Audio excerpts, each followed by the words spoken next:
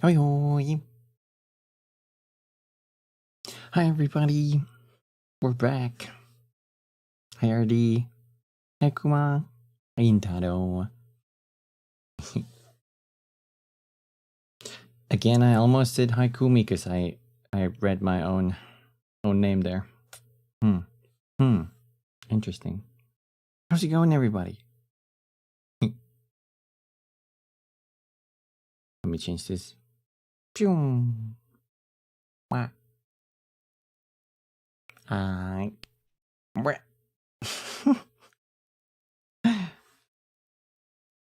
The official cheesing. What breed is the cat? Oh heck, I said I think I told that before. I forgot what exactly it was. It was some like purple cat something. Scandinavian purple cat. I think something like that. The Scandinavian purple puss. I think. A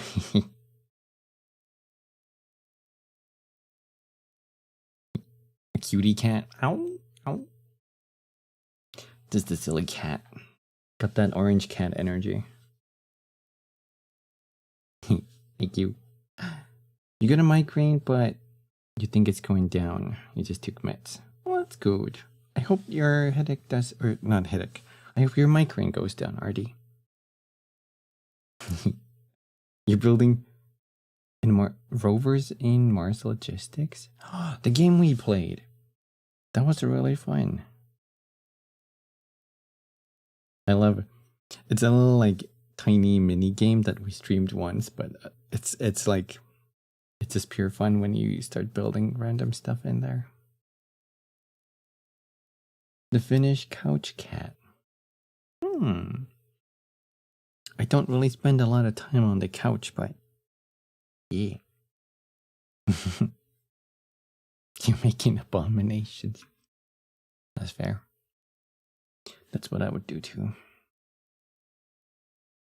I think my greatest achievement was my ship was literally the starting block that is 1 by 1 by 2, and then I just put rocket thrusters on it and let it spin into orbit. Couldn't deliver anything. Couldn't control it. But I had fun.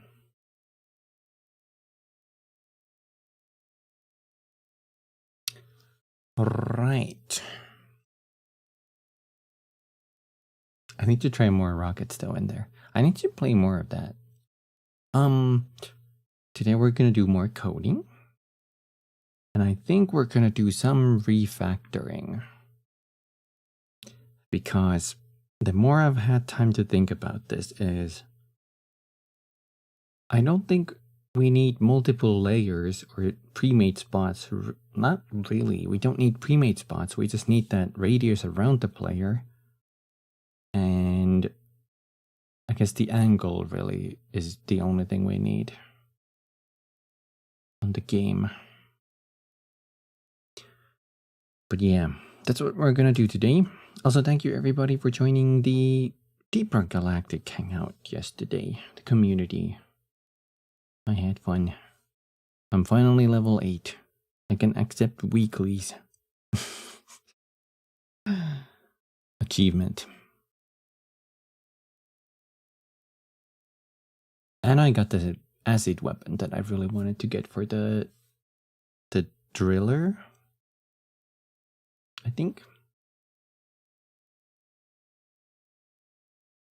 That's a really fun weapon. I just need more currency so I can like unlock the perks for the weapons. Wish you could have played more, but the dog required so much attention. That's understandable. Unfortunate, but understandable. At least you got to play a couple of matches, Artie. I understood as much of the fancy tech talk as you and I talk about specific car-related terms. That's fair. That's fair. That's fair. Although I understand a little bit more, because I've like, out of pure curiosity, I've looked into like gear reduction and torque, so I know like a little bit more from like physics standpoint, but like specific car parts and all that completely goes past me. But I kind of like, I understand the basics of, you know, like how the pistons move and generate the central wheel or whatever that axis is called, and they create like how engines create torque and whatnot, like torque versus horsepower. Purely out of curiosity, but yeah. You kind of need that for certain like video game stuff if you want to make certain physics based things. So I've been like doing some research on that. Just call those the boinkus. The car parts. The boinkus. All I know is cars have a solenoid. And if your car isn't working, you gotta ask yourself, have you tried changing the solenoid? And that's the thing I learned from Scary Movie 3. And what's the Tom Cruise aliens attack movie? In Independence Day? No. War of the Worlds? War of the Worlds. Car PPL terms are fun. PPL. We got blew a tranny, trans, wrecked transmission, LSD, limited slip differential, STI, the Subaru, Kumiki Smug. STI is the Subaru? I've never heard of that. Limited slip differential? I want to say that sounds familiar, but in reality, I have no idea what that is.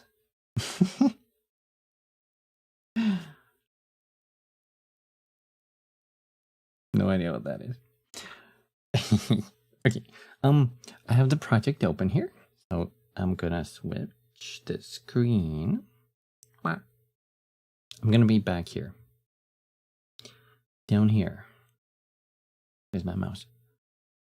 The one program I don't have, again, this is a warning, it might be a bright screen because I'm gonna open the paint. Or center bright screen. Oh no, it's on the other monitor. Give me a sec. There we go.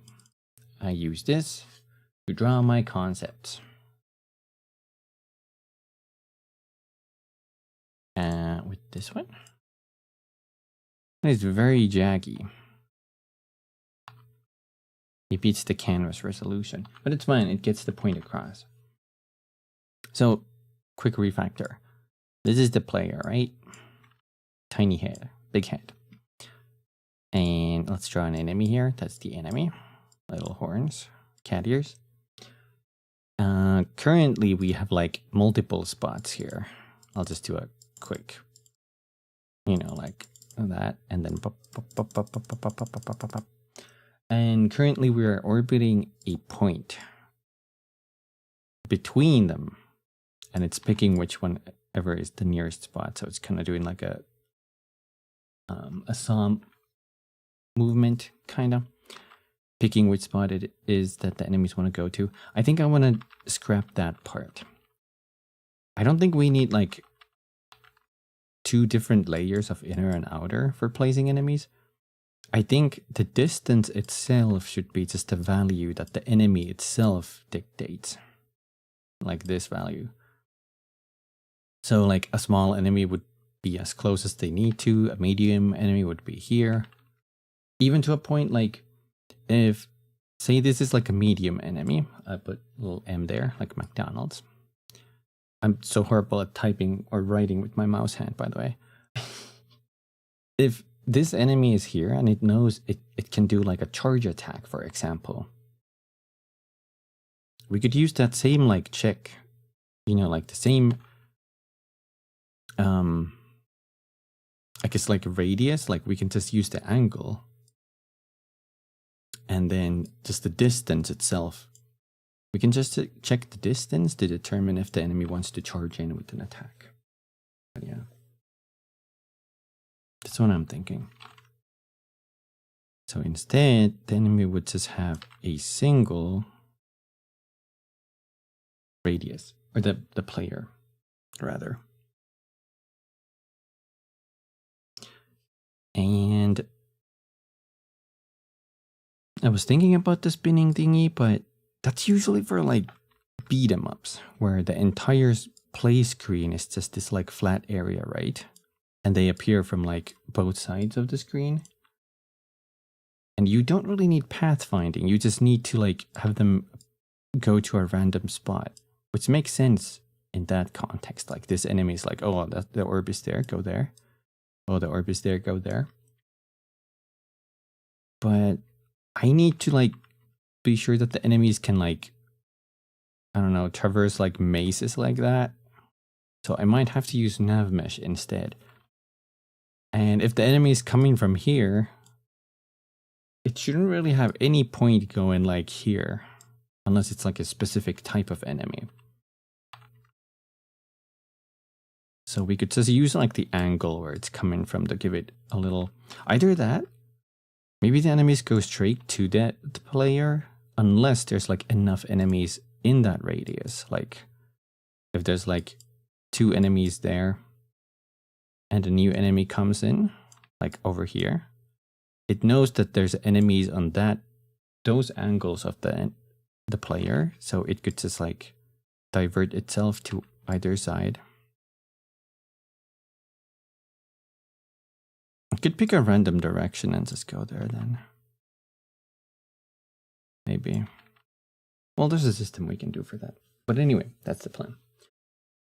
Differential allows, in short, the differential allows the left and right wheel to spin in different speeds. Oh, actually looked into how to make a video game car and they talked about this. Need to corner do the other wheel needing to travel further. And a LSD locks the maximum speed difference.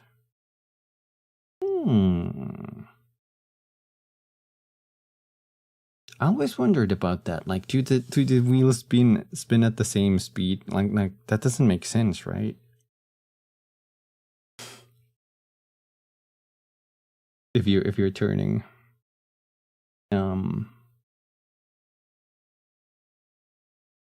less speed and more limits how much torque goes to each wheel. Oh, okay. That's pretty cool to know, actually. Because I'm a little interested in making maybe something with a car and in another project, just to like experiment with the physics on that. Or we're kind of doing that with my brother. Hence I've been learning. Okay. So that's the refactoring we want to do today. And in general, I want to kind of like decouple this code a little bit. Because I think this is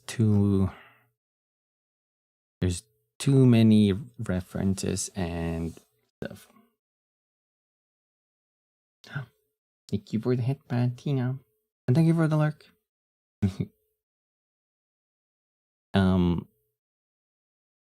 They are like serialized, so I'm like doing that on the editor, which is a little bit of decoupling, but it's still, I guess it's like mostly fine, depending what we do. Welcome back in Tato. We're just talking about maybe redoing part of the enemy behavior. I'm just trying to get a grasp where I put everything. It's only been 2 days, but I forgot most of this. I think there was a meme, you know, when Gandalf goes into the caves of Moria, and he's just looking around, and the meme is when you go back to a code you wrote a week ago, and it's Gandalf saying, "I have no memory of this place." It's exactly like that. But it's 2 days for me. And I forgot everything.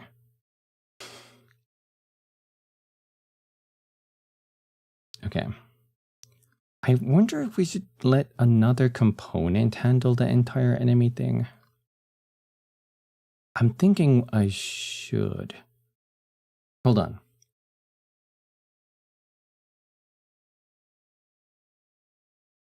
We could have it that it wouldn't have to necessarily be the player they orbit. It could be just any target that would have the radius. But I think the enemy is the one that's keeping track of that.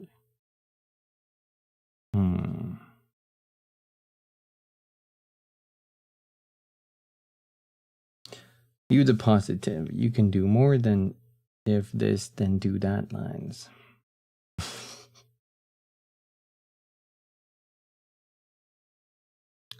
More than if.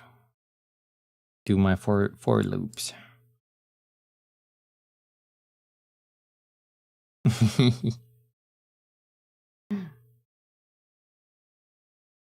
I'm still pretty much a beginner.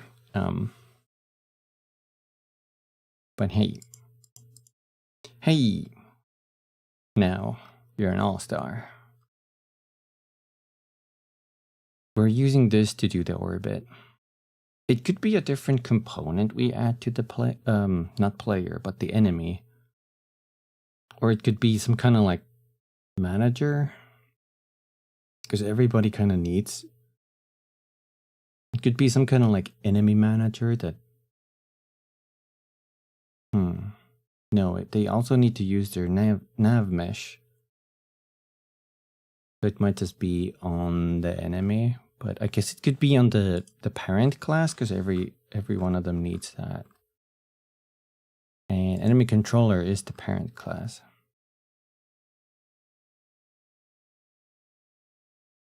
The look for player is only to find the player and initiate combat. That's fine. But I think what we want to do is make a new code that the child might need to use, so protected.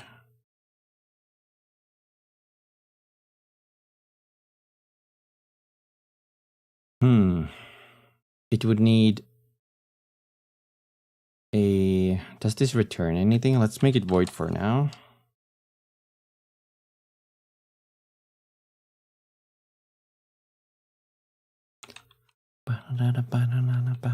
What is the purpose of this?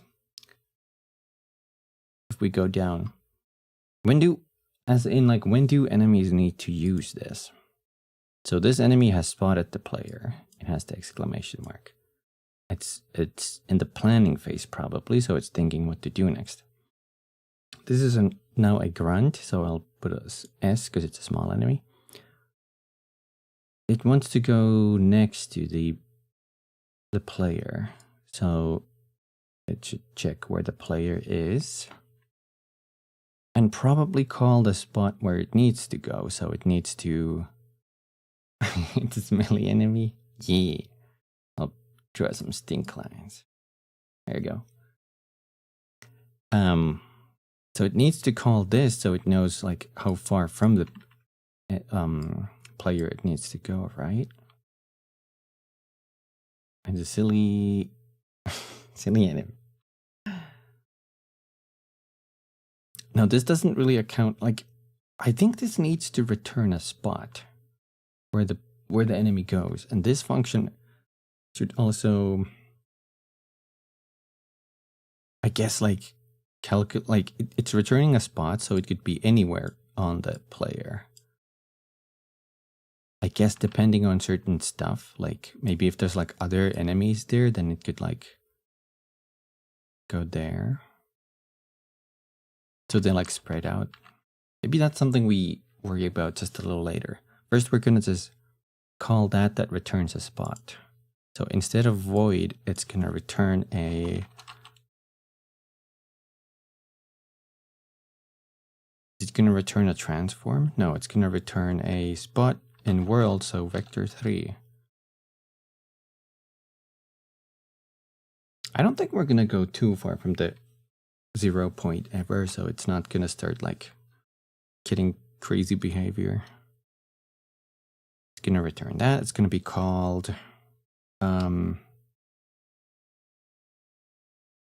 something like get player. Wait.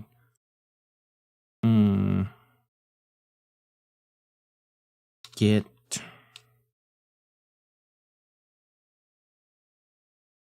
spot from player.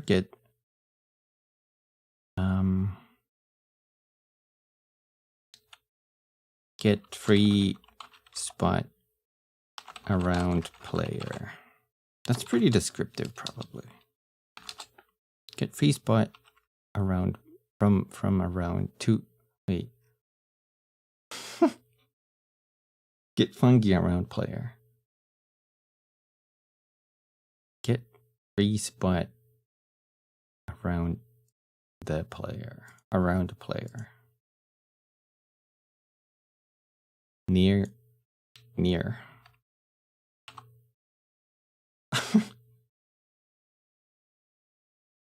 Good to player than teabag after successful elimination. I mean, technically, we could do that. Get free spot near player. So does this have access to the player at all times? Yeah, because we dragged that in there, but that's like what somebody called glue code. But what we need is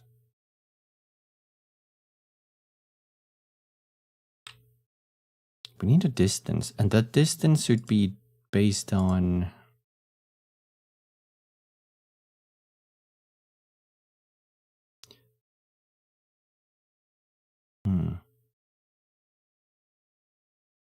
I keep thinking if we should separate the location and distance, so it should be get free angle. Get free angle from player, and they would go to like just find the angle. No, but I would still have to calculate this spot.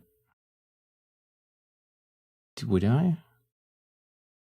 Also, wait, let me change the playlist. This is too this is not what I want for this part.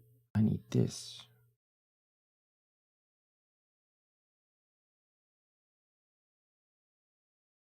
This is more chill. Less hectic.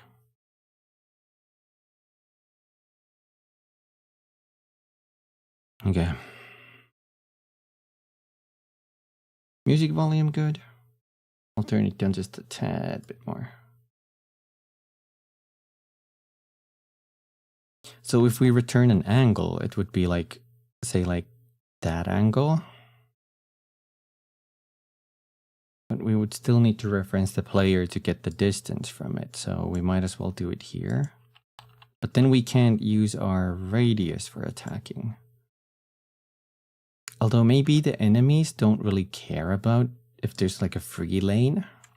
Like even if there's like enemies there, and there. I don't think this enemy should care if it's gonna like shoot an arrow toward there. Or charge there. Like it's just gonna go through the other enemies. So I think distance doesn't matter too much. Unless we give that as a parameter to it. We could do that. It's gonna receive a float. Called distance. Maybe desired distance, so it's more descriptive. And then this is gonna return. Let's do a simple one here. Return. Let's cache it first. We're gonna make a vector 3 called free spot, and it's gonna be. Let me make that first, and we're gonna return free spot. That's an error. It's unassigned, right? Anyway, this is gonna take, we're gonna get the player. And we're gonna do something with that.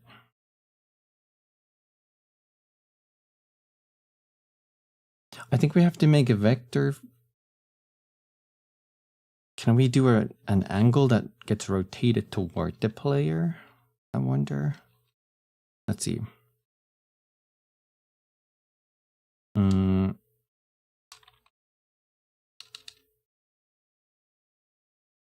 I think that would need a transform. Let's try game object.rotate. Wait, the transform.rotate. Rotate around, rotate.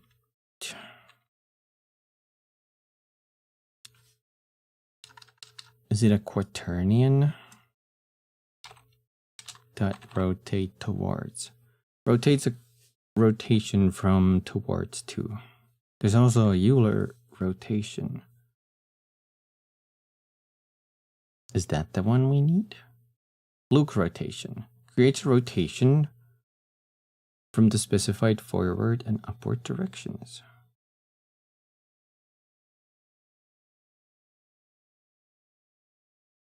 No, that's also not what we want, because it's returning a quaternion. I'm sure there's a way of doing that with just vectors.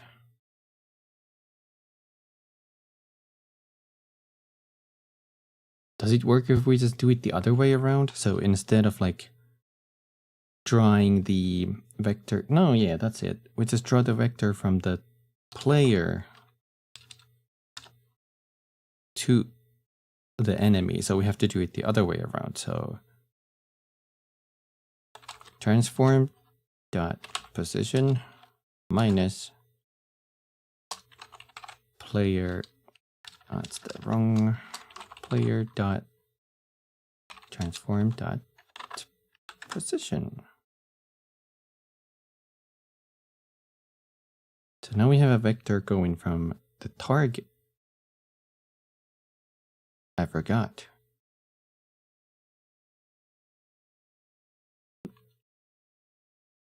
Do we need to do it here? Let's do it. Let's but this also needs a transform target. He forgot. So it's gonna use the target and not the player.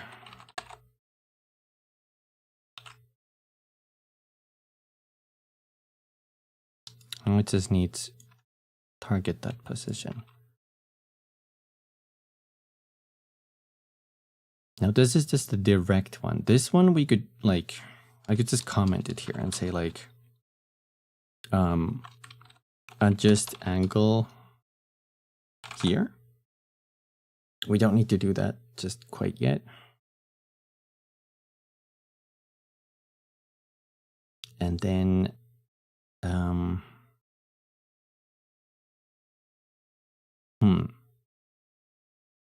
the distance is also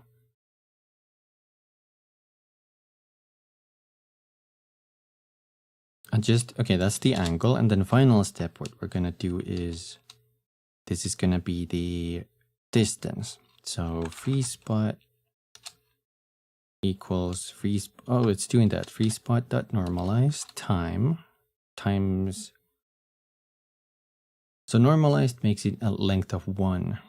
So it's a 1 unit vector from the target to the enemy. And then we can multiply that by any distance to get the whatever distance we want. So desired distance. And that returns the free spot.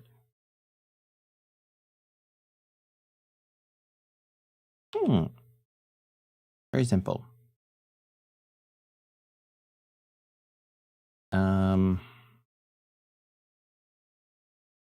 Let's look at the enemy.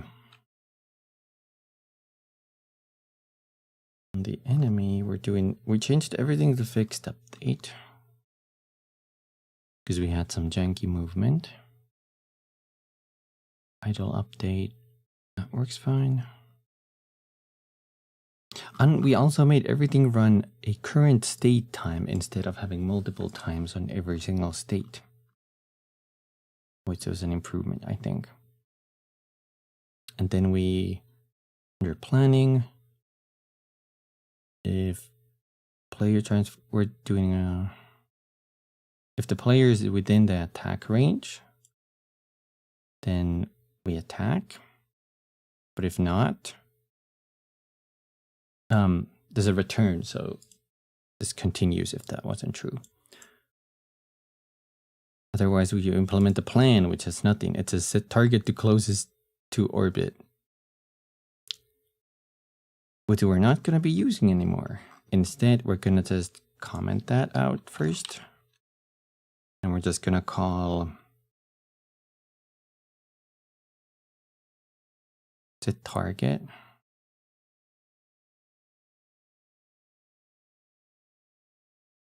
Target position. We already have a target position though, so this should be super easy. We can just go target position equals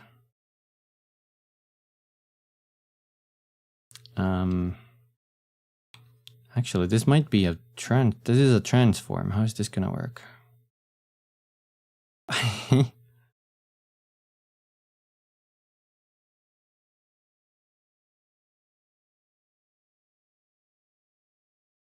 We might have to go back to the enemy controller and change the target from transform to just vector 3.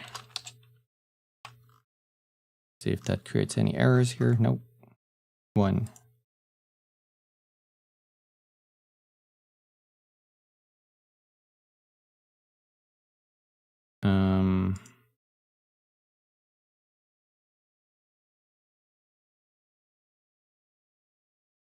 This is doing the orbit thingy. I'm just gonna just comment that.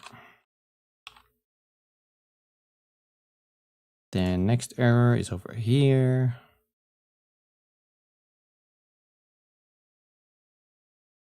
Is there a problem with this? Current state time. Why did that get fucked up?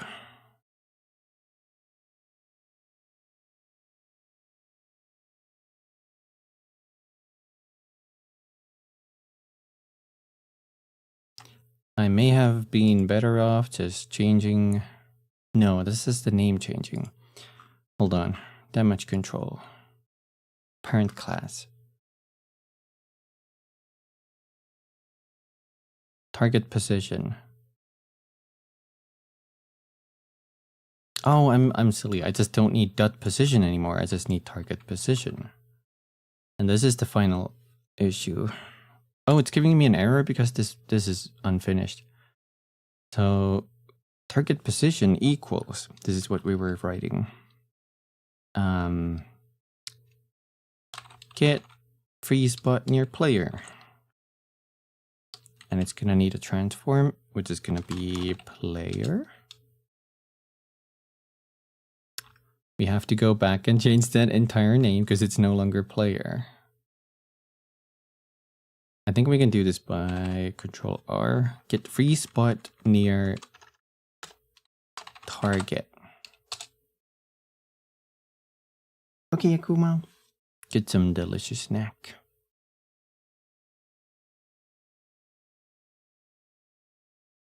Get free spot near target. And the target is going to be player, and the distance is going to be, let's say 1 unit. Can convert player controller to transform, so it's going to be player.transform.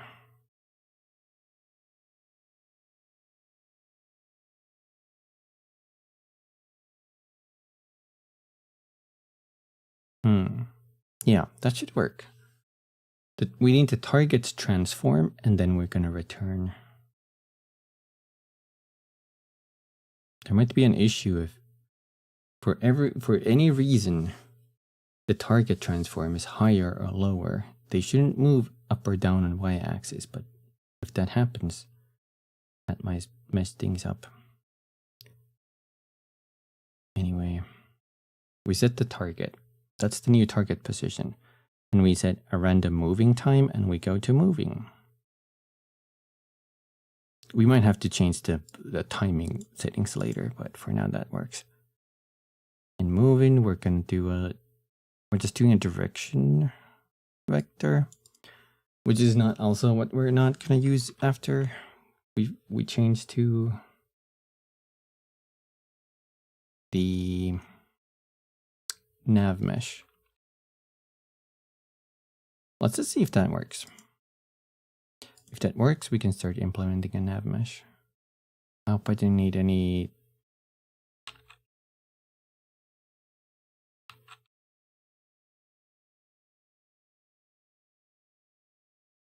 Huh.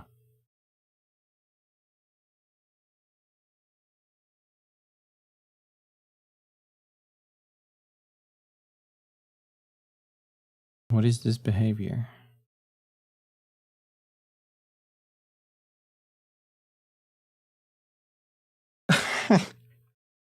Wait, what are you doing, Gobbo?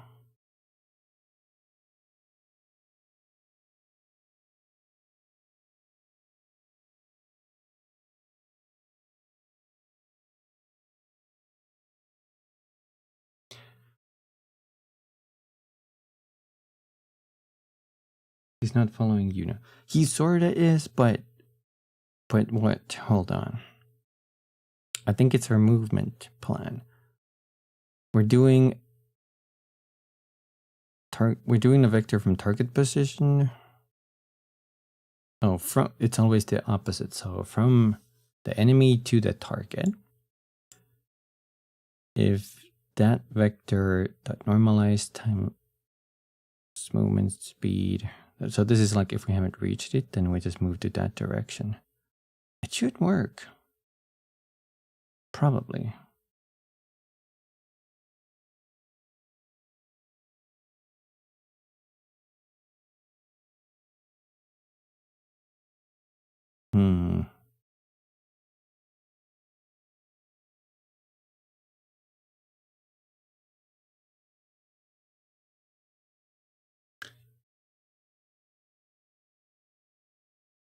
I hope it's getting its like, no, it shouldn't use its local coordinates because it's just still a vector 3.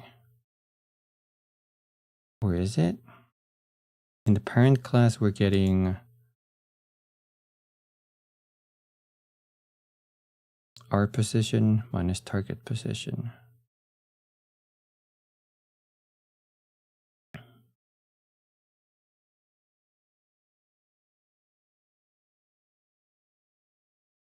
Wait, is it because we're just doing a vector and then we're normalizing?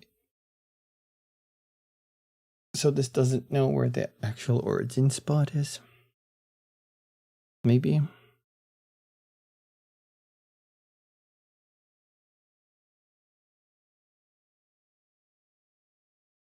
That's the angle. Do we just get that like desired distance?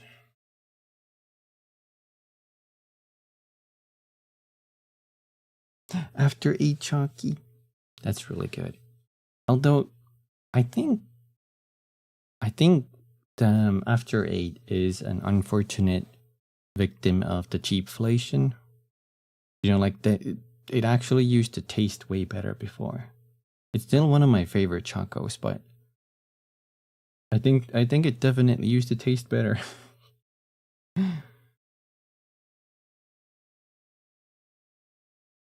I do like the mintiness.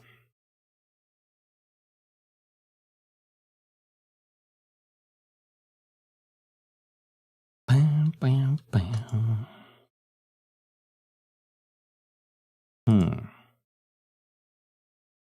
So we would need to get, this is like, I don't know what happens if you normalize, because it's like a position, no. A vector is a spot, from spot to direction. But isn't this just like that same spot? Let's try drawing this out. Maybe this is gonna make more sense to me. We're drawing like this vector from here to there. And then we are,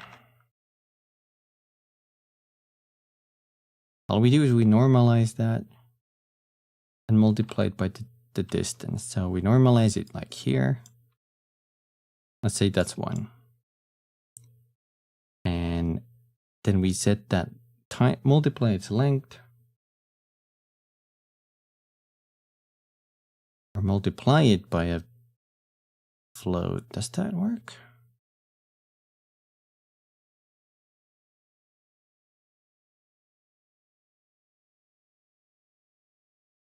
Doesn't that work?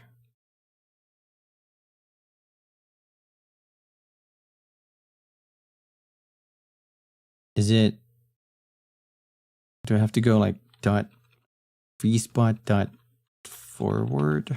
No, because that's for transforms only.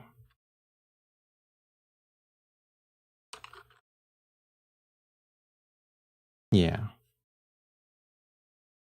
And then we're just multiplying that by 1. Or if in this case, if it was 2, it would end up somewhere there probably.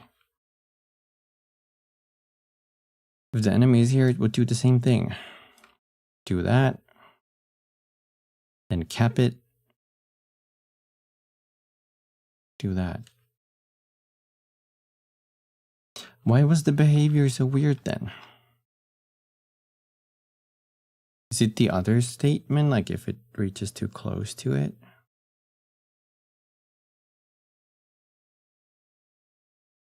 Move direction, so direction dot normalize times movement speed.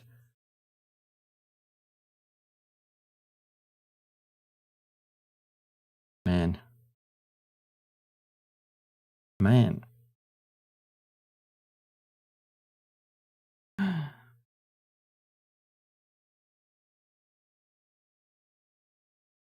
This is dumping me.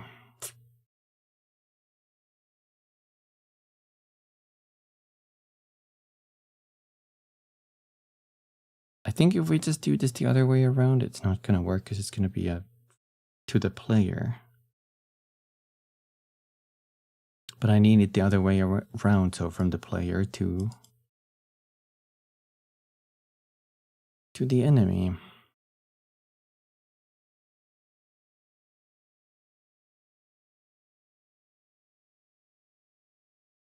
I guess this shouldn't be free spot. This should be, just naming wise, this should be the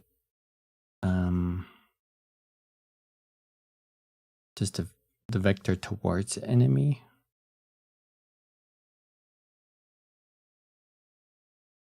And then we we just normalize it and multiply it by distance. Although I think distance was 0, so is that why it's doing a weird behavior? No, it's not 0 because we give it a 1. 1 by 1, it's still 1.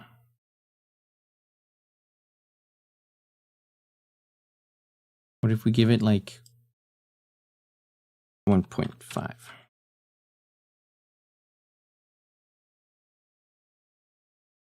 Let's also see again how this worked. How does your behavior work?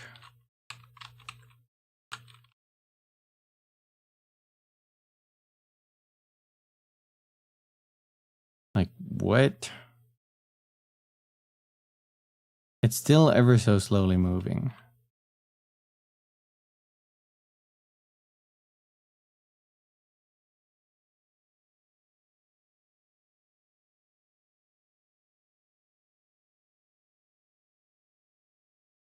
Wait.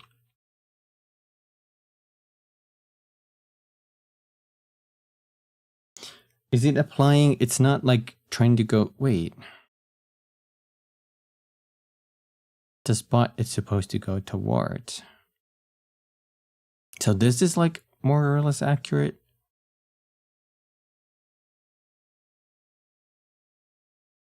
This, I have no idea what this is. Huh.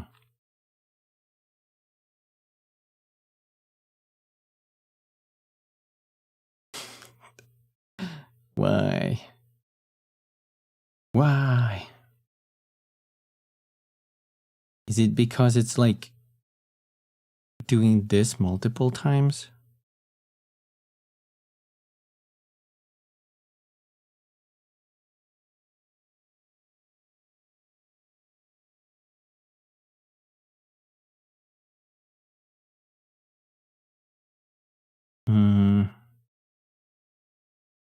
Moving update.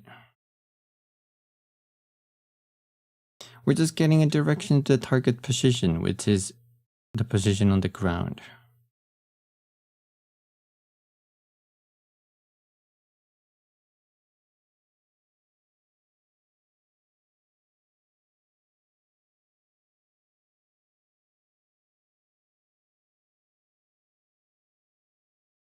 Is our problem that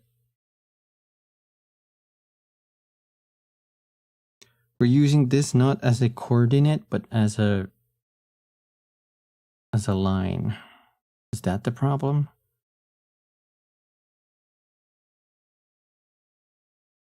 Now there's a fundamental issue in my brain that's starting to comprehend, like, what's the difference between using a vector as a coordinate and the direction?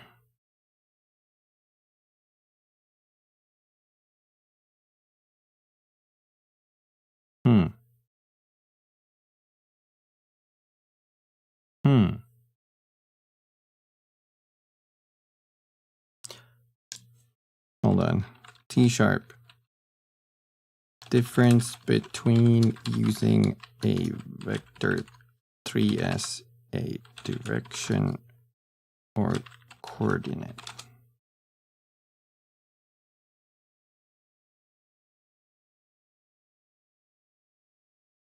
Points describe a position in a given coordinate system. Relative difference in position. This helped me none.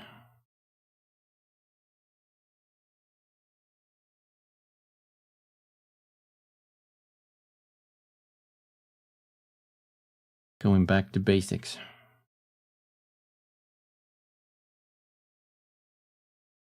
But you can, it's still just 3 values. Using a vector as a position versus direction. In C#, especially, for example, unity, a position vector is an absolute location. A direction vector describes how to get somewhere, usually unit length normalized.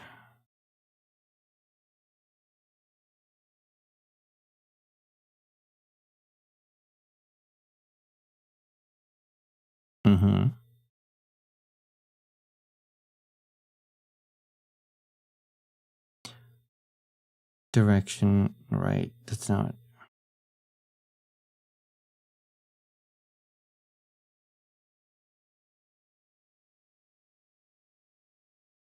It's the same thing, right? Or am I crazy?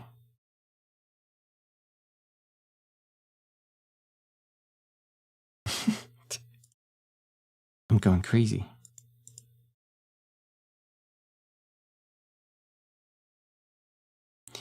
Let's do a, I mean, it's probably going wherever we want it to, but let's do like a visual representation so we know it's actually going where we want it to. So this is the, where is it?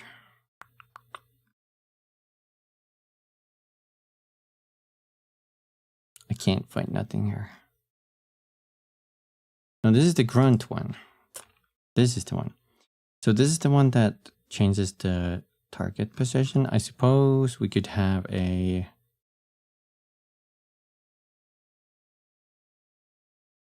where do I put this? Let's put it here.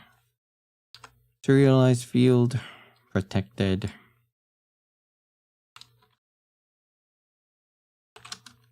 Transform. No, it can just be like visual aid. Let's make you private. The child doesn't need this. Once this is all done, we're just gonna set the visual a.position equals free spot.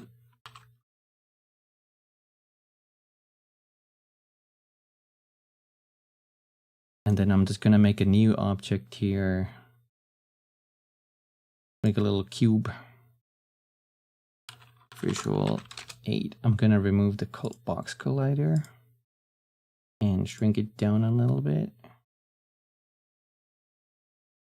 And then the enemy is just gonna get a reference of that.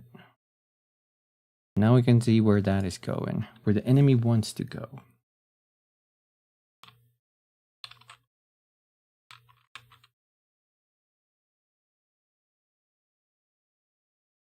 I mean, it is pretty...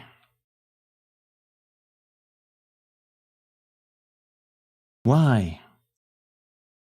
Why?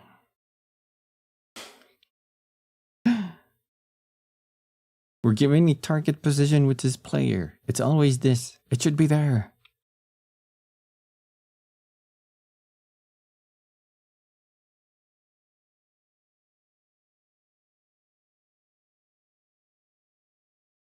But he's making him move that direction even. Whatever. I want to quickly know how to set that up. I'm not going to look tutorials for nav mesh. It kind of looks reversed, but I don't know why it's going sideways. It kind of feels like it's trying to use the vector as a direction instead of a point where it wants to go. Somehow. Or maybe the movement script itself is like trying to mess it up.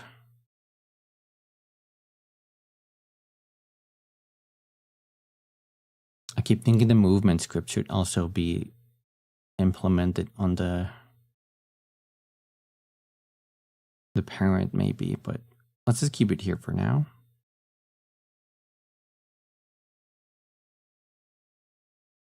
Target, we have target position. If we're using that as a direction.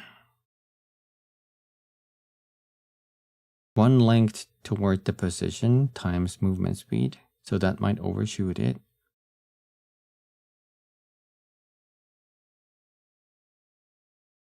Is the final, like, if it's, is the overshoot causing it to like go past it maybe? Or something else. Maybe the overshoot is like the tiny correction and then overshooting. Maybe that's just causing it to go whack.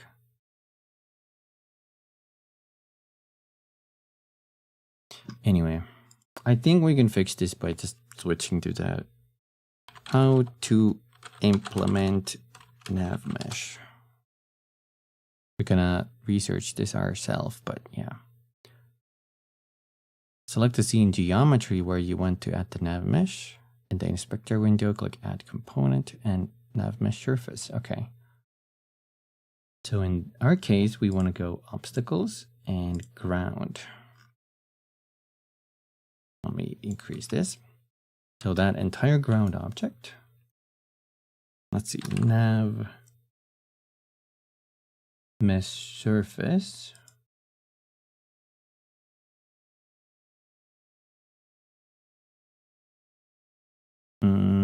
In the nav mesh surface component, specify the necessary settings. When you're finished, click bake. Okay. Agent type, humanoid, sure. Default areas, walkable, not walkable, jump. Walkable. Generate links. If enabled, collected object will generate unidirectional links according to the drop height and jump distance values. Oh, this is probably like if you're going higher or lower. That's not super important for me. Uses geometry. Render meshes, physics colliders. Maybe physics colliders? Let's try with the render meshes.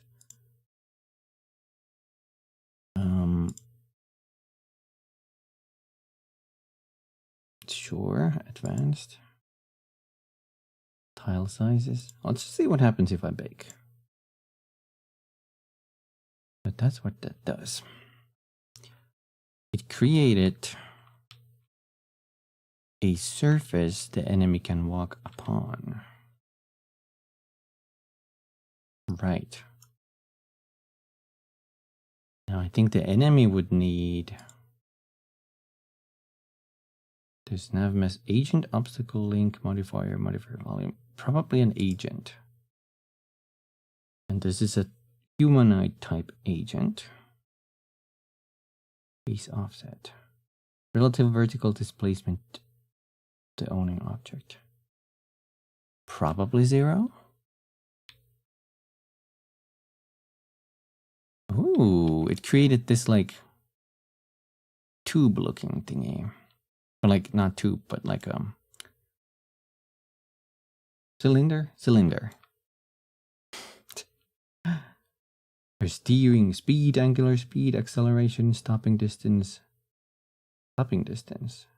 Stop within the distance from the target position. 0. Auto braking.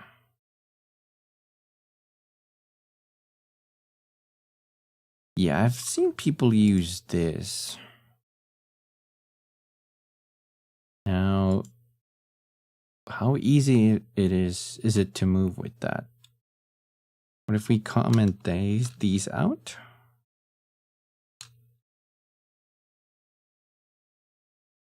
And instead we just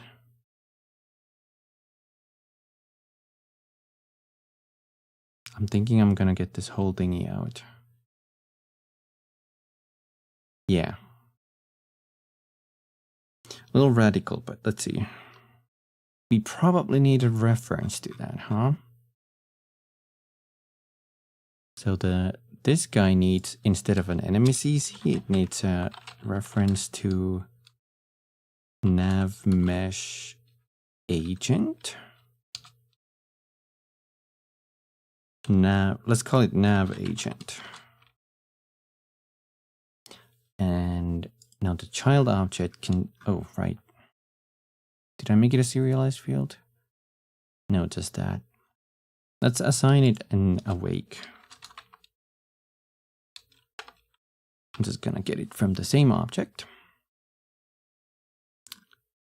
And then where's the movement? It's over here. Let's see. So nav agent dot activate calculate path. Calculate the path to a specified point and store the resulting path. Okay. Find closest edge, get area cost.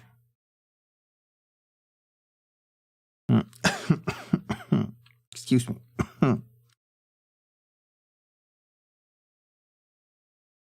Sorry about that. Move. Apply relative movement to current position. Is that what I want to use? Raycast, reset path, sample path position, set path, assign a new path to this agent. Maybe it's that? But anyway, we need to do calculate path to target position, which would be our target position.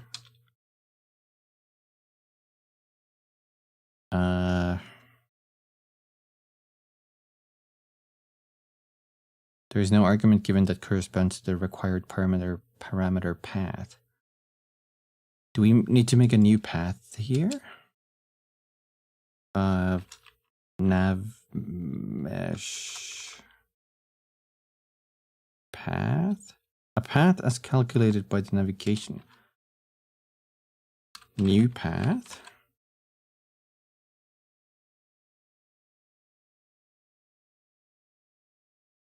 New nav mesh path. This is the constructor. Would that work? And then this is new path.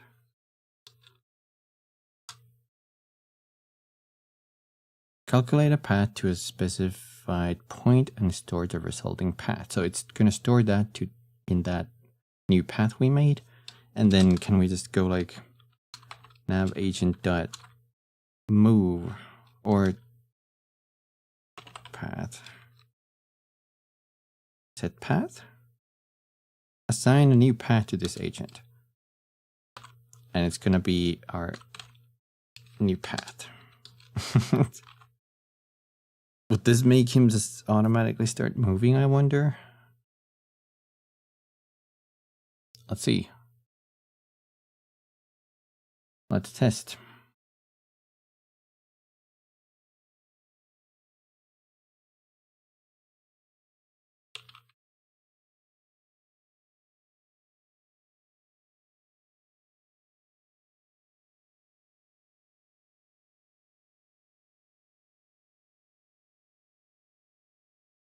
I mean, it's working in a sense that he's moving.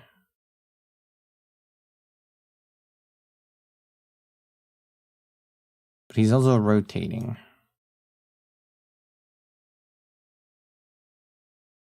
But the position still is wrong. Interesting, right? What is the behavior between this?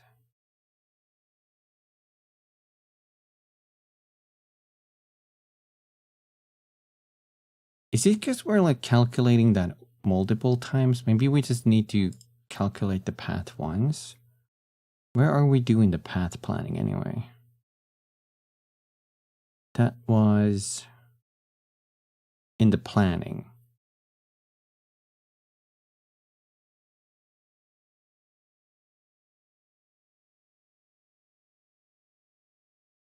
I'm thinking the weight should be its own thingy. Maybe. Hei sinä kiiltävä söpö ja paksu kissapoika. Toivottavasti sinulla on ihana striimi, olipa kellonaika mikä tahansa. Tervehdys kumikisulle ja hänen söpöyttävyytensä. Okay, I don't know what that last word is a little maybe weirdly translated. I get you. I think when the translation used baksu, that doesn't immediately to me say thick. It just says like PHAT fat. Yeah.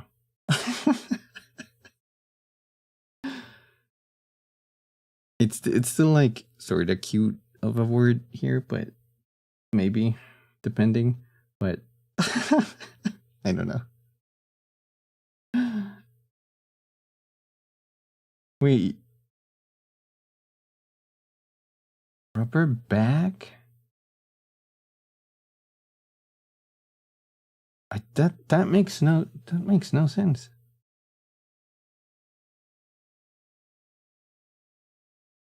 Huh. Good call, Chunky. Hey, you shiny, cute, and fat kitty. I get you. Largo Gato.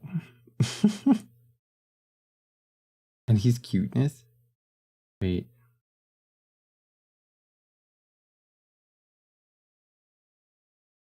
Okay, I see. It's just it's using a little bit of a weird finish there, probably. At least I haven't seen that myself. It's like he's cutenifyingness. Cutenifyingness. So that I don't know. I guess Google Translate has some issues here and there. But anyway, hi. How we going? How we going, Ketchup? We're struggling here. El Strago. Low. Also, can I like... So Sethbat definitely did move the character.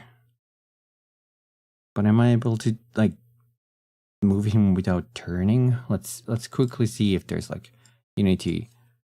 Can I move a nav agent without turning it? Question mark.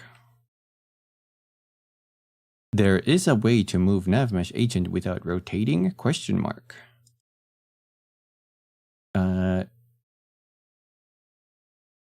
Root motion.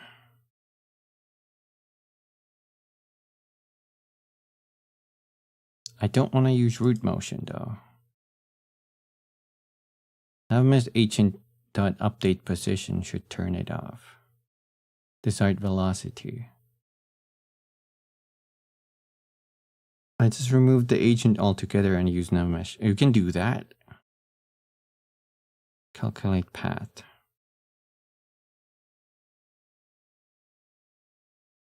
Just gonna give you a path.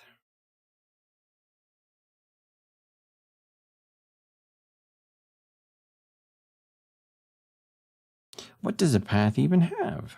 A path as calculated by the navigation system. To a specific point and store the resulting path.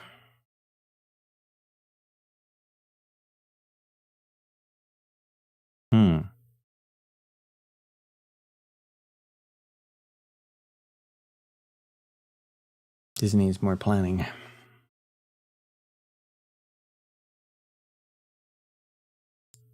We're not using that anymore. I can just get that out.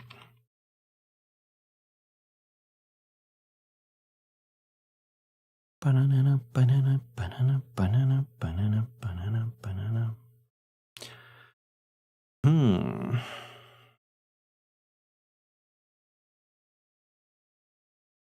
I guess we could see what that even like contains in itself, so we know better how to use it. Nav mesh path. This might be a bright screen. Apologies. Path is represented as a list of waypoints stored in the corners array. These points are not set directly from user scripts, but nav mesh path with points correctly assigned is returned by the nav mesh calculate path function. Okay. Corners. So it's giving me the corners where it's want to move.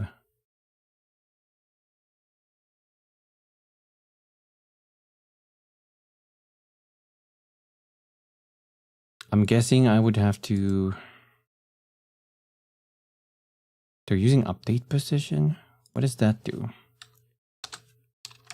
Nav mesh agent dot update position gets or sets whether the transform position is synchronized with the simulated agent position. There's update rotation. Should the agent update the transform's orientation? False. But this has to happen like in the awake function of the parent probably. We never want to rotate them. Right after that.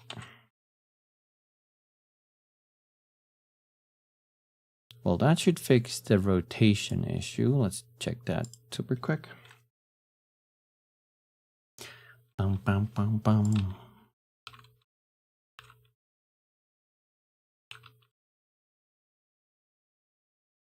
Okay, it's not rotating. Perfect.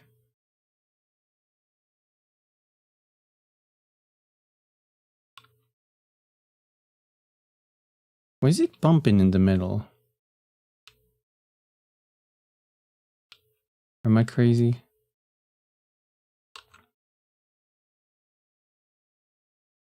It is.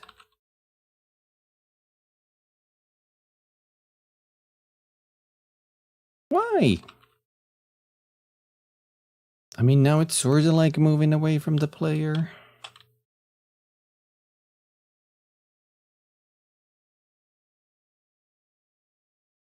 But no, it's doing that weird thingy again.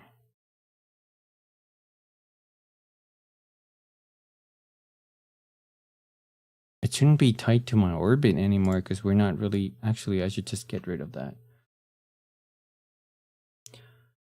Bum, bum, Player. We're not gonna use the position orbit. We're not gonna use these positions. The sphere check we can still use, sure. But if I hide the player and we go back to the ground, I'm gonna hide the enemy as well. And let's just clear and rebake. Maybe that was like slightly heightened, that middle spot. Damn, it still might be. It's because whatever that is. The visual aid. Okay, what if we select the ground, clear that, and we're only gonna use physics colliders, bake. Is it now a flat? Yeah, now it's flat. Okay, that was my issue. It was using all of the meshes too, which we don't want. Let's bring these guys back.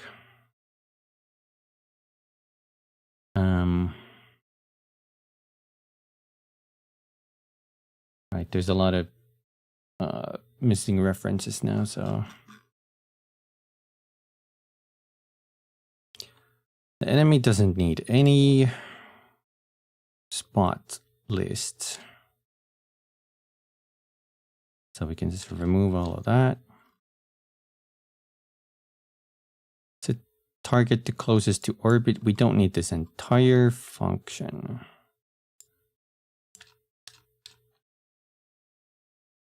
That should make it more clear.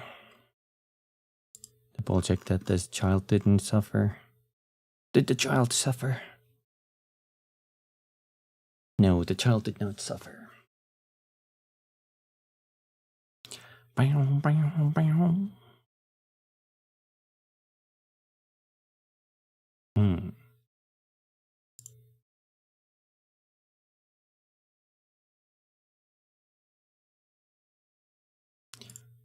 I might be messing up my whole math here.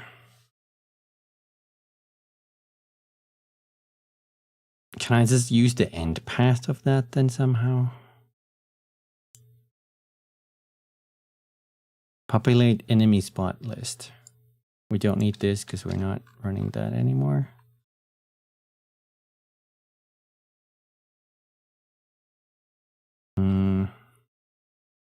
What did I just say? I already forgot.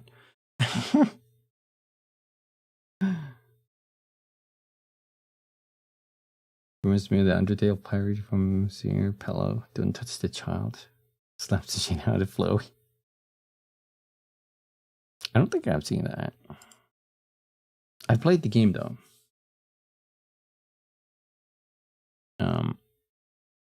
So I can see why someone would do that.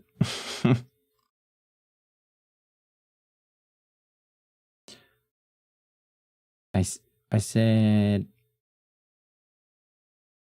right, if we can use it as a point, target position, dot,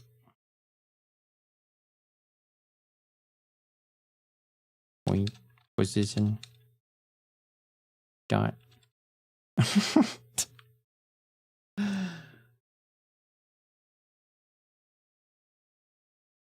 Also, why is it constantly trying to update it? So, and it's not even in the right spot.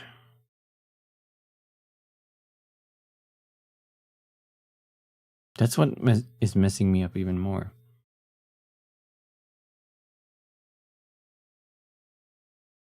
Let's just do vector 3 free spot. We're not gonna use that yet. But then we're gonna change the name of this to be just breaking it down. So this is let's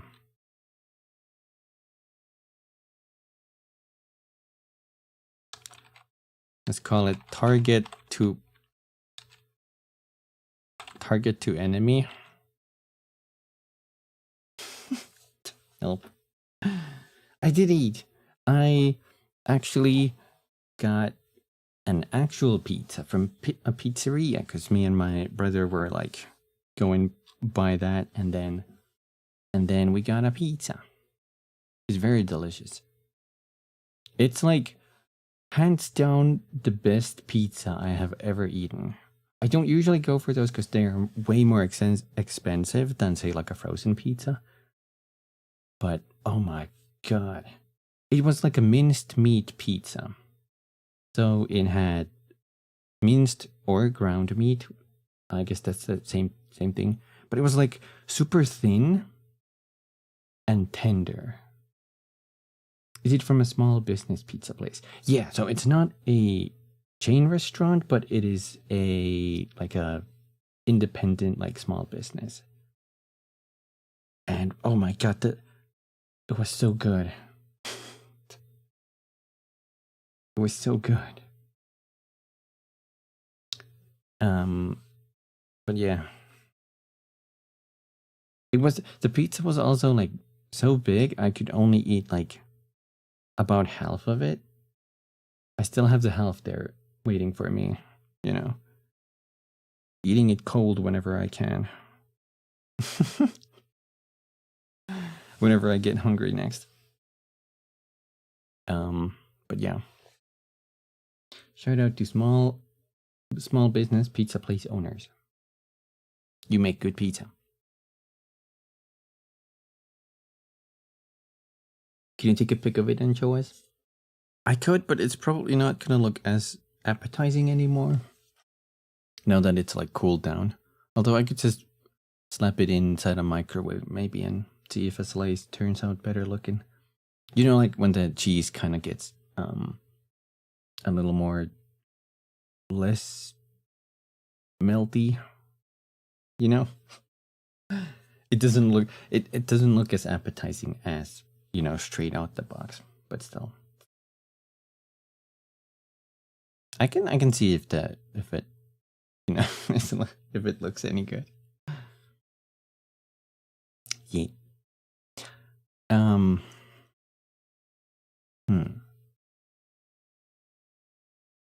Target to enemy. Our free spot is target to enemy got normalized. Nothing changed here. I'm just changing the names.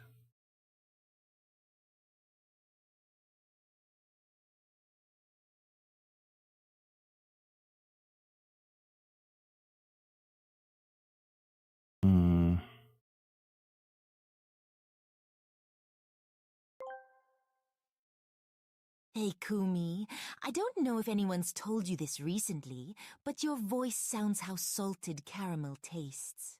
Very smooth on the ears. I'm glad you like it. I think my voice is a little cringe. Personally. But I guess everybody feels that way about their voices. You know? Also, it's not as bad. Like, when I started, and I was looking back at like watts and stuff or clips, and it was really bad. I didn't like my voice, but the more I listened to it, it's fine. You know? I can definitely tolerate it now. I don't get like a reaction when I listen to myself. If that makes sense. My voice is pretty. Oh, thank you, Akuma.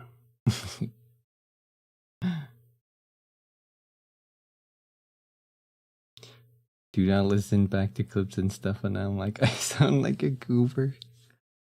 I think you sound fine, Ketchup. You sound exactly like you sound normally. Like a cute, cuddly bear.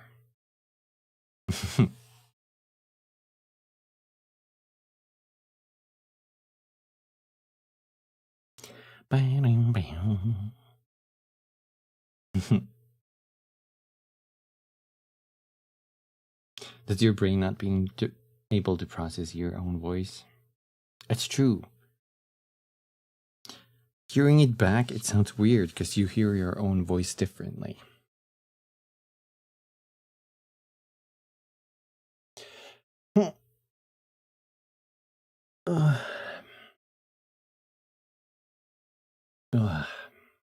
Good stretch. I'm trying to wrap my head around this. Let's, for comparison's sake, let's see how. Let's just go like Unity.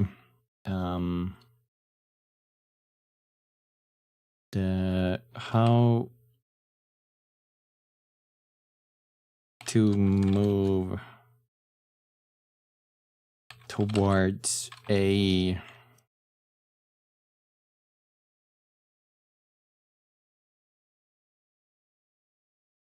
how to move towards a spot. Wait.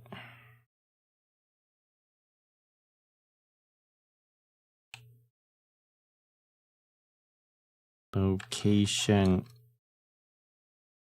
that's a certain distance away from the target. Damn it, this is exactly where I needed like just a quick Google AI recap on. This is an object position a certain distance away. I think I asked it too complex. Let's just look at these discussions. Look, they're doing the exact same thing here. Transform position. This is just directly setting the position. But player transform position minus their own. So target to their own. But normalized. Times 3. Plus player transform position. Huh? No, wait, this is a question. The key to making sure the object is pushed away from the player is to calculate the vector between the object and the player.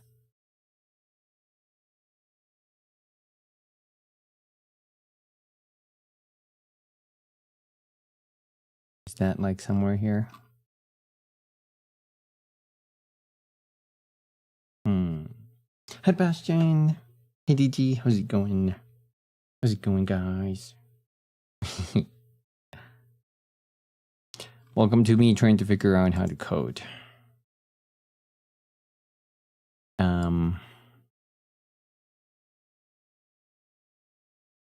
How to get a point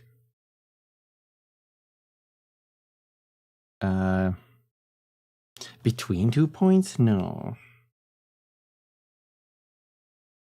Maybe?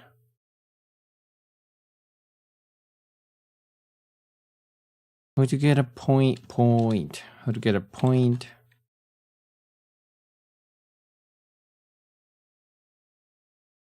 That's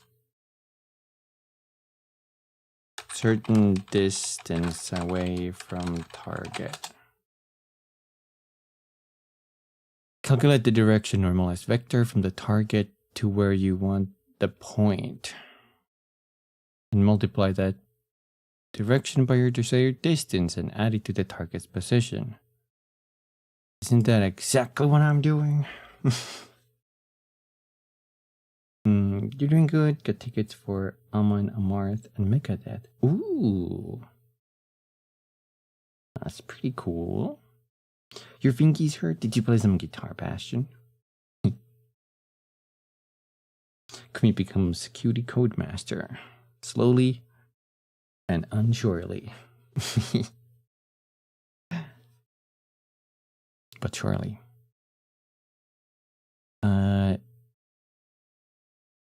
In this example, this is useful for placing something directly in front, behind, or to the side of an object.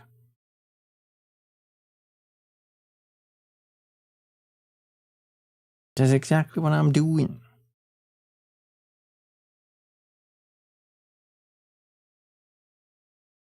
Interpolation. No, that's not quite what I want. It says, calculate the direction, normalized vector, from the target to where you want the point. So from the player to the... Do they have to be the other way around? Is that my, like, issue here?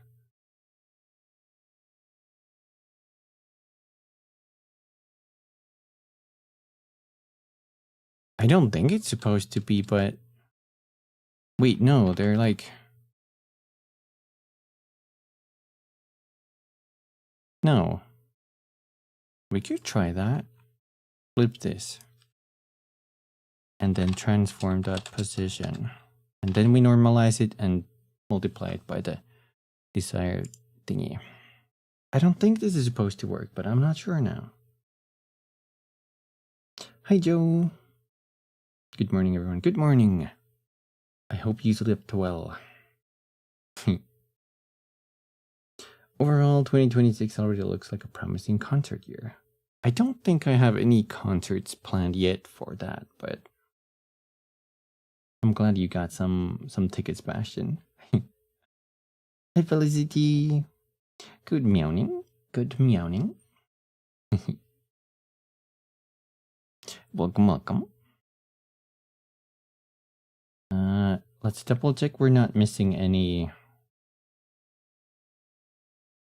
references. Position orbit. We are missing that, but I don't think we're using that. We might as well just get rid of that.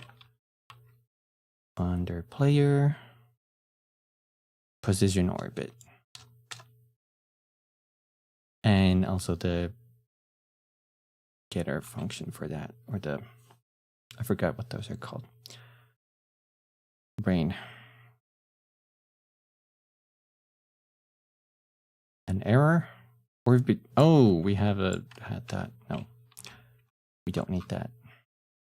Code became so much simpler. And the entire orbit sphere. Now we have no problems, right? Yes. Okay. Bam, bam, bam. Notice me, Gob Senpai.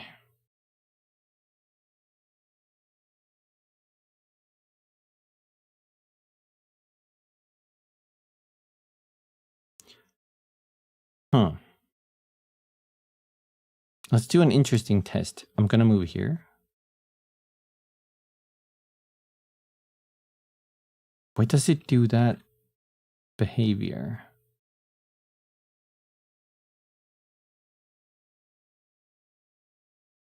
What? How about a what?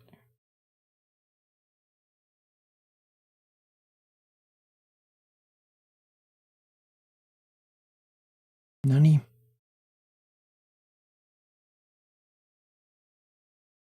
You plan 2 festivals and 6 concert days. That's pretty decent, actually.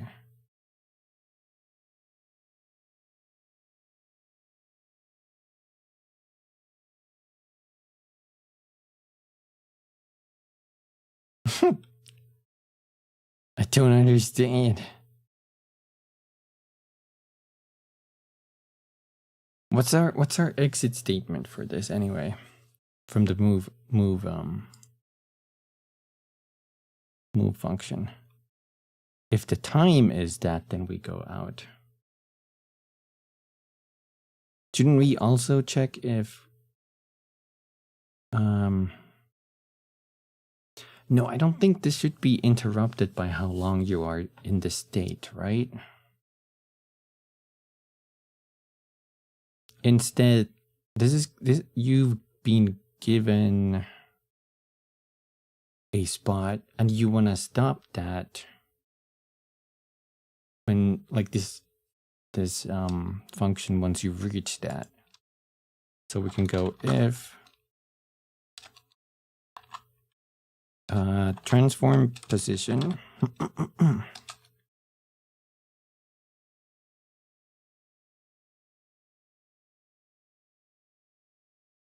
equals, wait, is less than equal, wait. Maybe we need to do a vector again. Target position minus transform position dot magnitude, so we get the length of that. If that is smaller than Did we have attack range? Attack 1 range. So we are within attack distance. Then, or maybe something else. Do you watch Netflix by any chance? I do. I have an active Netflix subscription. I check out movies a lot from there.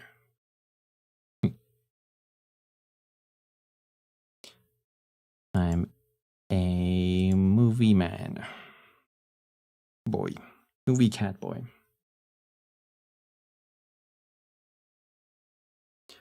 Have you seen Stranger Things season 5? No. I saw the first season. And I forgot if I finished the second season or not. I've been meaning to go back to it, but if I go back, I probably will just watch it from the beginning. You know, to get the whole experience. I really liked the first season, especially. It was pretty great. The ball. Don't unsettle. Too difficult to choose. Thank you for the ball. Did that cost 1,000? Oh my god, it did.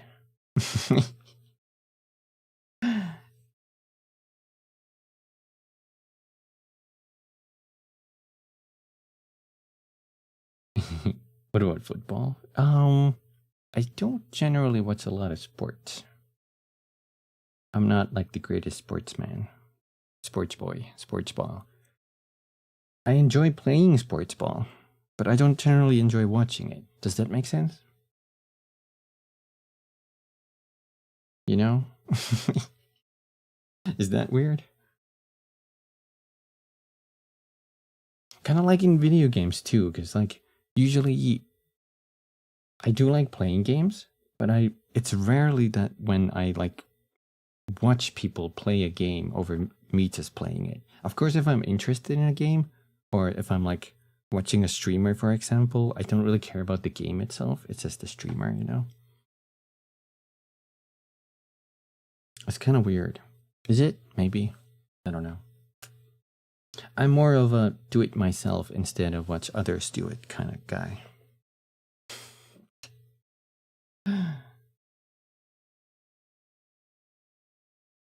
World Cup teams just got drawn. Good old sports ball groups. I don't know.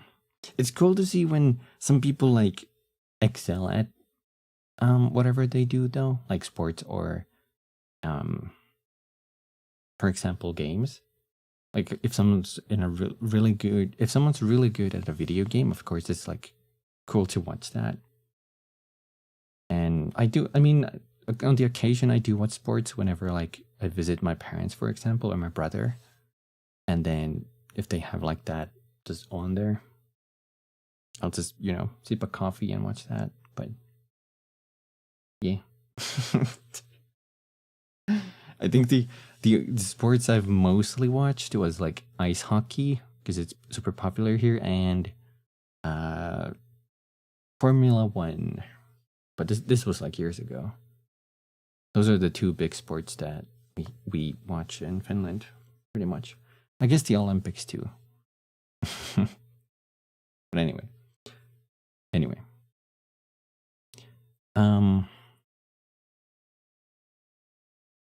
Okay, let me see. This would be changing to the attack state. But what did we do to get to the attack state? Because I already removed everything. Or do we go? No, once we reach the point, we go to the planning stage. Yeah, that's what we do. And that's as easy as just setting the state equals state dot planning. Same with this one. And then it's going to calculate a new point.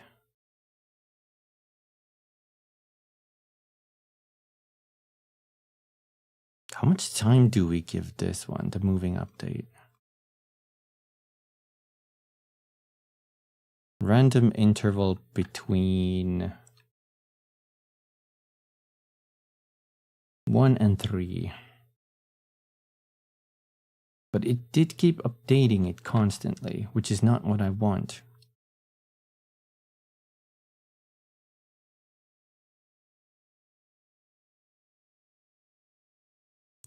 Oh, is it because this is only supposed to calculate the path once, but we're like recalculating the path constantly? I don't know. This song calms me down a lot somehow. That's why I like you having these like chill synth playlists when I'm like actually working on something. It usually helps your mind focus and just relax. The caveat is this type of music puts some people to sleep though. Again, you can only hear the music on Twitch side due to, you know, copyrights, etc. You know how YouTube is. It doesn't save separate WOTs, so, you know. You know. Or I should say it doesn't have separate VOD audio track.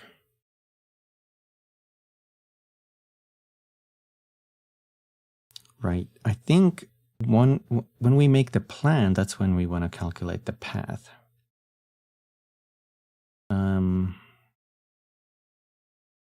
Over here, we're just going to comment plan the moving path. And it's going to be setting the new target.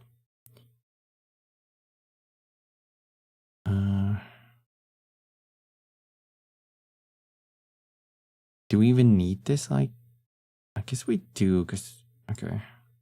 Let's copy all of this in here.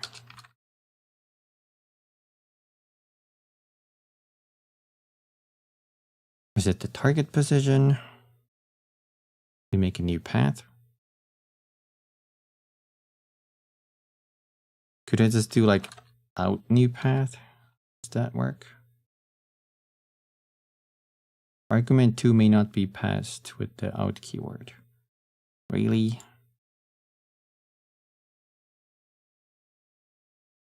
Does calculate path return?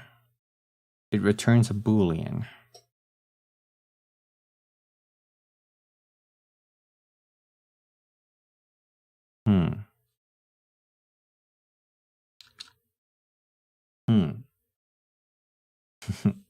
Other people be listening to calm radio music on long drives. Me, well, I blast my all sorts of EDM genres for 5 hours straight. That's fine too. I kind of like the mood set. Like, of course, sometimes when we had these like super long drives with me and my brother, we would just blast like System of a Down or I think that's one of the most popular ones, or this neoclassical band called Luca Turilli. All kinds of like weird music. But yeah, it's all about the mood. Sometimes you want like just like some synth wave, you know, driving forward, letting the street lights hit you. You're so lazy to get out of bed. Oh no. But bed is so comfy, so relaxing. But if you get up, you could get coffee. Choices. You tend to just blast old rap music and get stared at a lot during your drives. Party.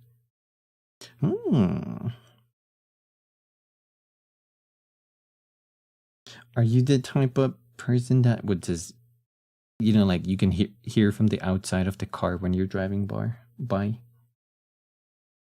You just hear,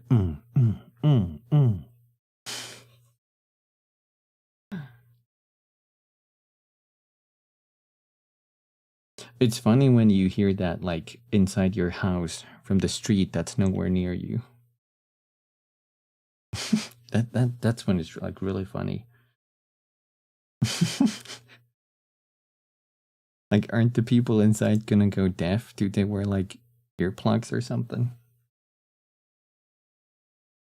I don't know.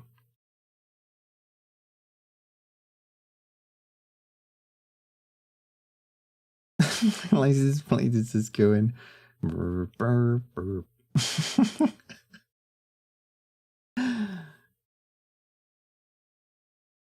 Doesn't the vibration like affect your handling of the car as well? Like you're just holding to your steering wheel and suddenly it's, you know, like starts slipping to your grip because of the vibration. And then you have to like hard correct the wheel. That's scary.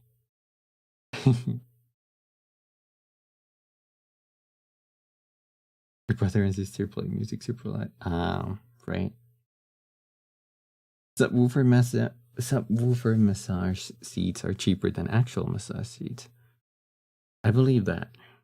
I believe that.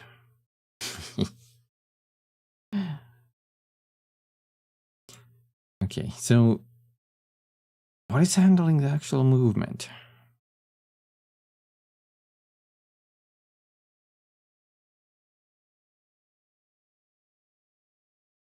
We are setting a new path. And now he's just gonna be in the he's not gonna do anything in the moving state except check when he can leave the state. Well, let's see if that works. Also, am I able to like hide that whole floor mesh? Oh, not that. Nav mesh surface. No, it's not that.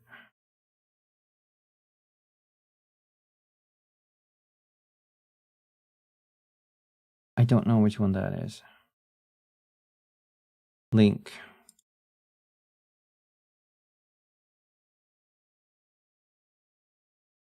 Script. Built-in components. Nav mesh agent color area.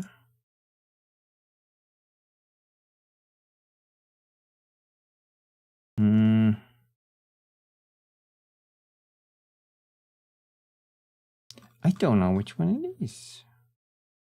I can hide it all with this. It toggles away all of them though.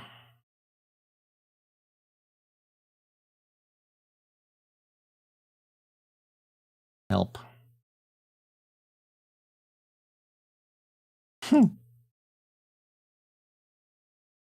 Terrain debug warnings.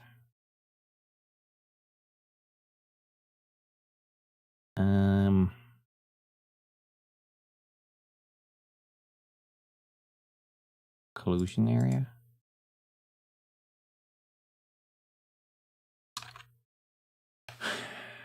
Built-in component script.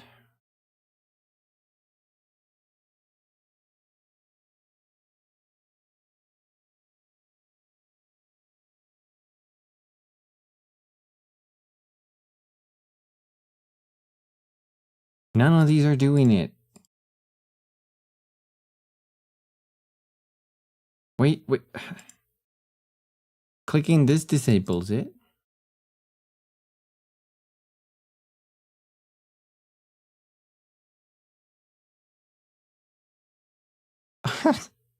Help.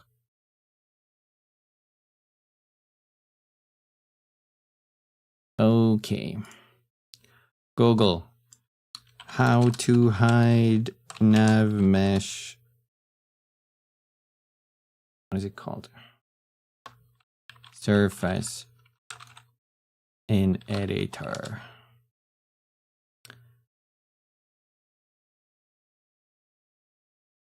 With scene view selected, press the tilde key or click the three dots at the top right of the scene view and select overlay menu.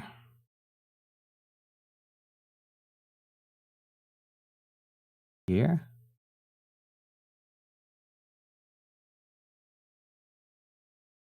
Overlay menu.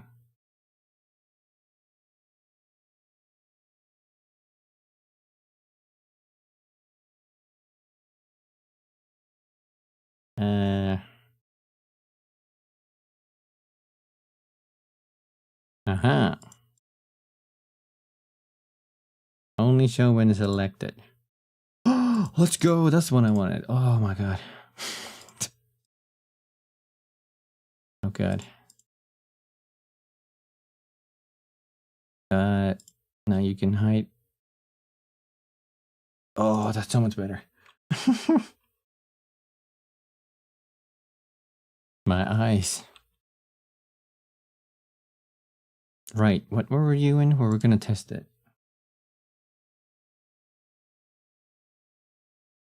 Player not found.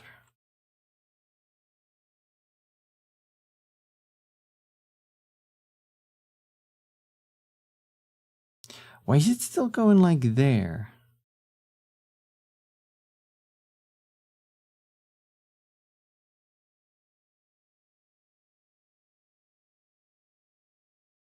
Huh. Why is it like overshooting the player? It's like it's here, right? And he walks here. He might walk here. But then he might just like fix himself over there. And then go over here. What? What? Why do you change your angle?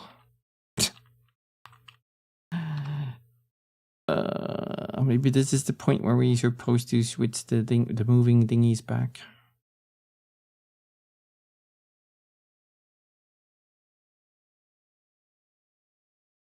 So it should be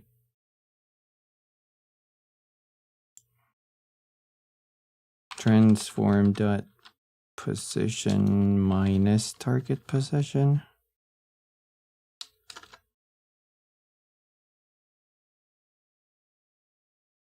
No, that has to be the other way around.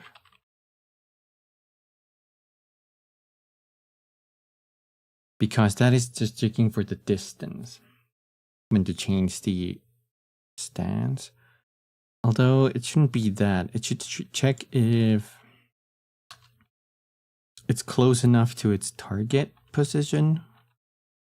So let's put like a little buffer distance, which would be like 0.1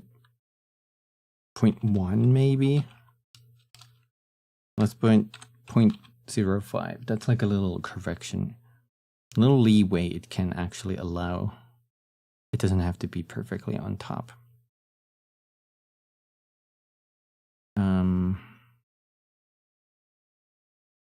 And here we go. Player transform position.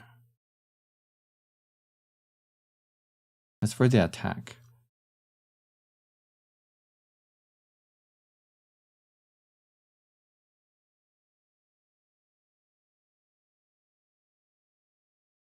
And over here,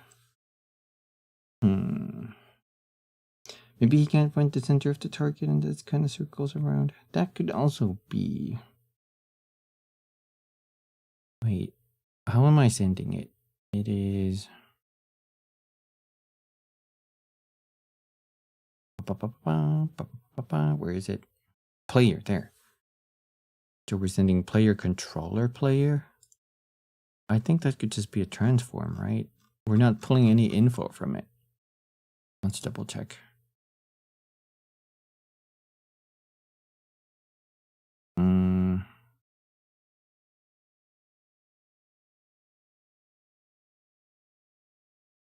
No, we're not using any. Okay. Wait, or are we? Out player controller. We are checking it for the player here if we can find it, but that's like a separate thing. So this could just might as well be like a transform instead. Now is this gonna give us some issues maybe? mainly in this script. Oh no, because you can still call the transform. I can just make these shorter. Player.position, because it's now a player transform.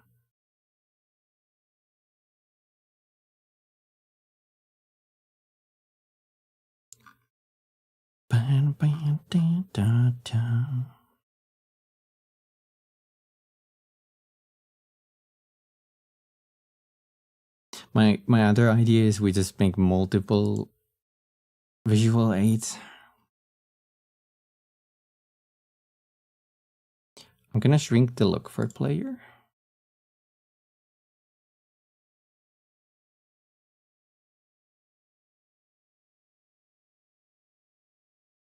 Free spot.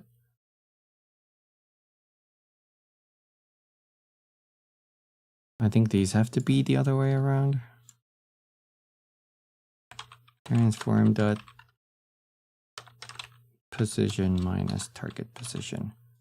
Because I think this literally what this does is it defines the direction of the vector, and we want from here to there.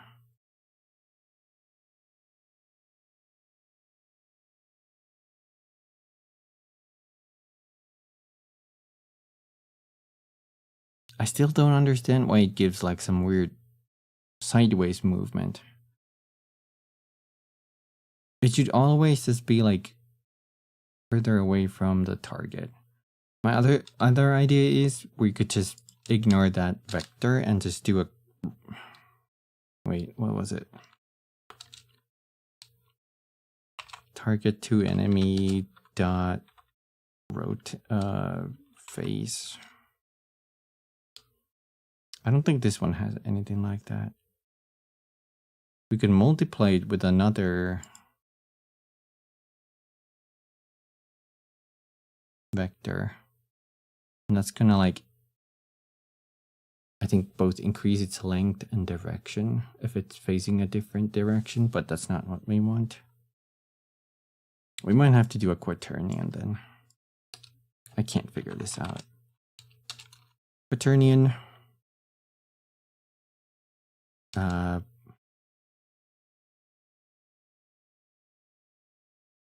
Angle would be we need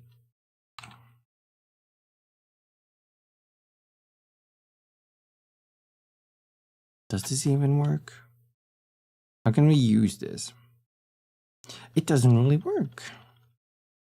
We did exactly what they said here.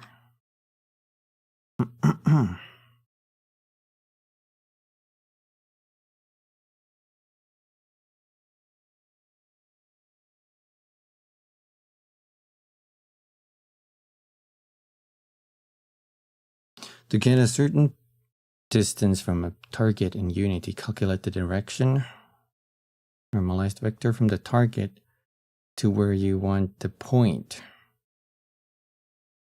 Then multiply that direction by your desired distance and add it to the target's position.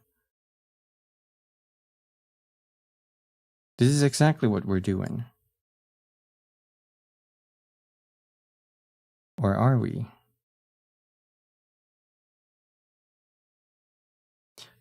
No, I don't think we are. Hold on.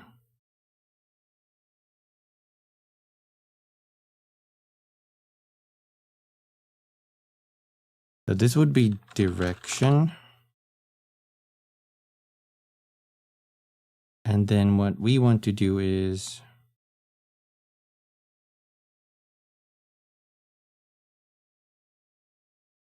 plus it to that. So we want target dot position plus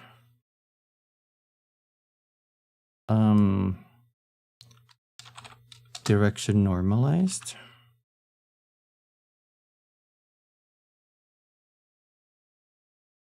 Maybe.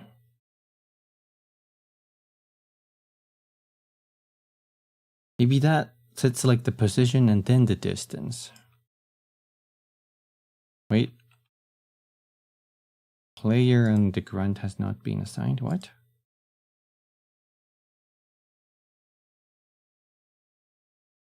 But why? When did we remove it? When we changed the type. That's my bad.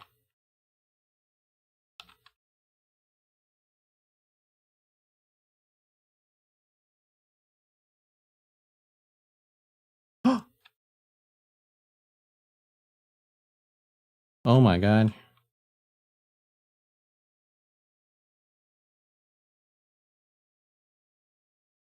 Oh.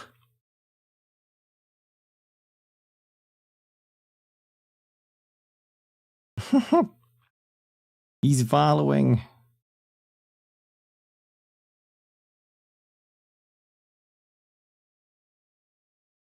So it's setting it to, like, this is the final position of that array, I guess. I'm hiding. He doesn't know I'm here. Oh!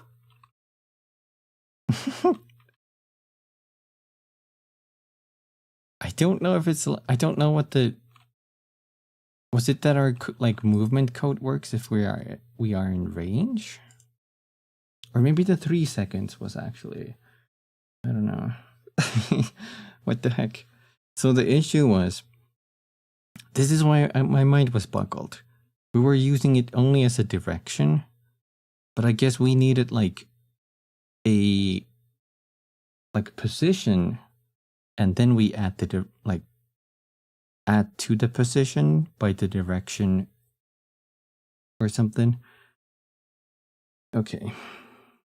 Now I get it. Like we needed some kind of origin position, probably. I don't know. I actually don't know what kind. That's probably why it was giving some weird numbers. I don't know. Something like that. Well, glad I fixed that.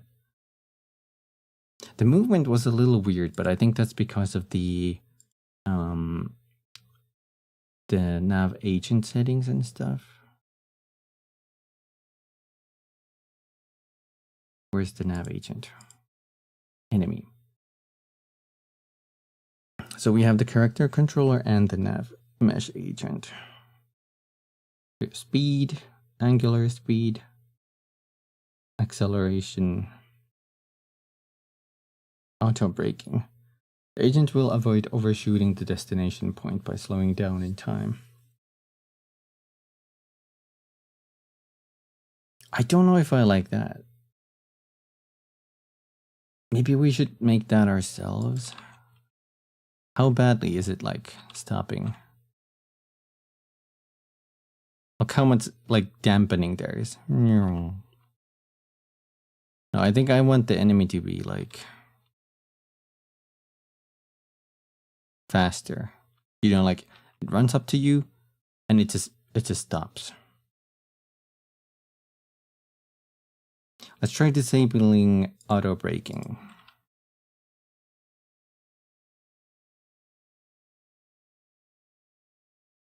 Because it can just play the animation from there. Wait, didn't it follow? Does it follow me all the way here?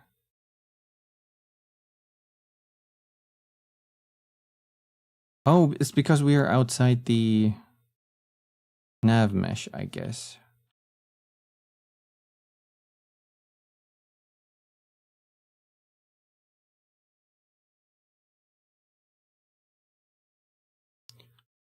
A question does arise.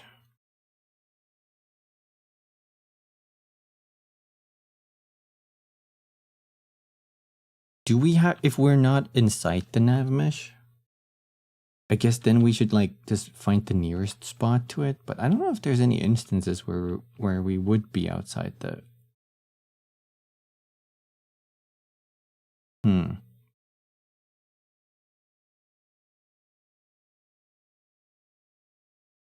Yeah. Like if we're not inside their nav mesh, how will they know where to go? But I think the entire map is gonna be in the nav mesh. That shouldn't be a problem. Auto braking was pretty interesting. I wonder if the nav mesh. Let's ask Google. How does nav mesh agent implement movement or do movement?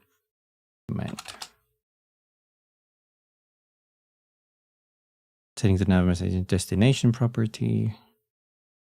As soon as the calculation is finished, the agent will automatically move along the path until it reaches its destination.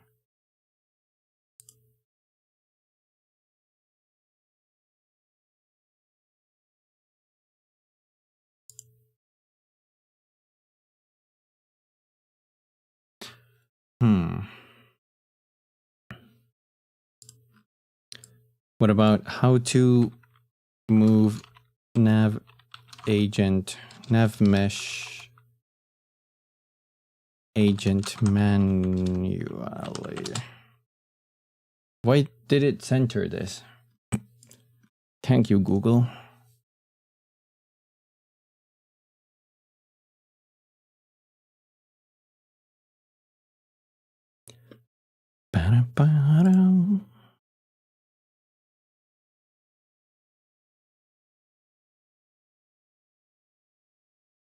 Let's look at the script and reference. I'm sorry. This freaking site. Offset. Nav mesh agent. Calculate. Where's calculate path? Calculate the path to specific point and store the resulting path.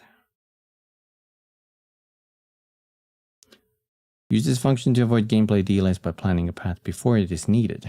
You can also use this function to check if the target position is reachable before moving the agent. The function takes into account the agent's area. I'm sorry, kids. Takes into the account the agent's area mask, agent type ID, and area cost properties. Okay. This function is synchronous. It performs pathfinding immediately, which can adversely affect the frame rate when processing very long paths. It is recommended to only perform a few pathfinds per frame when, for example, evaluating distances to cover points. Use the returned path to set a path for this agent or an agent of the same type with nav mesh agent set path. For the set path to work,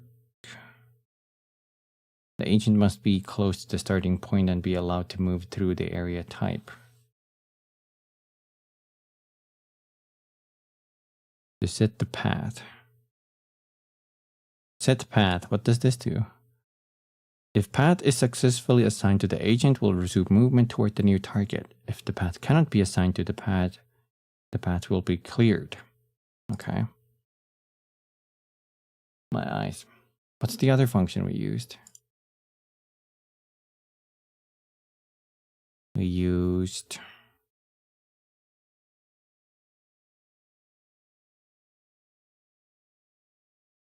calculate path and set path.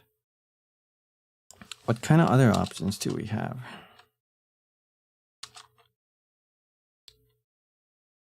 Property to get and set the current path. Path pending. Path status. The status of the current path. Complete, partial, or invalid. Has path. Does the agent currently have a path? Sample path position. Should the agent attempt to acquire a new path if the existing path becomes... Is the sample supposed to be like, where are we on the path? Area mask, float distance, max distance out.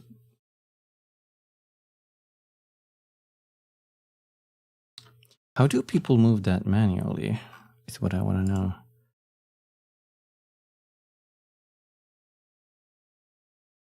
Update position should turn it off, and then you can just use desired velocity or something. I just moved the agent altogether and use nav mesh calculate path.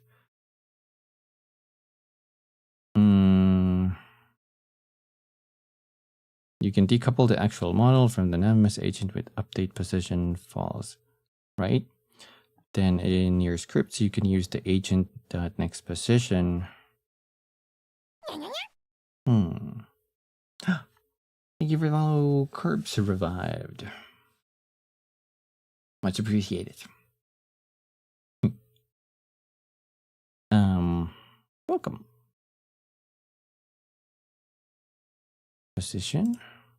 To find where the agent is and the agent destination and the agent steering target. I just wonder if it's supposed to be... Like, how do we know where we are in the path? I suppose. Maybe we have to implement our own logic to find it, like figuring out if we cleared the previous point in path. I feel like it's not smart, or is it smart to... Of the boy kisser copy pasta. The boy kisser copy pasta.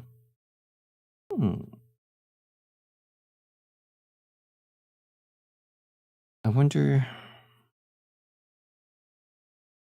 Should we just recalculate it? What did the set... I mean, the set path has said that it's gonna start executing the path. Sorry, we're gonna go to the bright side again.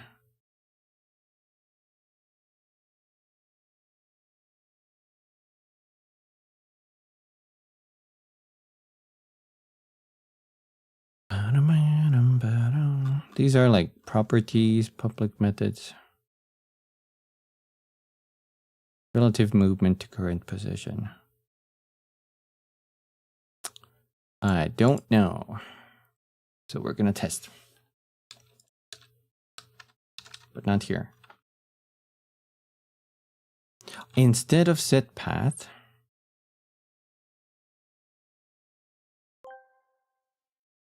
the boy kisser knows where he is at all times. He knows this because he knows who he isn't kissing. By subtracting who he is kissing from who he isn't kissing, or who he isn't kissing from who he is. Whichever is greater, he obtains a difference or deviation. The Femboy subsystem uses deviations to G. Generate corrective commands to drive the boy kisser from a boy he isn't kissing to a boy he is kissing, and arriving at the boy he wasn't kissing to a boy that he now is. Consequently, the boy that he is. Femboy code lesson. Yeah. Oh, that was a good stretch.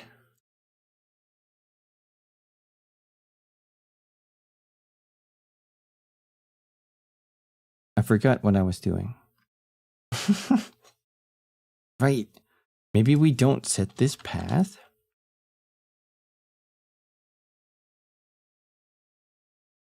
Calculate path and store the resulting path. Target position, and it's going to store the path. I wonder if the path we have to move towards a point, and once we're like close enough to one of the points in that path, then we like flag it and start moving toward the next point. That's what I'm guessing.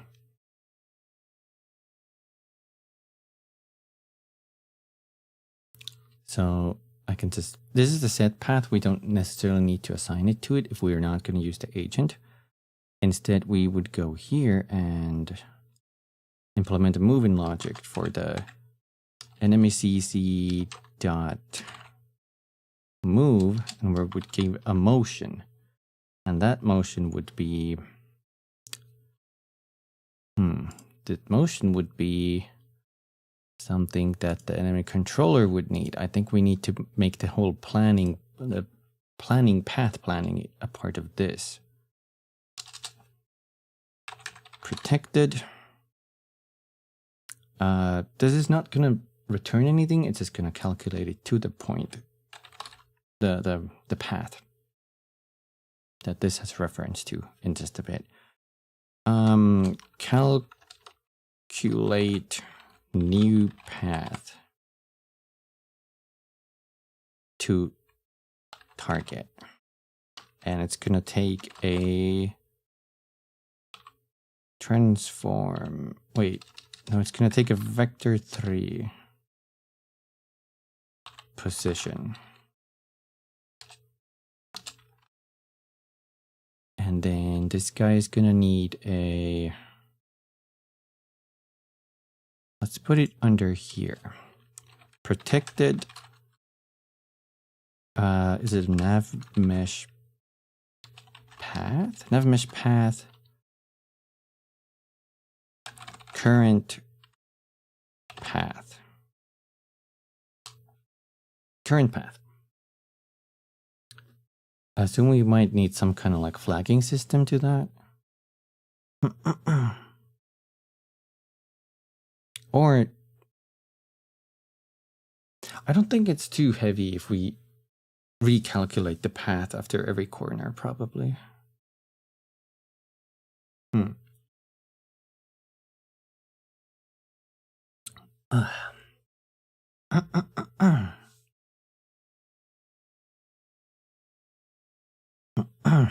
Unless we calculate it once.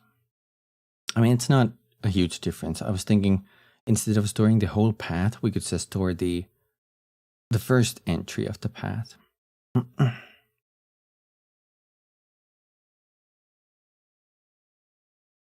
No, this is probably better because then we know if we reach the final point of the path.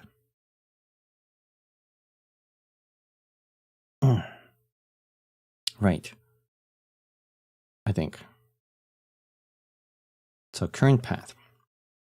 Calculate path to target. This would be nav agent dot calculate path. It's gonna need a target position, which is the position that this function is gonna get, and then the path that is gonna be stored is the current path. There you go.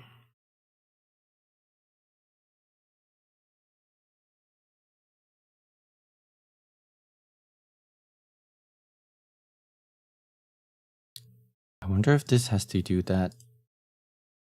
Let me move these so they're like side by side. That's easier. Well, let's make the grunt that side so it's newer. Left is usually newer script. I have something in my eye. Ugh.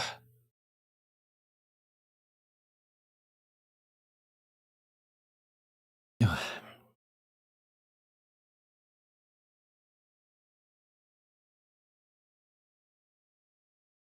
Did this need a whole function? Probably not.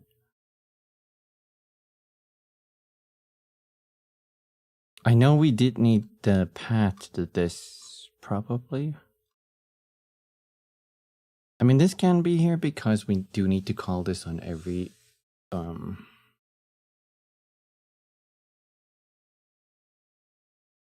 What if this returned if we reach the final spot? This could return a Boolean.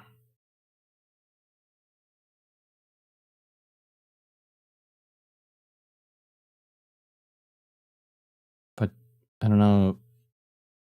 Is it generally a good idea to have a function do different,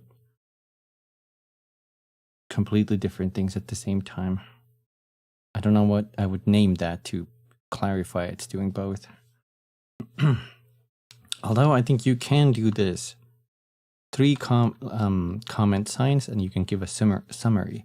So we could type returns true if, or let's go returns false if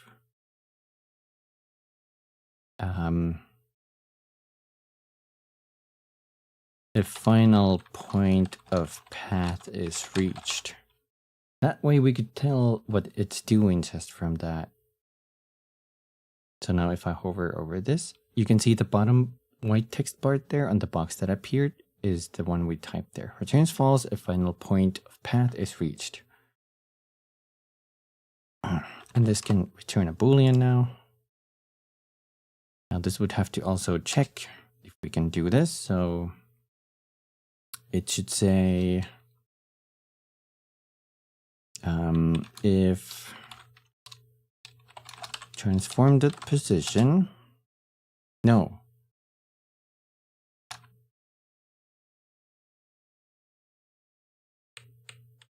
I think we have to check its length. Every time we calculate this, let's assume the final path is going to have just one single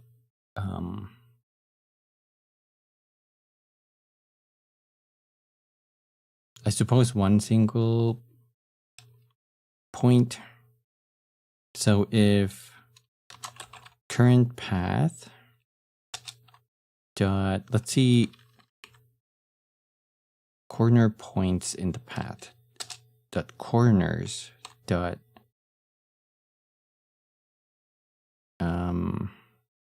I think length should return an int of how many there are of the corners, I think.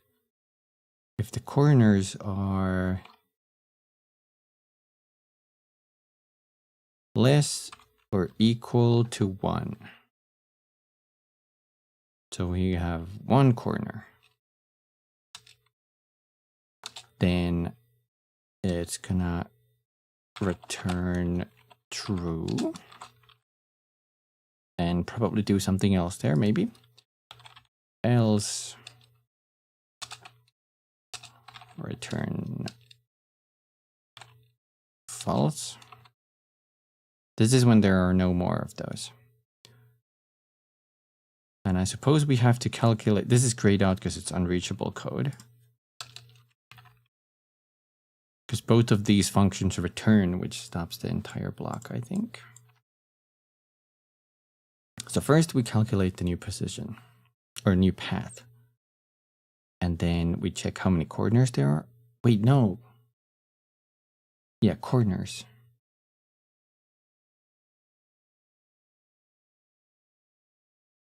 But there might be more to this. If we only have one corner, I might have to change that. Hold on. We have one corner left. This might mean, let me try it here. This might mean where, like, if the obstacle is like this, it might mean that we're like right here, and that's the final spot, final corner. Or it might mean we're here. And like, it doesn't really, if it's a straight line, the distance doesn't really matter. So I think we also have to check the distance if we're like inside or close enough to the spot.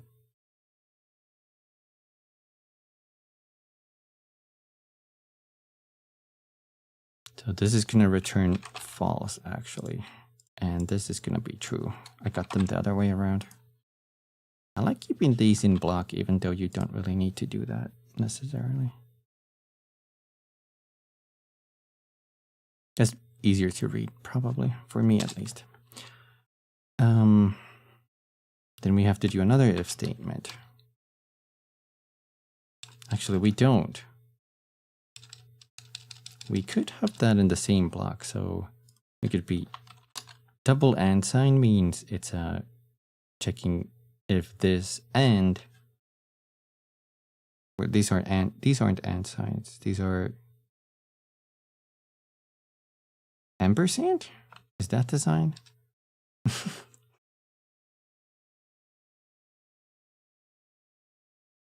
I don't even know what that is in English.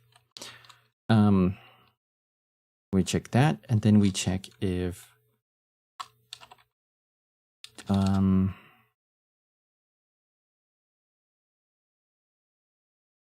do we just do the vector and check that length? I suppose.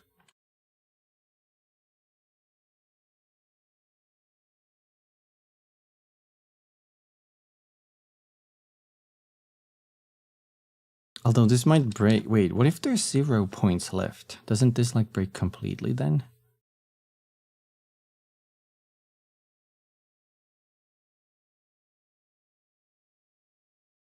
Because we're trying to access them.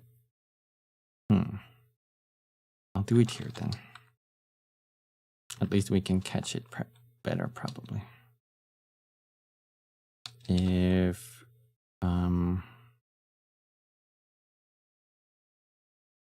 so first we get the current path dot corners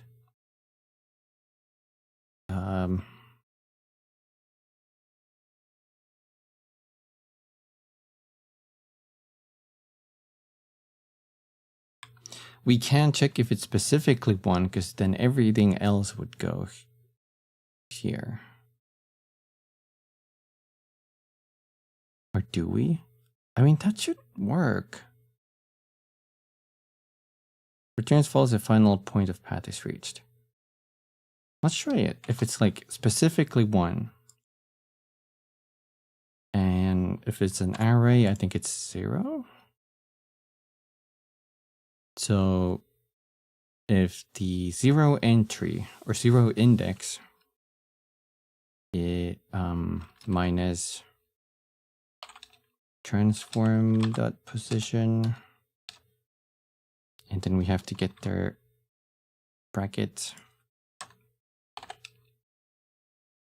magnitude. Thank you for the lurk, Akuma. The doggo wants so much attention today, Artie.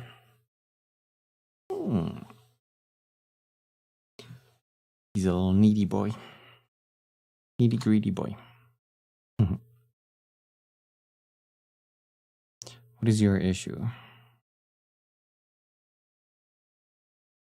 Oh, there's an easy way to fix this. I just remove the whole else block and just return true at the bottom.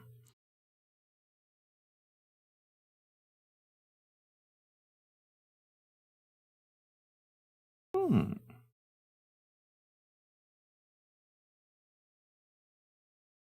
3 to 5 minutes of March logistic, and then he comes to your room and whines. Aww. Akuma is needy? What? No. Akuma's a cat. A hellcat.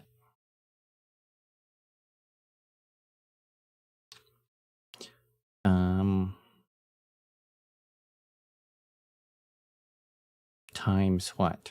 Wait, what am I doing? If the magnitude of that, so the length of that is less than equal to 0.01, close enough, then we have reached the point. We could also say, oh right, this needs a block. Let's put a block in there. This is gonna go here. We don't need that. And before we return false, we can go debug.log and say final point reached.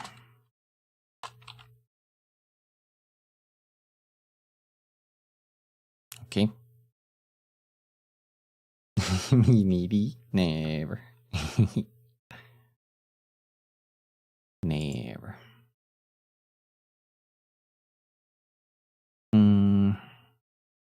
I clicked the wrong one now because I thought the grunt was there because I moved it.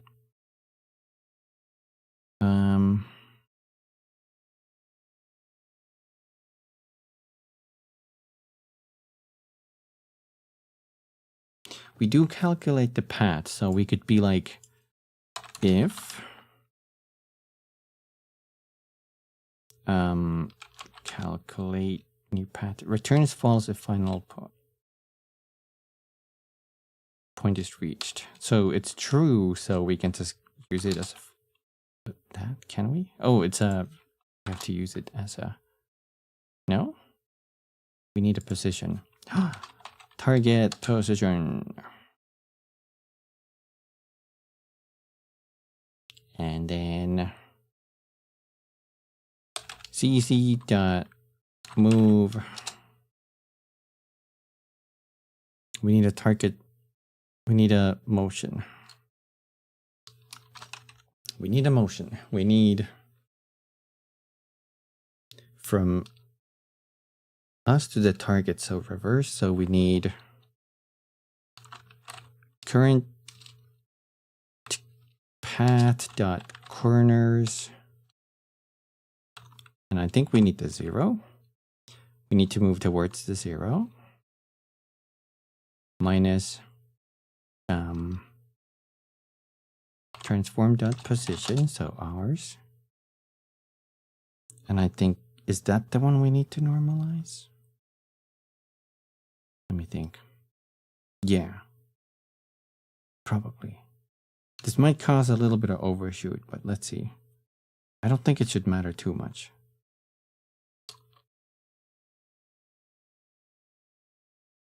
Dot normalized times move speed that we set up earlier times time dot fix it delta time.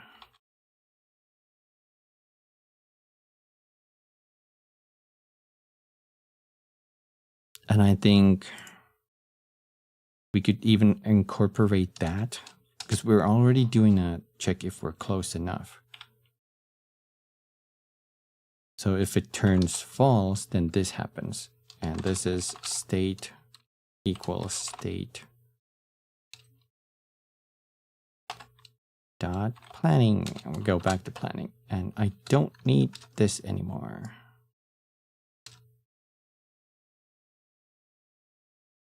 And that's just for no, this might not be good. This is like us calculating the path every time. This isn't good.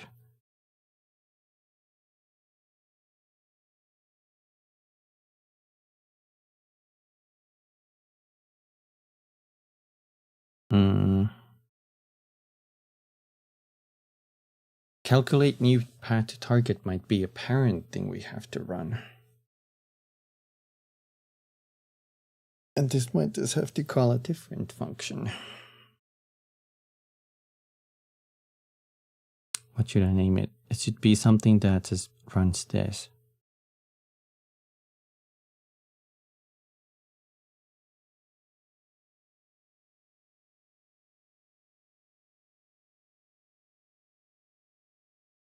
Or is this good? I mean, if the player starts moving, then the path is gonna go stale, which is a problem. But is it also a good movement behavior if, say, this corner, like here, like we have like this kind of corridor here.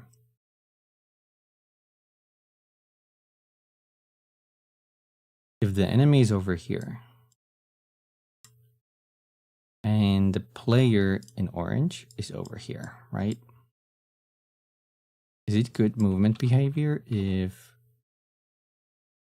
the enemy calculates the path there, which should be a little like dramatized, but like kind of like that? Or let's cut some corners and just do that. Let's look at the path. I don't know if it's a good idea to like only update the path planning when the enemy reaches these corners, because the player might be like long gone.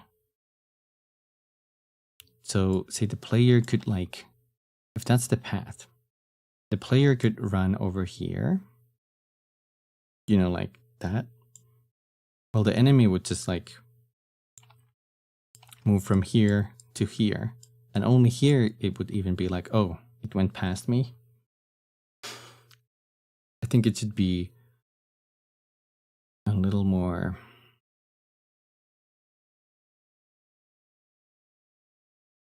frequent, maybe.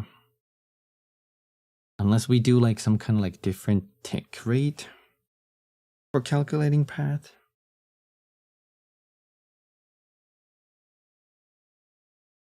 That could also work. Basically need to kind of calculate the path semi-often, but not every frame. It doesn't matter if the enemies are a little slow, you know? It doesn't matter if we give them a little bit of reaction time. Like if you move past them, they don't have to immediately snap to you. I guess if you're in range, they could immediately swing at you or like start their attack still. But they can just change direction a little bit later, a few frames.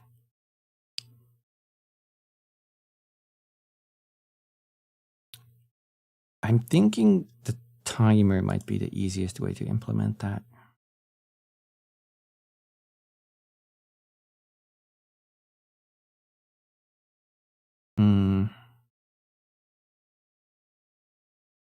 Current state time, current path. Let's comment this and go path finding. Current path. And we're gonna do, this is gonna be,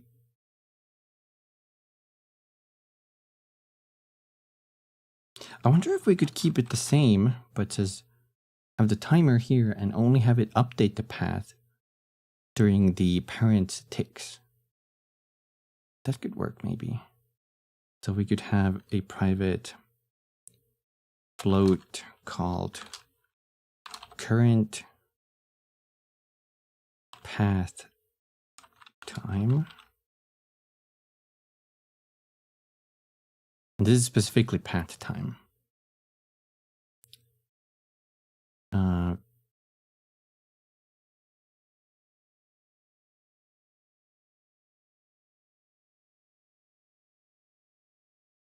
Are we able to like calculate the frames that passed?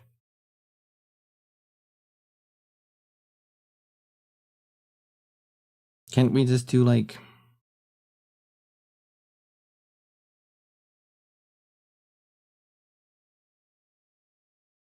wouldn't this depend on your PC's frame rate as well? Or the game's frame rate? We could just do time-wise then and do a simple like let me whip up a calculator. We could do like 60. It's like if we want 4, is it that divided to 4?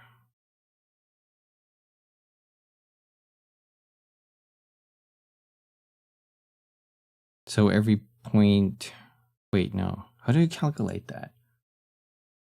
If I want 4 frames, for example, how is it, wait, 4 divided by 60? 0.06, is that how you get like 4 frames?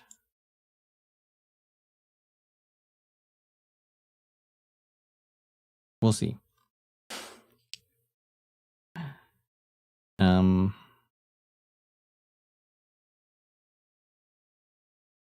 Hold on. Where did I want to implement this? Right here. Moving, grooving. You forgot. Me too. I actually don't remember already. But we over here we could go if what the if current path time is smaller or equal to 0, that means we can calculate a new path.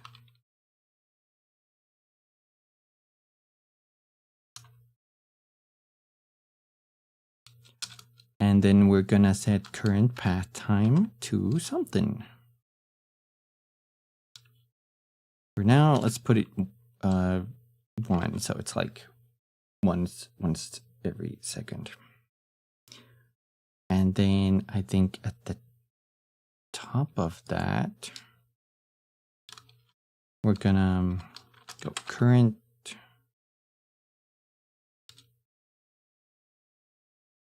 It doesn't matter if it goes negative because we're checking it here. It's if it's lower or equal to 0. So we could go like current path time minus time dot. This happens in fixed delta time. Oh, minus equals. So first we reduce the timer. Then we check if it's 0 or below. So it starts at 0 because we don't, it's a default 0 here because we didn't set anything to it. So it's immediately as you do this, it's going to be 0. So this happens. And then it's going to calculate a new path and set the timer to 1. Then it's going to check if we reach the final position.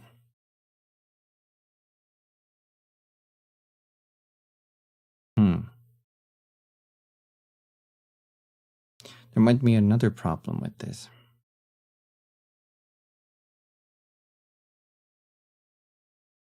I think we have to calculate the path if we have reached the next spot.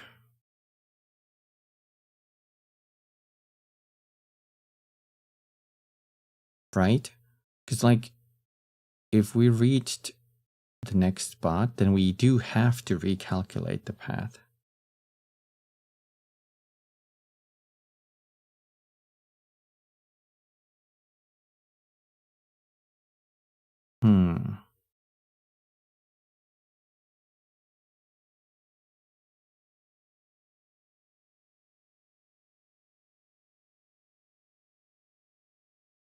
Over here, we just check if, so we run that, if we're at the target position. So this is very independent from this.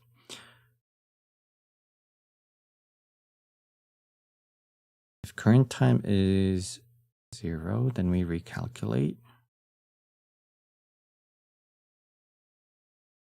I suppose we could go like if current path time, so the tick time is 0, or was or these two maybe?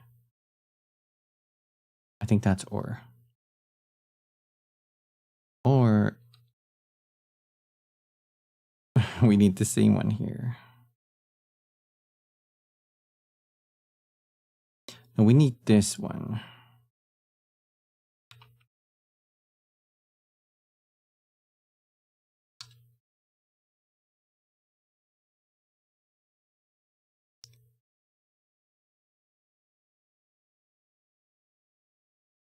Bool and vector. Hold on. Mixing a bracket here.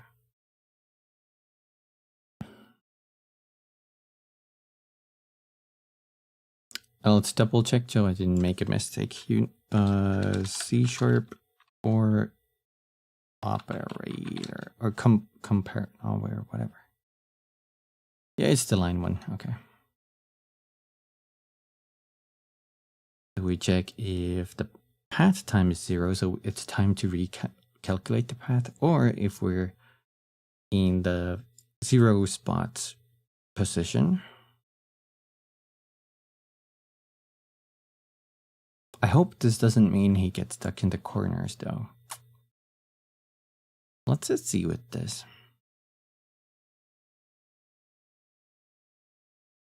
Hopefully he doesn't get stuck.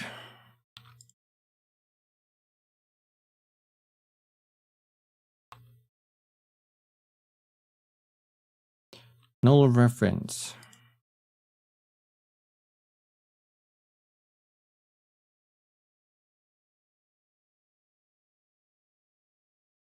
So there was a null reference somewhere here. That's why.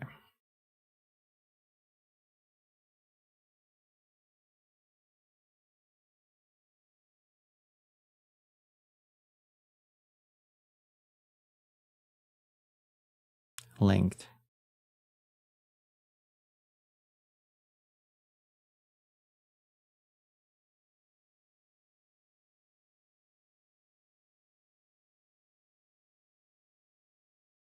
Wait, did it reach moving update, player found player?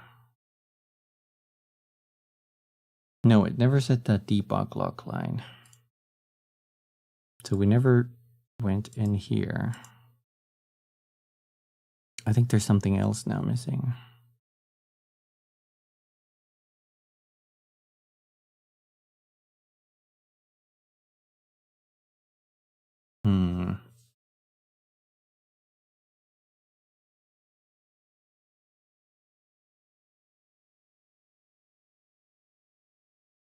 Maybe this isn't the best way of dealing with this. I'm just like calculating the entire path and just going to the next one.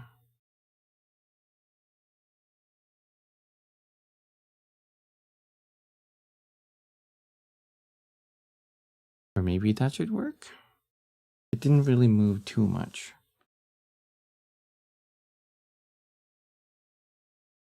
I hope they're not like the other way around either.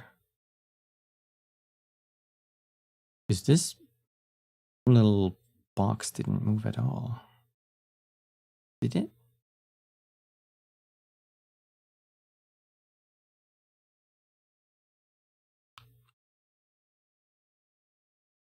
No, it did. I think it moved to the correct spot. It moved to the final spot.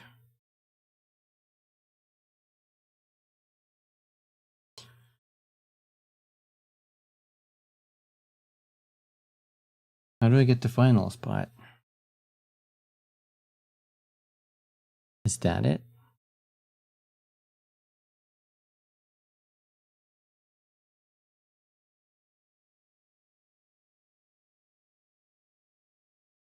No, what? Where is that going?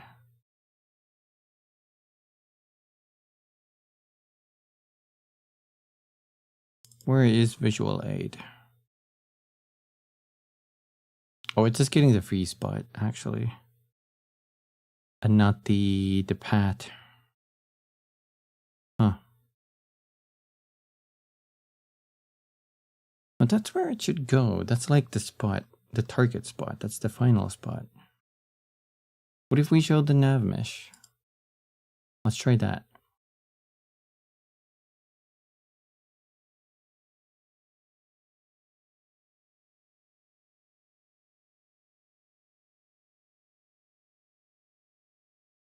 Nothing happened.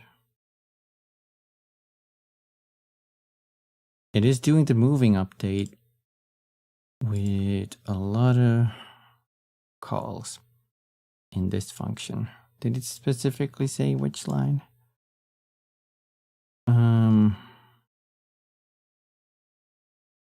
Enemy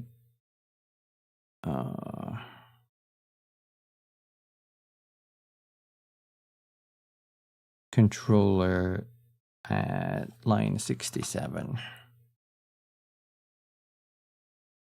This one.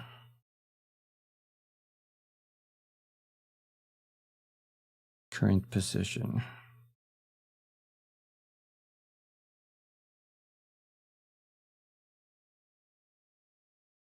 We are sending it target position.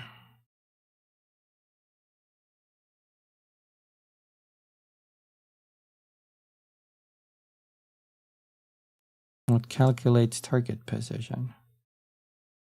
Target position equal. These are kind of like going back and forth. Target position equals get free the nearest spot. Does this mess things up? We're actually doing another. We're doing double paths here. I don't think we want to use this. I think that may have affected something horribly.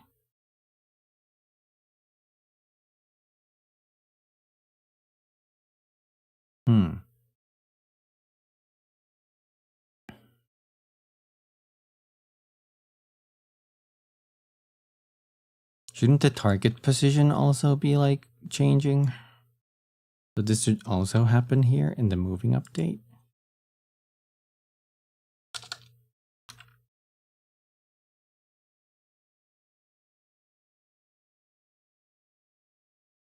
We always sent that, but it only gets used if we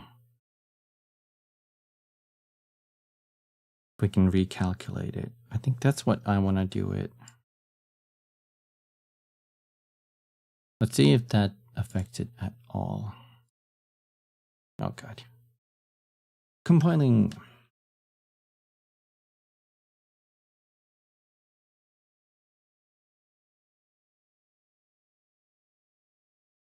still stay the same error. You can see the position gets updated, although that might be a problem. It's now a constant. Or is it a problem? Who knows? At least we can immediately see it's like always on the right. I don't think that's a problem. I don't think it matters that it's like a constant force like that. Because the plan is only updating once every whenever.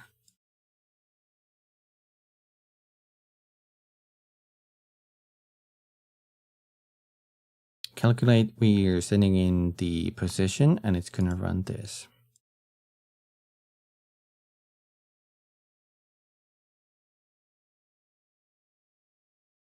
Tick time down if this. Maybe we can add some debugs here. Debug.log. Calculating new path.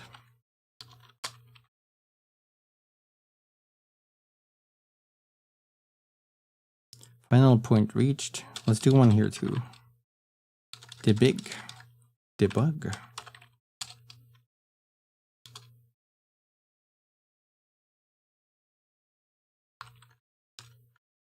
Current path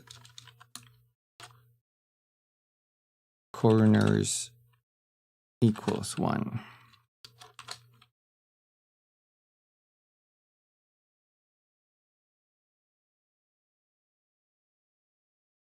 Just see what happens. Let's see which part we are reaching.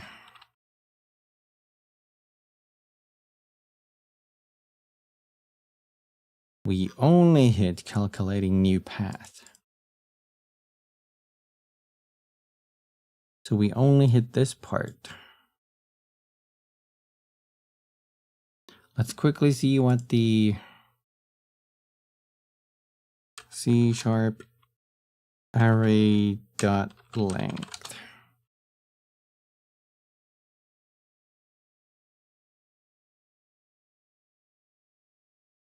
Gets the total number of elements in the dimension of the array. Total number of elements in all the dimensions of the array.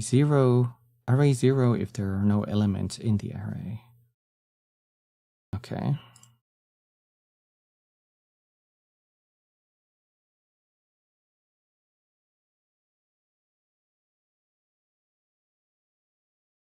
So what is the error then?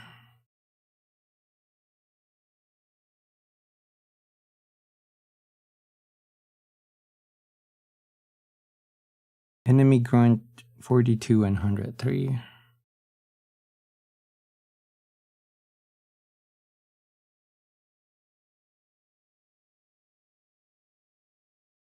Oh, it's just going deeper. 43 is the moving update or the break. And 103 is this line. Happy Femboy Friday. Thank you, Ketchup. Happy Femboy Friday. What happens on Femboy Friday?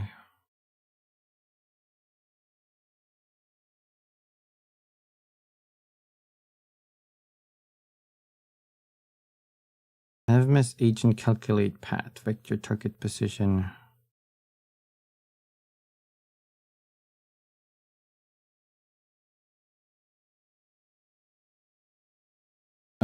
Is my problem that I have to maybe initialize it? Current path equals new navmesh path.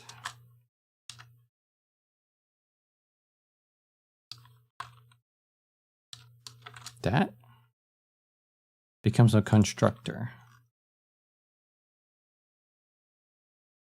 Thighs are posted across the world on Femboy Friday.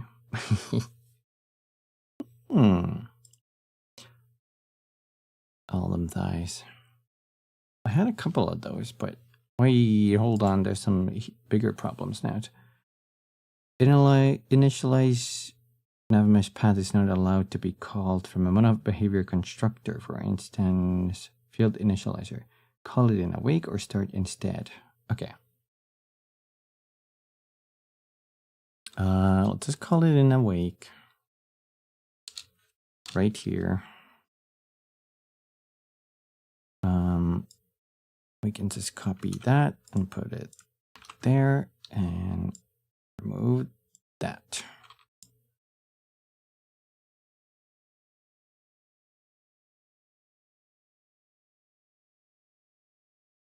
That was probably a really weird issue there. No errors. Calculating new path.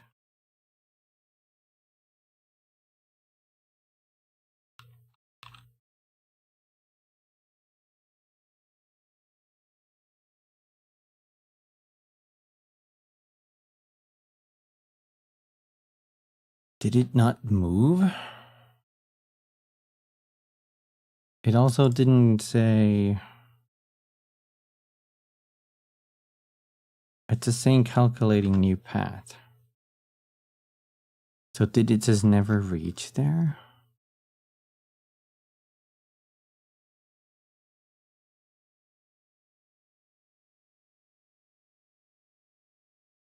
False if final point is reached. Otherwise, we move toward the first corner, which might actually... I wonder if the first corner is the one where the player is standing. Let's try putting that to 1. Let's see what happens. This is more of a trial and error for me.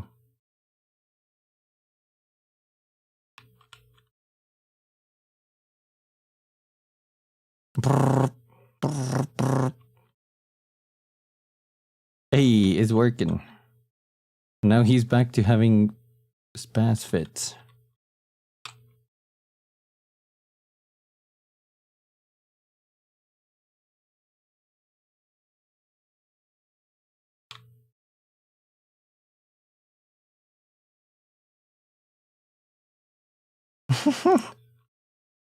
He's very much a hybrid Gobbo. We've only calculated... Oh, there's an exception now. Outside of array. Now it's giving me some weird exceptions when...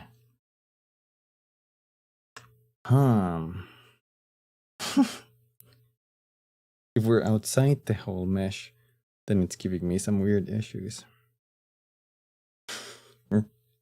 Man's having the shakes like he's on a whole pack of Zens. It's not, you know, he's not the most stable of Gobbos. You need to make that they start running around objects. Run around behavior.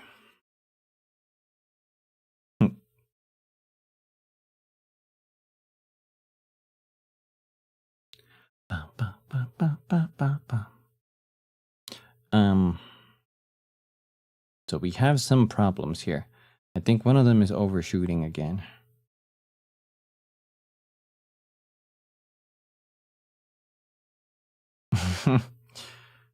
Right.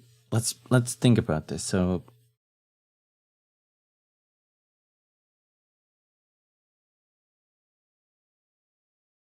we're just I think it's still in the parent class where that happens if we're like outside the range. If we calculate it and the corners are 0.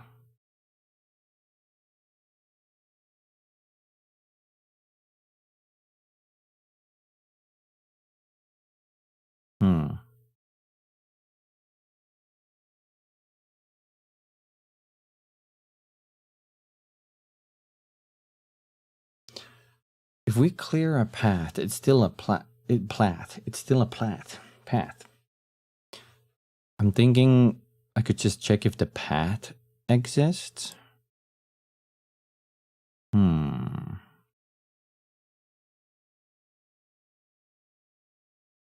Get free. So we're getting the spot near the player. Then we are checking if we have reached the final point. If not, then we go.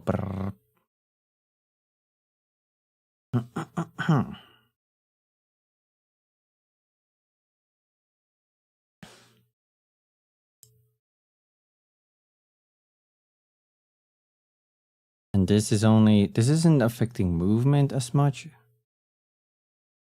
It is checking if we're near it.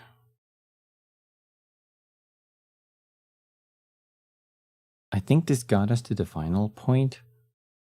The only problem is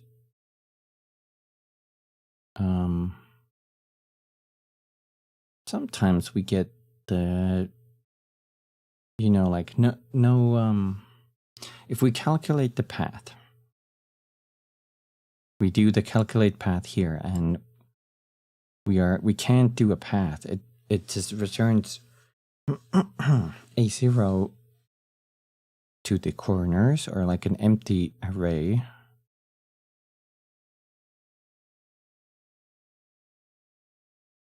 So how did that work? Because this is like 1 and the others are 0.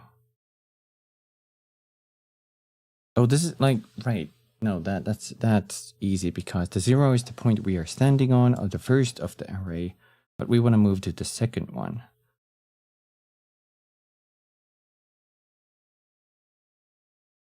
So I think that would mean if the array length is... No, that worked for the most part, so that shouldn't be the issue.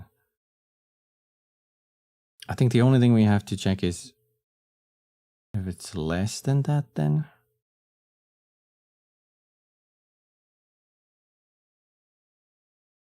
If the corners is 1.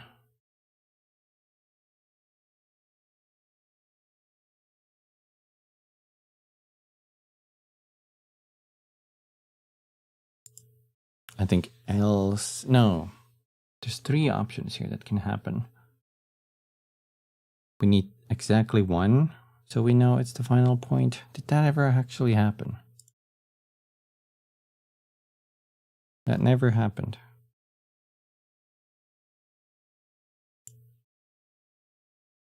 I might be reading this wrong. Length equals 1, but maybe we need more for it.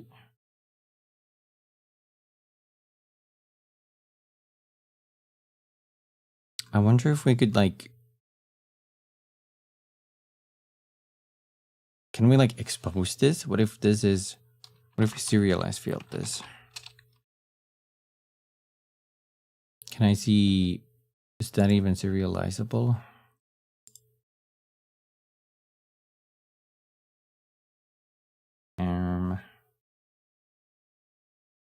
I don't think it is.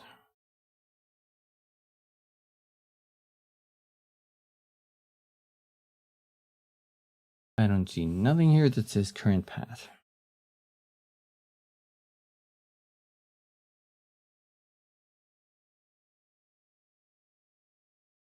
This might not be serializable.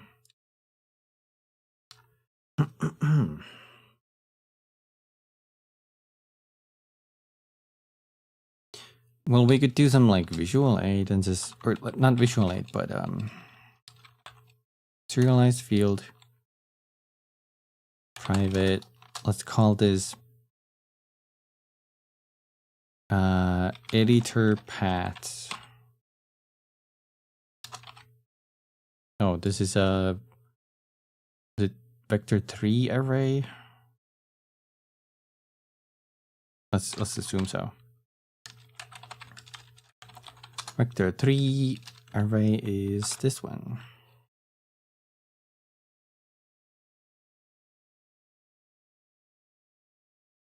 And then in the awake. No, I don't think that needs to be in the wake. But over here, every time we calculate that, I'm just going to do a little editor path calc. And we're gonna go for, can you just insert a for loop? No, you can't. For I, for int I. Is that how you do this? Mans are already for gore. For each. We used it somewhere. Hold on.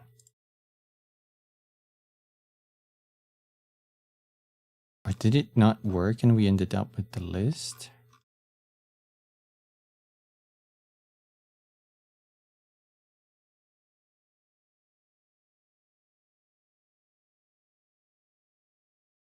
Look for player. I use this so seldom. Is it this? Int I. And then the next one was the condition. So I is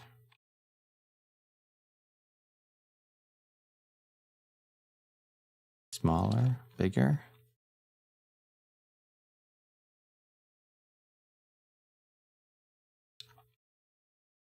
Smaller than 0. No. Damn it. I have to look this up. C# for loop. Just show me a simple int I. Oh, I have to assign it to 0, so it starts at 0, and then yeah. Other than that, and then as long as I is smaller than, what do we need for this? Current path dot corners dot length. What is long length? I don't know. I plus plus. There we go. So we set up an int I, which is index, it's 0, and then as long as I is less than the corners amount, then we plus I. And it gets plussed every time this runs. And then I want to go editor paths I. So it's going to use that current loop dot, or just equals current path corners I. This way we can just expose all of them, I think, every time we calculate the path. Let's see. Can you not display arrays actually?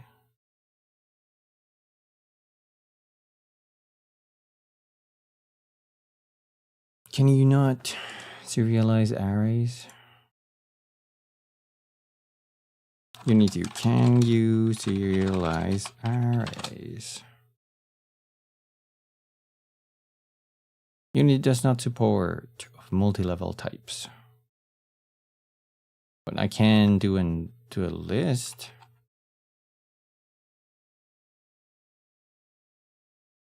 I think lists show up.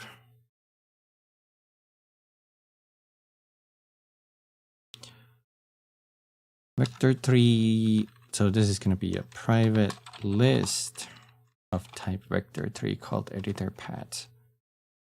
I'll just go equals new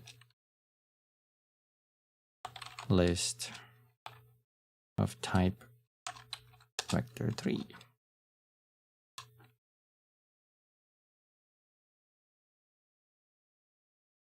I hope that worked the same way. Wait, what? That still doesn't show up?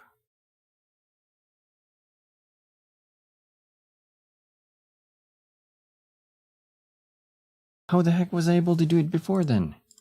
Nani?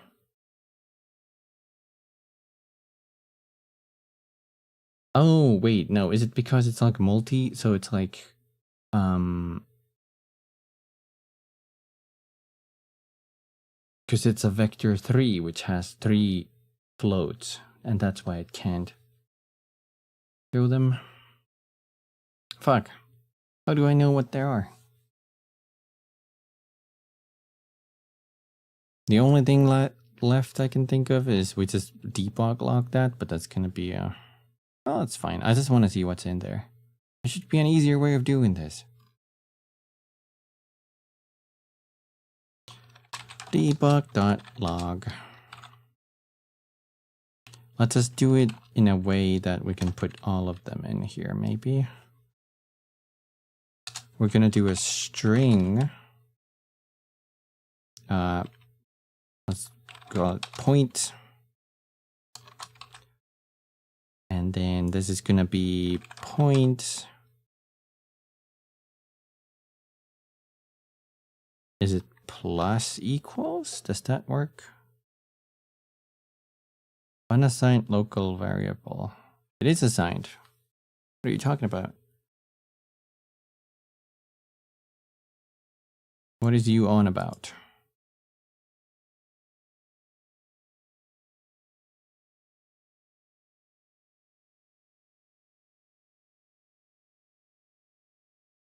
It's right there, man. Right there.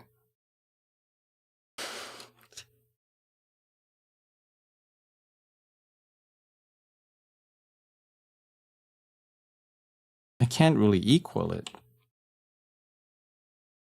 Plus equals doesn't work. Use of unassigned local variable point. That is not the issue. If I do it equals, then it gives me no errors. What? How do I add to a string? Can I just go add?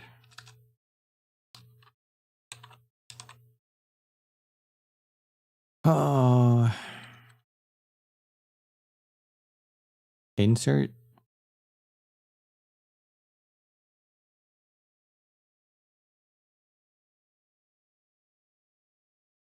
Replace split substring this to lower to string to upper trim aggressive all.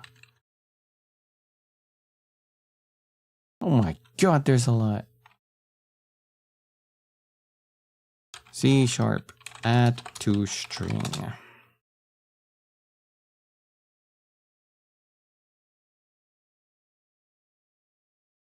How to add more to string. You can concatenate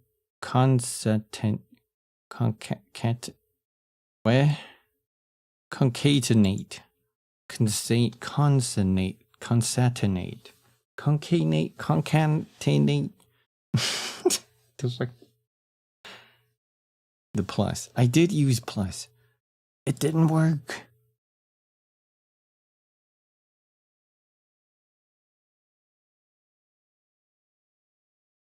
It didn't work.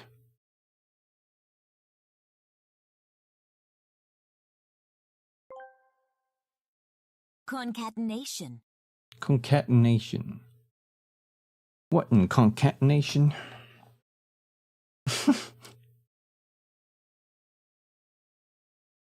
To link or chain, okay.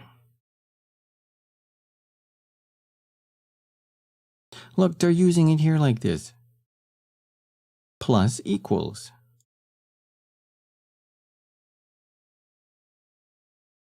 It's not working.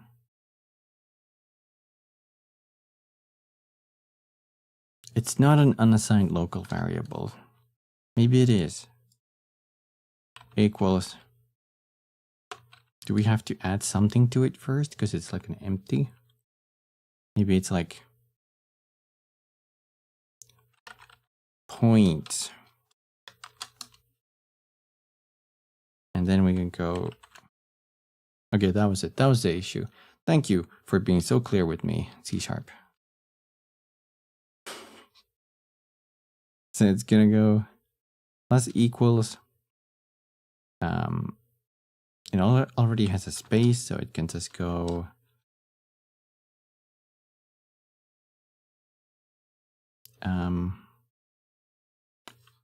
I to string. So we're gonna get the current corners. I'm hoping that's gonna do all of the corners. And then, but there was a cool operator. Was it like that? No.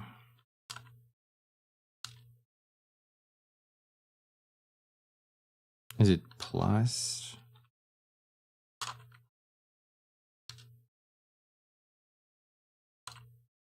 There you go. It kind of changes color. That is like next row. Although we could just put this in the beginning. So it's like next row plus that. And it should hopefully list a whole bunch of coordinates for us now. Ooh. Link things together in a chain or series. Concatenation. Concatenation. Concatenation.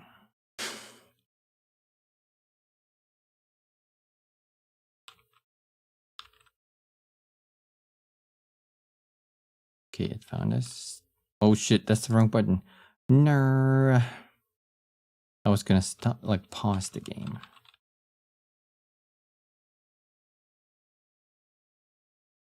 Wait, I'm dumb. I'm not even printing it. And then after that,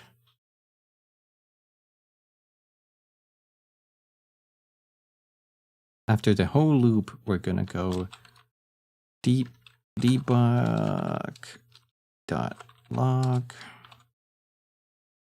And we're just gonna go point.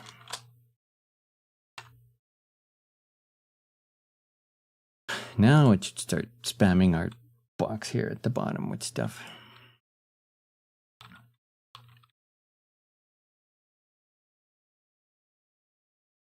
Or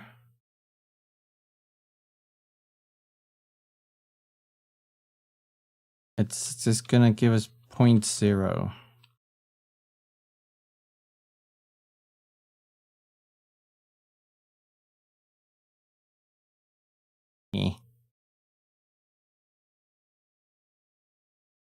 Hey. Hey. Am I missing something? Oh. 0, 1, 0, 1, 2. Wait, hold on. Hey. Hey. No. No. Okay, the issue was it's like on the next row, so yeah. Oof.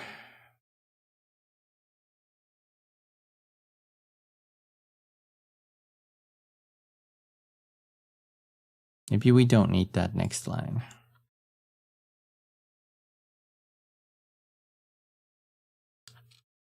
Maybe we just need plus equals that. And then plus comma space.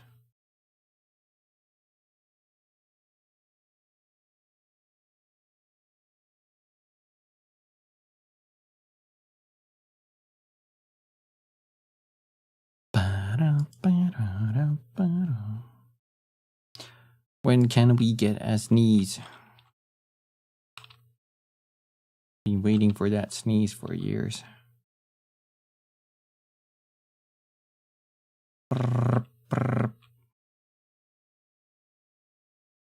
Why he like that? Oh, the entire orb is shaking. Is it?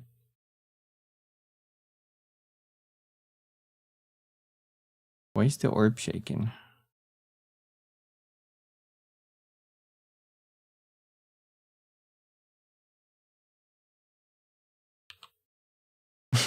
I don't understand.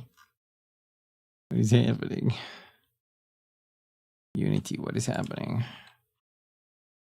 This goblin got the shakes.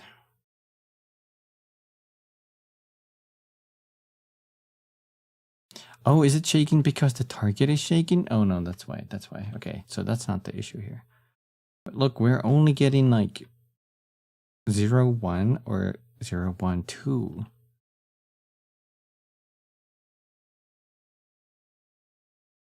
So it's always going to have a beginning and an ending. So I think what we want to check, thank you, now I actually understand. We want to check if it's 2, that means it's a straight line. There's no corners. There's only a straight line. And if it's only a straight line, then we check if the position is like close enough to us. Right, okay, let's see.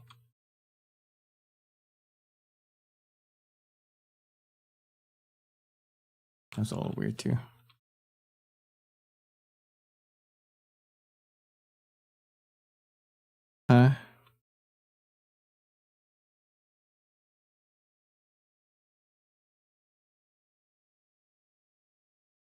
Now he's not moving.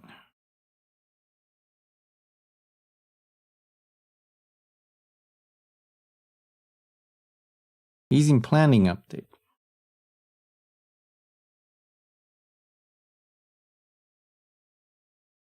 Why he stopped moving?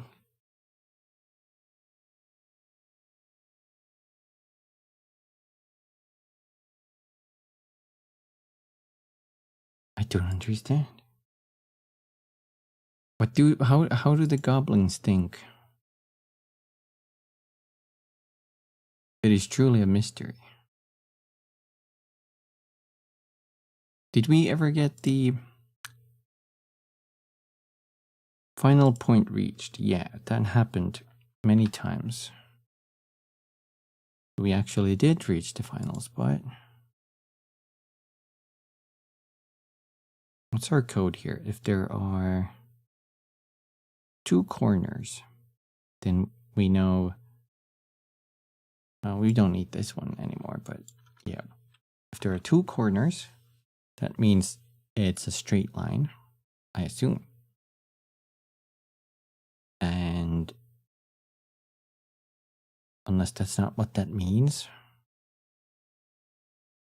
if current path corner 0, so this is the assumably the closer. No, it has to be 1, so we're looking at the next position and not the one we're standing on. I think that's why the goblin probably stopped moving.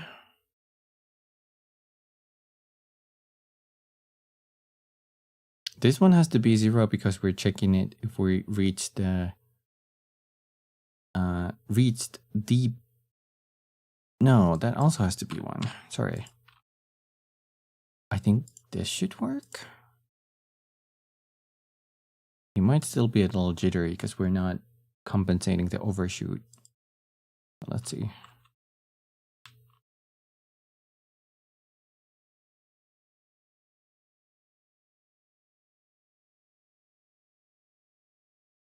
A lot of corners. He kind of broke.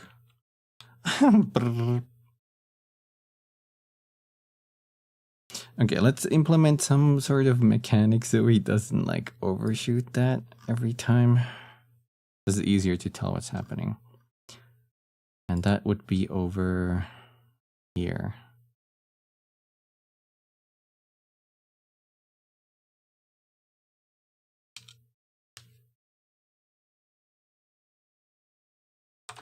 If we're gonna check the, it's probably gonna be the same one I did before. He's so excited, exactly. He just can't contain himself. He's almost shaking off his pants. We're gonna see if current path. Hold on, I need another bracket. Current path at corners 1 So the second corner, not the one we're standing on, but the next one. We're gonna get that same, transform that position.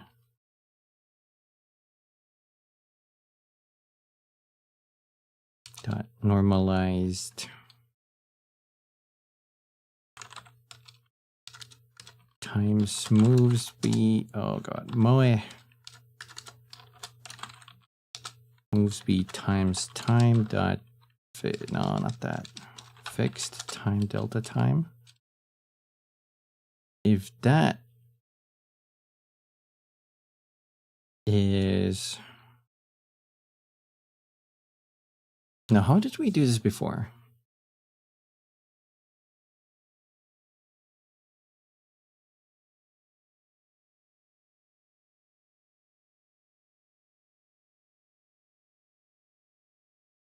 We could get the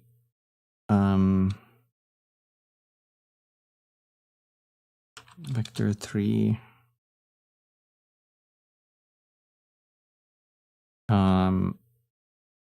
current motion, and that we can first do that here, and that's gonna be this one.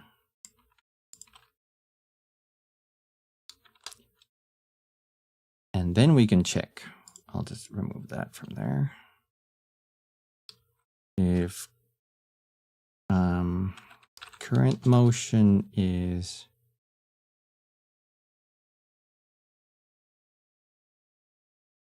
it if it's long, wait, hold on. If that is longer than, so it would be, if that is bigger than, I guess just that same like current path.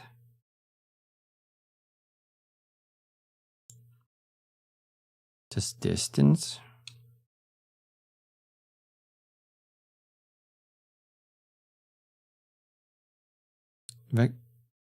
Oh, it has to be magnitude is bigger than the magnitude of just without our movement speed.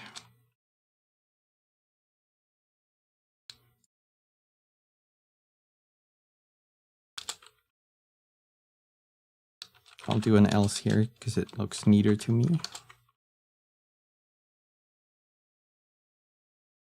We don't need this line. We need CZ, enemy CZ dot move on both of these.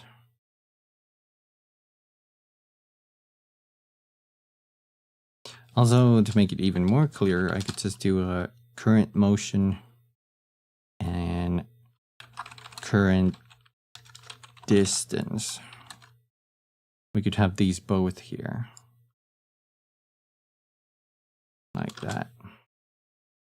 And then this if statement would be if current motion magnitude is greater than current distance dot magnitude, then we have to do them reverse, I think, because this is now overstepping it. Let's do a comment here. Overshooting.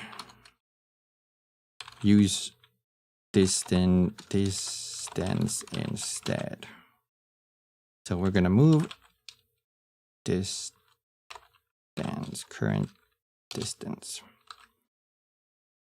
This is no overshoot, regular move. And this is gonna be current motion.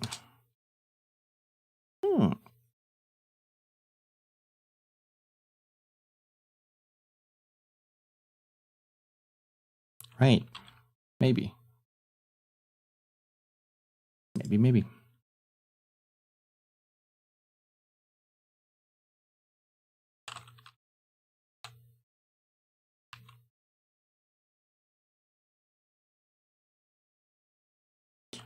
It freaking works.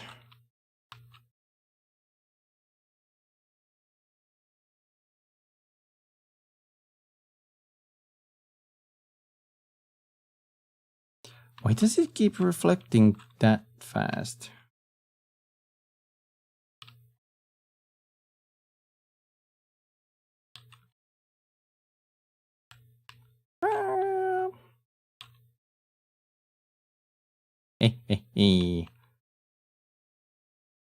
Wait, I got the error when I was standing here. What is that?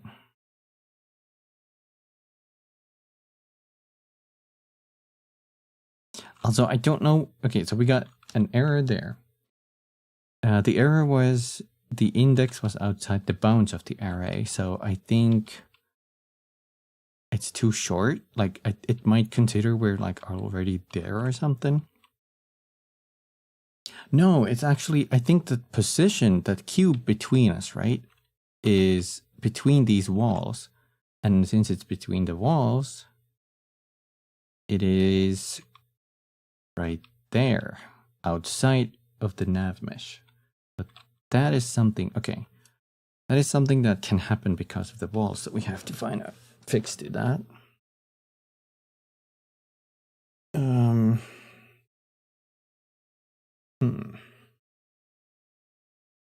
Yeah, that's what's making the goblin upset. But the other one that I don't really know is like, how come he's like changing motion so fast? Should only be updating his, wait, hold on. Where's the calculating new path there? I'm kind of in the way of that, but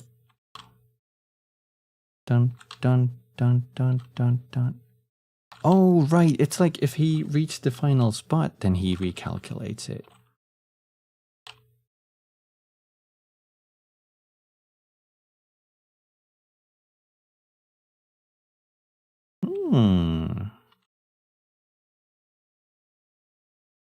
He's very like sharp in his movements, but I kind of like that for now. I don't know.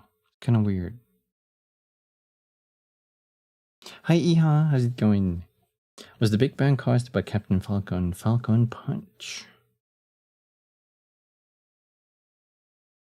It might have been.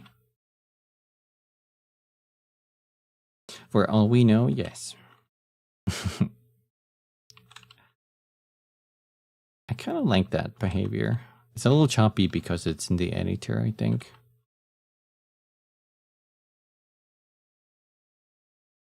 He actually gives good chase now.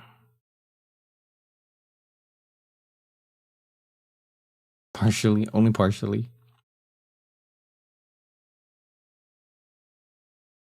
That is pretty great. Now, the other one wasn't really an issue because I figured it out. It's because it's reaching, the combo is reaching the final spot, so that's when he does the recalculation. Because he's always just moving toward the first position, I think.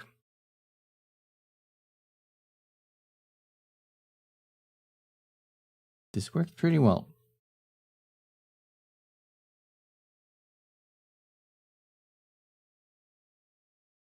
Captain Falcon's Falcon Punch exploded himself and his enemy and created a big-ass explosion. Is he okay, though? Or are his falconing days over? He dead? What? That's a tragedy. Tragedy. That's a trajectory. A real trajectory. Trajectory. A real tractor.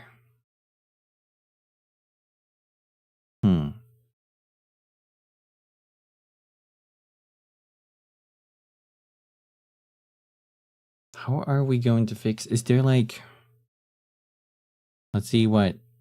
Help me, Google. You're my only hope. A treasury. Tragedy. Like tragic injury. A tragedy. Or it could be a tractor jury. You know, like when you have a courthouse, but you're bringing the tractor, you need a treachery.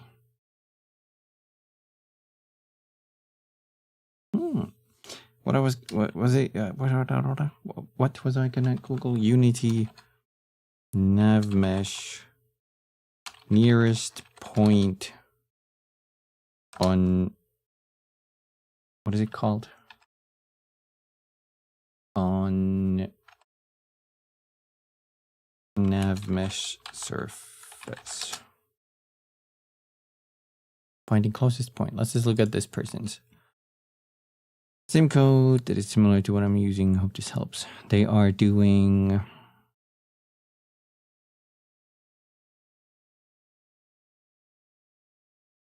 sample height.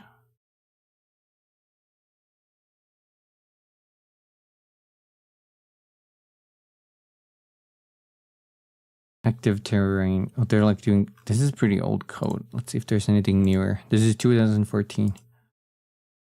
Sample position? Yeah, I'm sorry. Finds the closest point on nav mesh within specified range. Oh my god. Sample position. There we go. Thank you, Unity. Now make your API sites dark, please. Please. That's the movement. So we want to go here.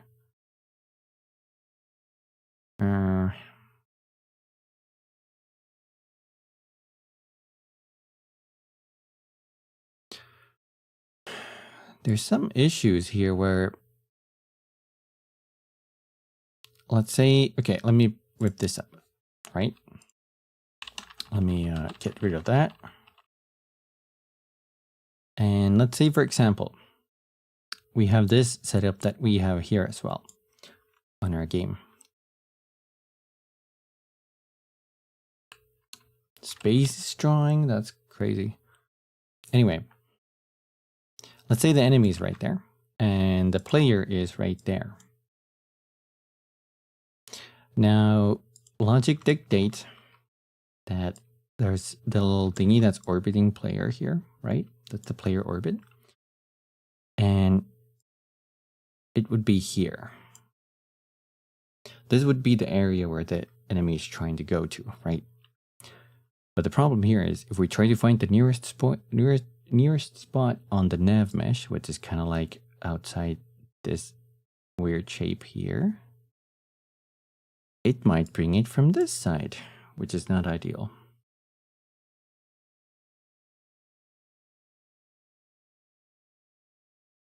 So how could we force it to be on the same side as the player?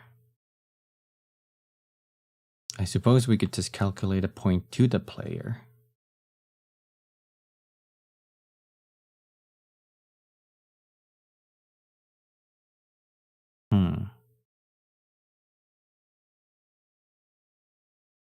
I guess we could first calculate a path. Okay, so green is the first one, right? First one. First calculate a path to the player, which would be something like this. And then if it has corners, right? It means player is behind something. If it has corners, then we won't do the second pass. The second pass would be like no corners. So let's assume that on the second one, the enemy is here. Right behind me, I'm the enemy, I'm the op. Wait, let's try it over here. Here's the enemy now. There's no corners. So in this scenario, we could just use this one. You got the nice shooting. I knew I could trust on you and Tado. I think in this case we can use this. Right, so we need to, okay. Hold on. Where do we put this? If current path time, so it's time to calculate a path, or we have reached the position of the thingy. Yeah, so this is going to be the first check. Let me put some comments here so I can read this faster in the future. If path time tick is 0, or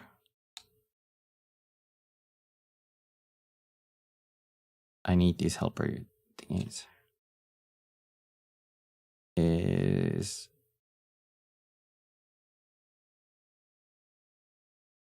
I'll just do that same thing here because I can read that easy. If path time tick is less than 0, less than equals 0, or how do I read this? Or we have one corner. No.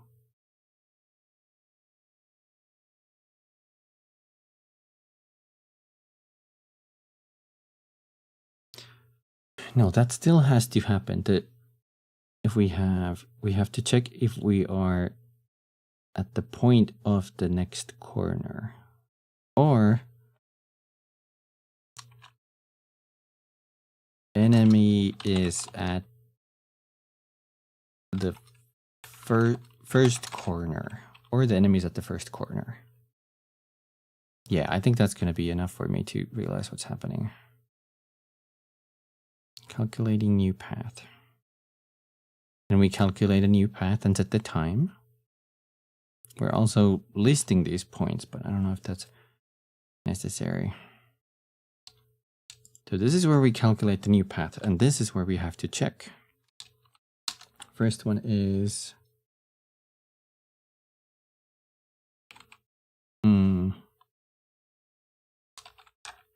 check if player is behind multiple corners. So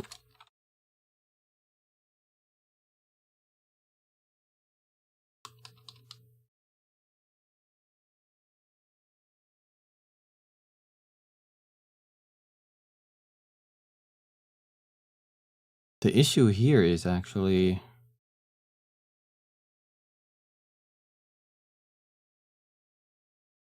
this function is doing the path calculation, but I don't want to do it multiple times. What are we sending this to this as position? We are sending target position. I think this shouldn't happen here then. I think to get the nearest spot on the player should happen in the parent function. So let's copy that over there. I'll just put it there for now. But this shouldn't happen here. Instead, we're gonna just send the target position, in this case, is just gonna be the player. Cannot convert from transform to Victor 3. Oh shit, player dot transform. Player dot position. Why is there a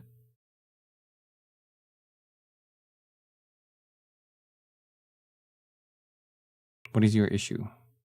Oh, I'm missing a bracket. Okay, so we're sending the player position to the specifically the player position to this moving update.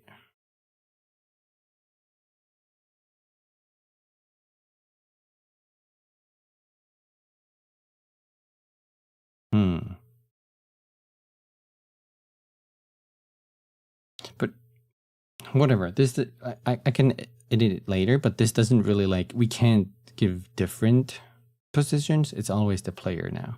But for now, let's keep it that. So it's gonna get a player position. So we want to do, we know we have to do a path calculation here. We know we have to do it, so all of this should happen after that, after the fact. Calculating new path, we're going to calculate it from the player and assign it to the current path and then do the timer. I can just do calculate new path. I don't need this one anymore. And then check if the player is behind multiple corners. We're going to go, we know the path. Shit. Doesn't that mean we would have to recalculate the path if... Oh my god, is there any easier way of doing this? Because I just realized, even in the one I drew here,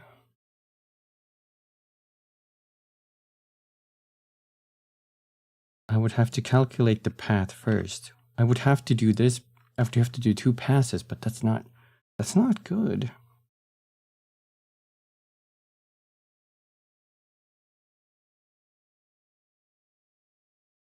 Unless we calculate it to the point and then just return. Hey, that could work. So we did the calculate path. Now we check if current corners. Where did we check that? If current corners length is... How many does it need? More than 2. Bigger than 2. Then we know there's not a straight line, because 2 is a straight line.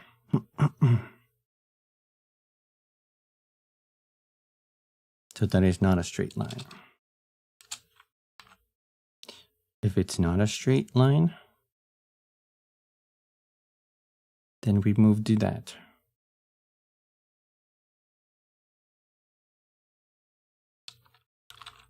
Else, in other case, it was a straight line. If it's a straight line,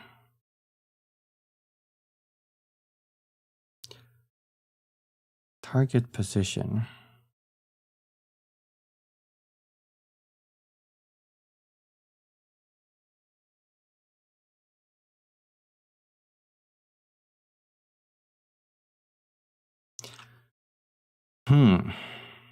Should we just set the target position to be like the whatever the enemy is moving towards?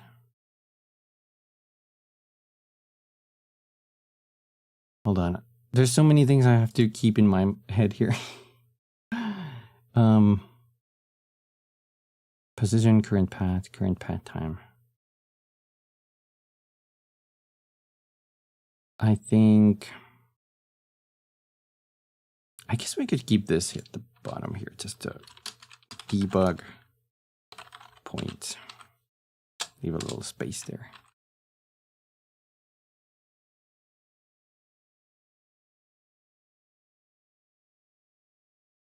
And here we check if the corners are, if we reach the final corner. That might also need a position change.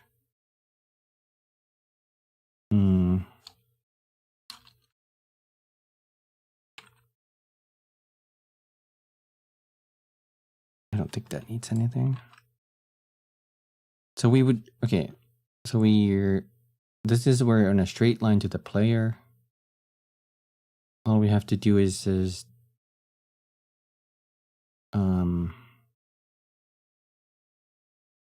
use this, get free spot near the player, which takes a target transform and desired distance.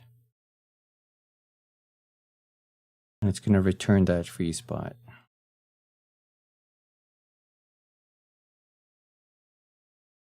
I guess we could do like just use this here.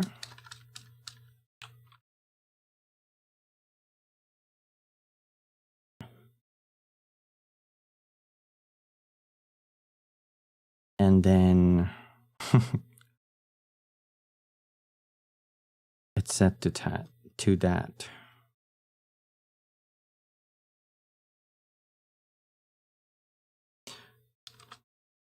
In this case, target position would be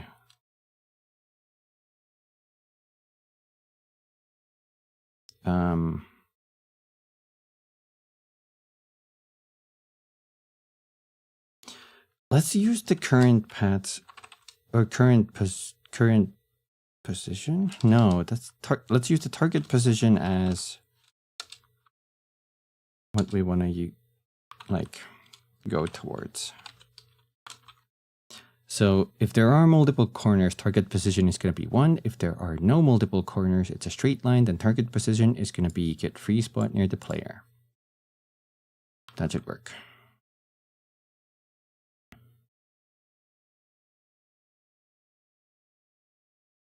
But is that gonna frick it up in case there's one example here that might frick it? If the player is like, let me remove some of this. If the player is there, that's his orbit. If the enemy is here. Now, is there any, I don't think there's a scenario where the enemy has a line of sight, but, or maybe, where the enemy has a line of sight, but like repositioning the box from the player would cause it to like enter you know, like unreachable area.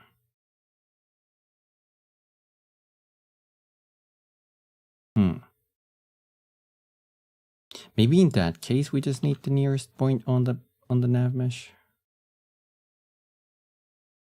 But also if we're just skipping the corners here, is it just gonna cause a little bump there? No, it's gonna be fine. It's gonna be fine.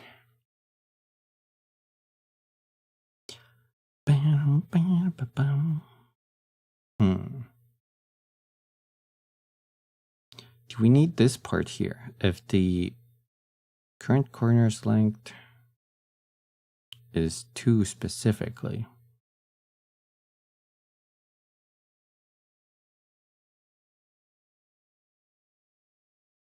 Here we check if it's more than 2. Isn't it like... Maybe we could do else if just to catch more errors. So we could just put that there. And then we can do else. So it's if, else, if, else. And this is going to be just like a debug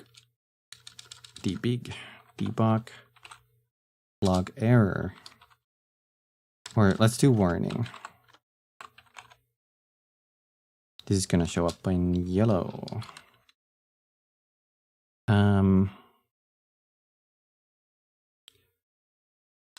Less than 2 corners in current path. This is going to be a little error there.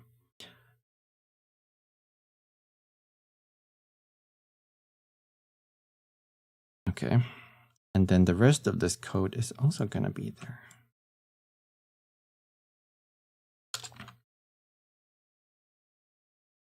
So if it's 2, and if it's going to set the position to be like that, the offset from the player, and then we're going to check if the corners, if we're like if we're close enough to the point, then final point reached, return false.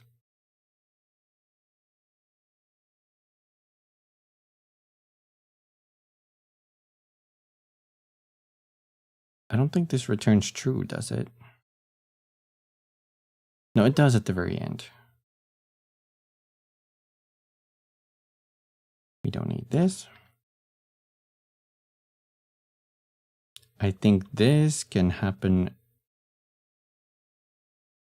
with our path calc.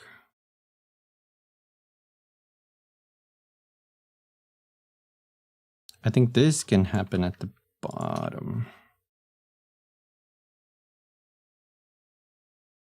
Like that.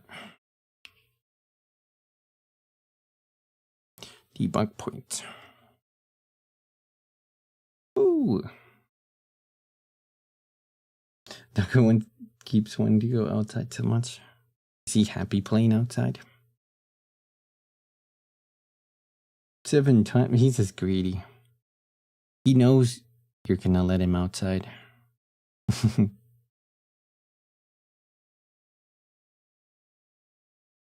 I don't know if it's viable. It sparks at any sound. I was gonna say, is it viable for you to have like what are those called? The dog doors or something? Where the doggos can go outside on their own on the backyard.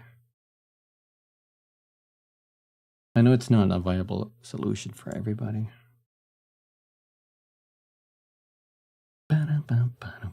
Oh, sometimes we would also leave our dog like on a leash, right?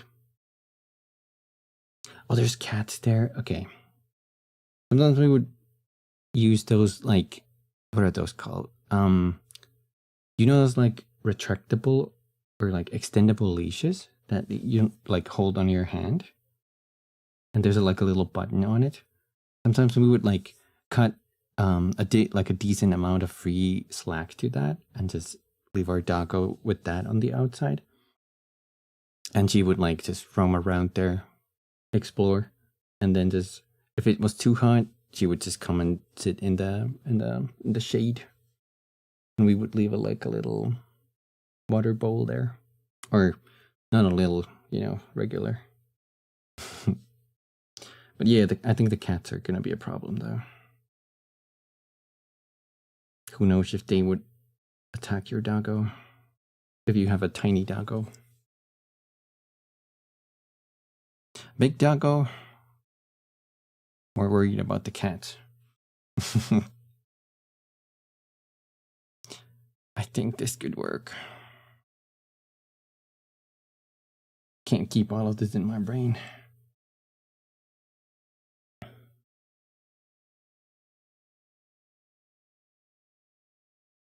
So we want, instead of this corner, we want current motion is going to be target position.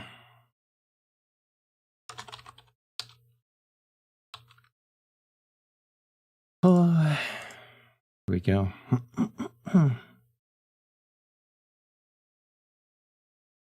They've all run from him. His bark is so deep it scares them off. They can climb this little metal staircase you have for some reason had since 80s.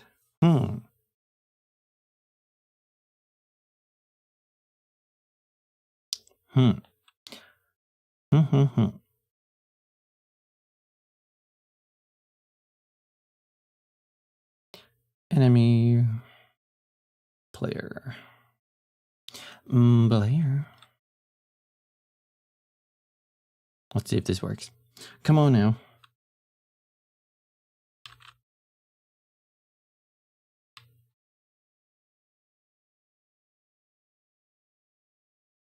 Holy shit. Look at that. They're getting smarter.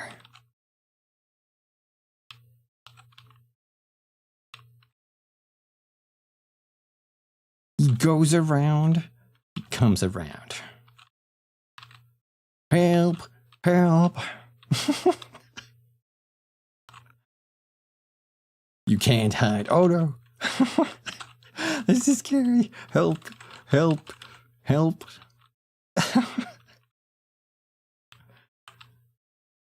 That's pretty cool, actually. Wait, I wonder if we can do some cool stuff here. I wonder if I can make the enemy turn when he's like, just flip the sprite whenever he's moving.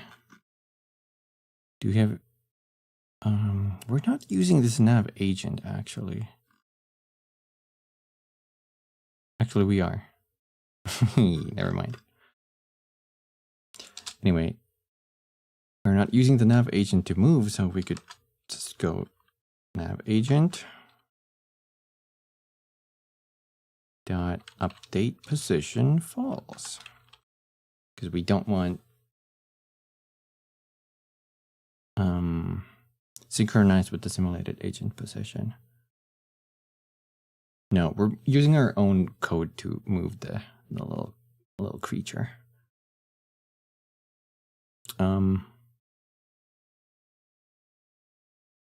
But I think I would need a reference to the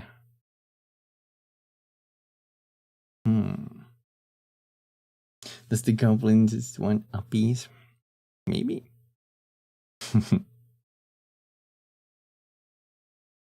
He's out there to find them. I don't have any. This is pathfinding, so predicted variables. Let's put it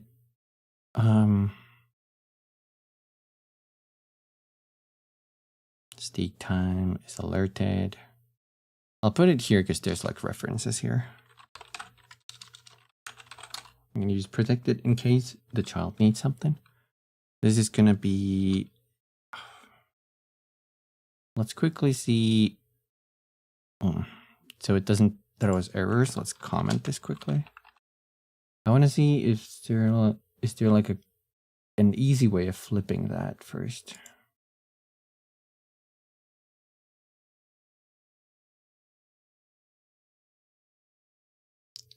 Sprite. Oh my god, there is flip. So all we need is a sprite renderer reference. And I just realized it's not on that object, so I'm going to put it down here under the serialize field. Now, what are you doing? Oh god. Private sprite renderer. Sprite renderer. And it's a serialized field, so we can just fill that ourselves. And then I think this might have to be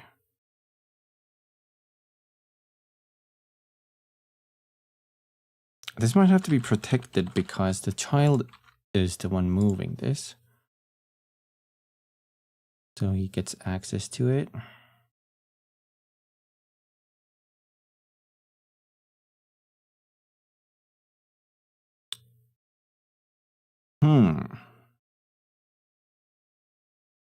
Now all we need to know is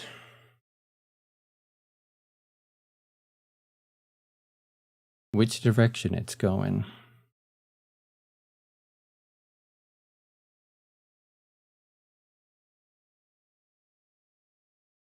Let me quickly see if there's like a super easy method for doing that. So I could go like how to compare, how to check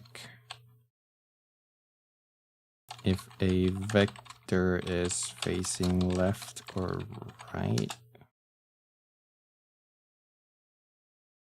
They're using cross product. To check if a vector points left to right in Unity, use the 2D cross product or a dot product with the object transform right for 3D. Dot product. That would be both of these are pointing at the same direction, so we can do it probably here.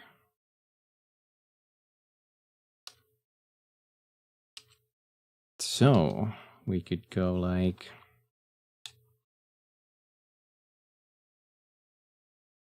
how do I do dot product?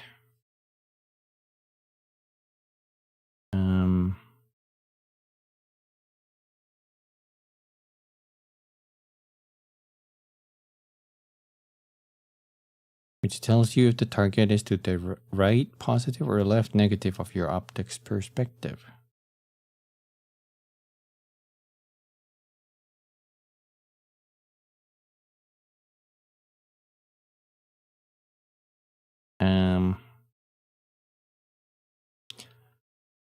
This method checks if, okay. What about the 3D one? There's a vector 3 dot. Okay, that's how you do it. Float dot product.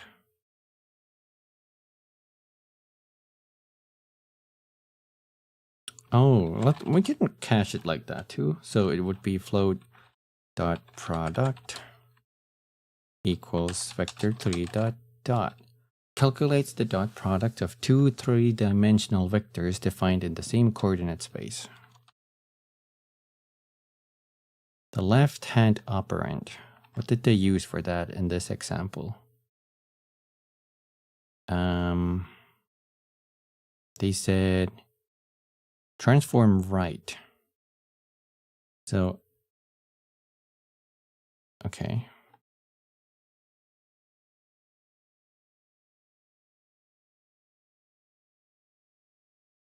What is our up vector in our Unity game? It's Z is forward in this example, I think.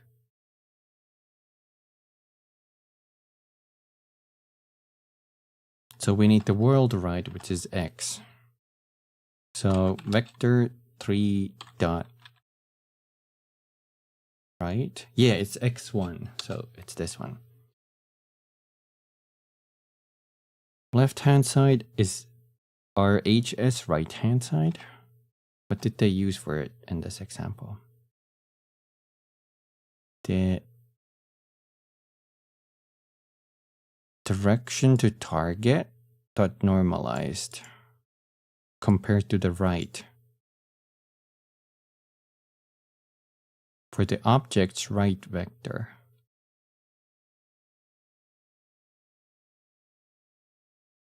So that should be the second one, and the first one should be I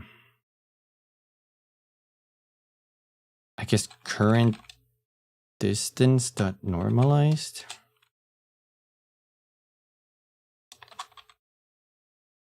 And that should give us if it's facing the left or right, I think.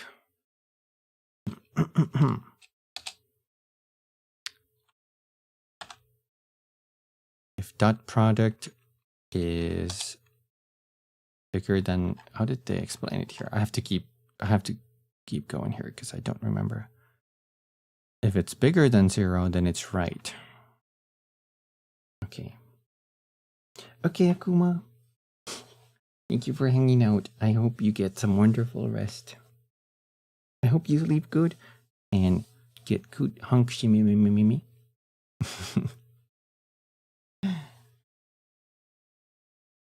Yeah, sleep well. Sleep well, Akuma. Ba, ba, ba, ba.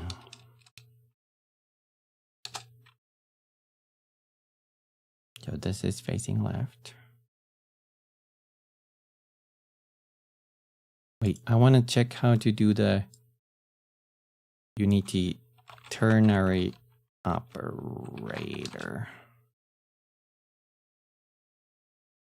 Do you have like a super quick example?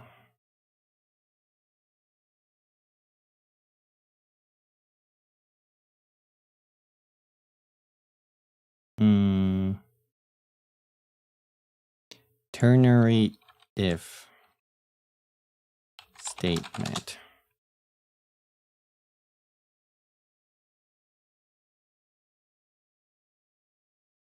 Is that even the word I'm looking for? Oh, no, not that.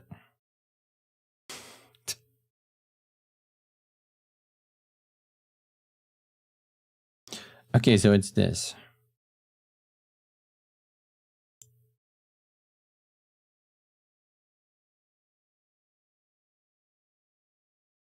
You can use it to assign the conditional values to some variable. Exactly what I need.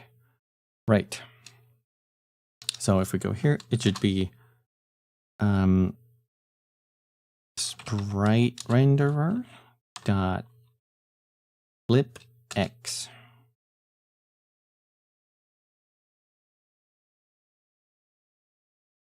It's a Boolean. So by, okay, false, so off, it's facing left. Okay. Equals equals. And in this example, they did question mark. Do something.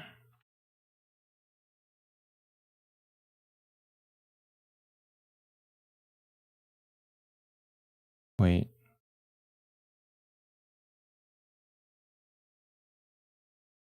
What if we check the Microsoft one?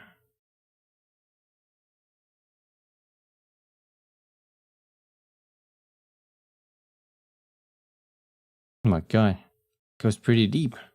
This is the one I wanted. Condition question mark consequent alternative. So this would be the if statement, or the condition would be here. But does it have to be tied to that?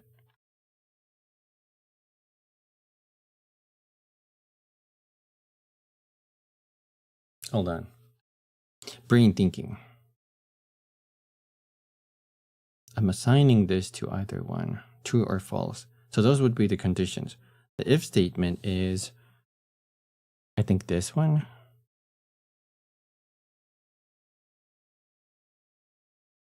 Dot product smaller than that question mark.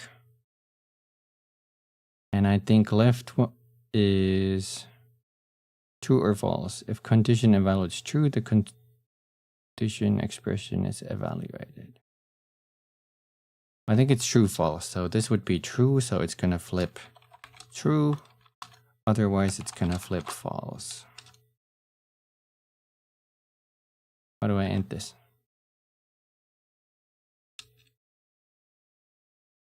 Conditional expression can be simplified.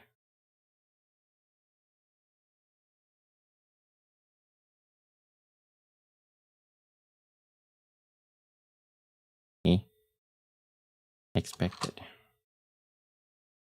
Only assignment call, increment, decrement, await.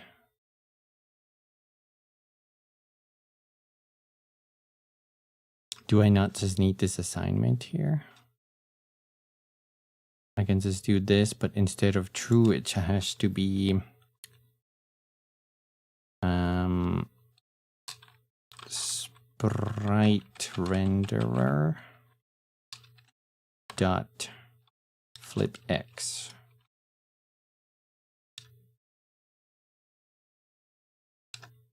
No.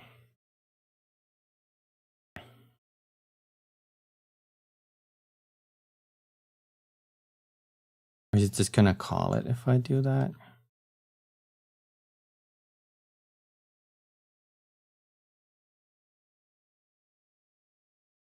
What do you mean simplified?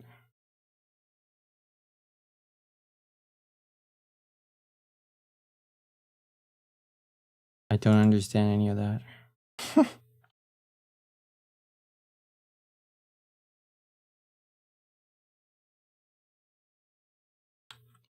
Okay, maybe I can't do it like as neatly as I was hoping, but whatever. We can at least do this a little cleaner. Because it's only one line, we don't need a block here. I can just type sprite render dot flip x equals true. Else that. Else it's false. Do a little comment here. Flip enemies sprite to match the movement direction. Let's see if that works. That's not it. all I need to do is give the reference.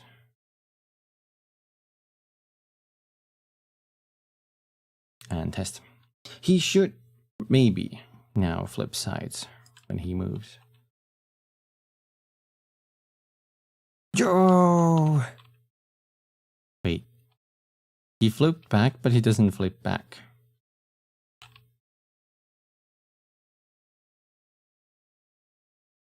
Let's see if the error is on my end.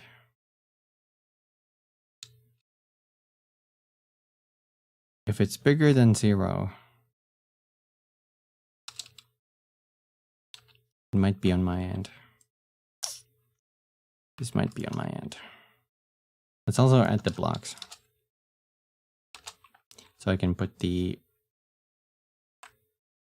I just want to do quick debug.log.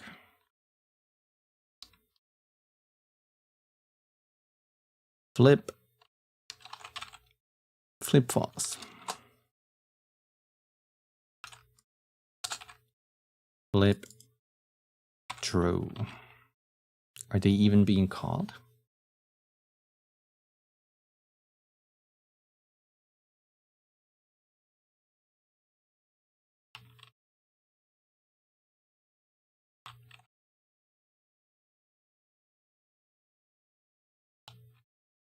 They are.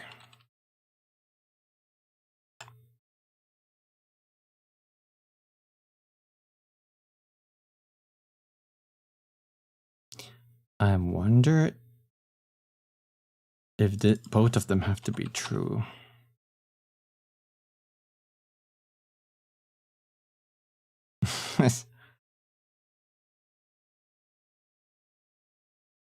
No, that wouldn't make sense.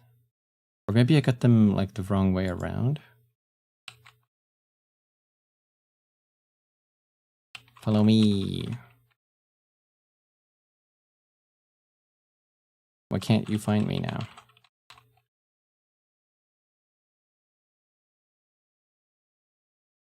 Hello.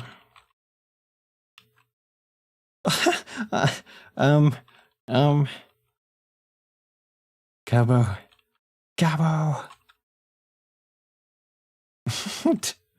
Why did that happen?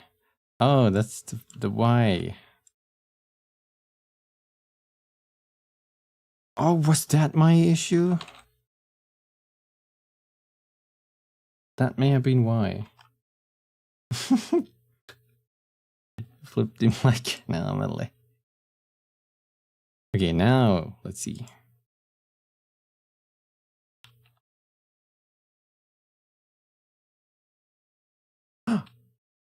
Oh, oh, oh, oh, oh. It looks like he always switches back though. That might be an issue.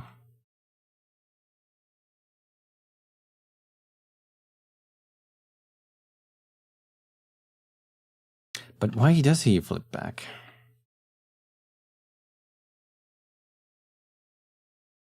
Calculating new position.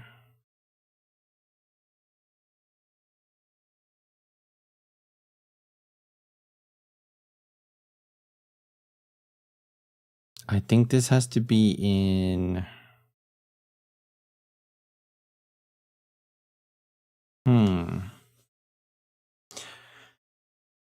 I'm guessing it's gonna return... Wait, is there like a... What did the search give us otherwise? Oh my god, I'm sorry.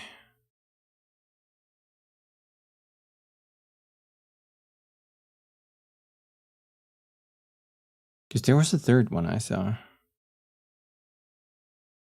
Targets is directly in front or back.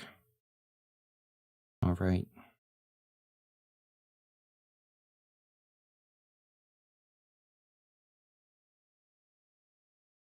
Generally in the direction of the transform right, while negative means the opposing.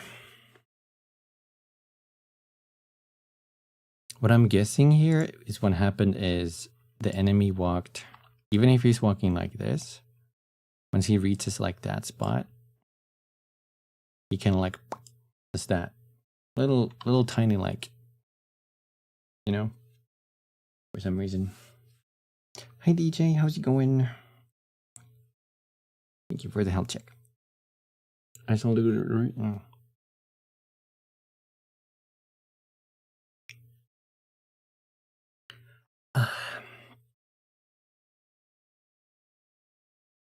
But why is he doing this? Why? Why? Hope you're doing good, DJ.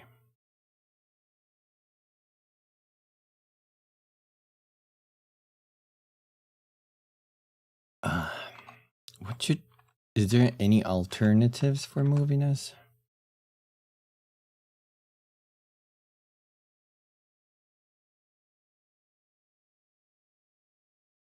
Also, I suppose this could be, just to make it clearer, I'm gonna cut that and put that in here as a function.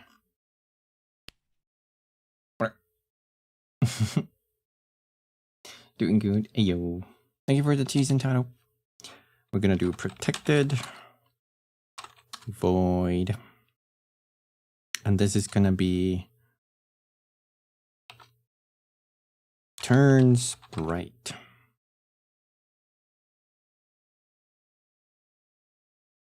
And it's gonna take, what is this gonna take?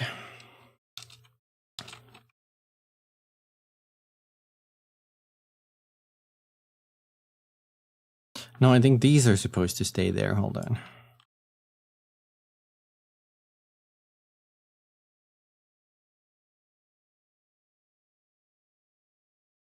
And this is gonna take a float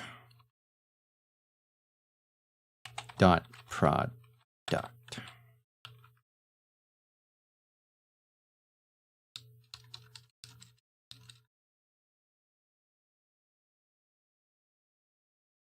Is this unnecessarily complex to put this here?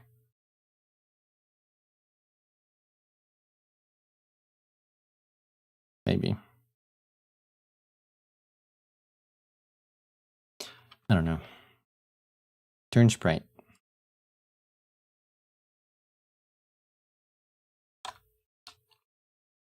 Because now all we need to do is to send dot product in there. This doesn't really help us, huh? In case.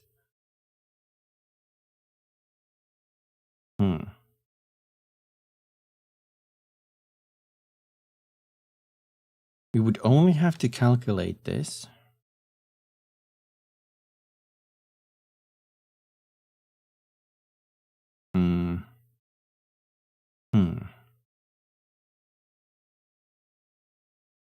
Could we fit it in here somehow?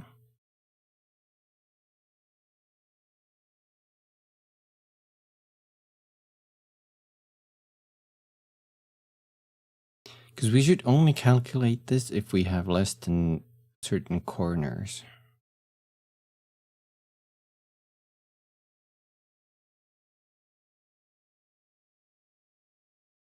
No, that doesn't work, because it's going to be 2 corners regardless, even if we stop. So that's not it.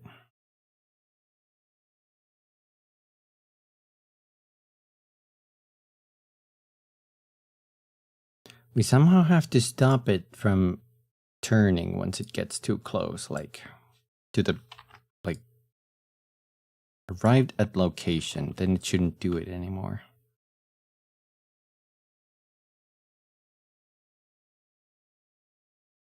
Final point reached. This is where it shouldn't do it anymore.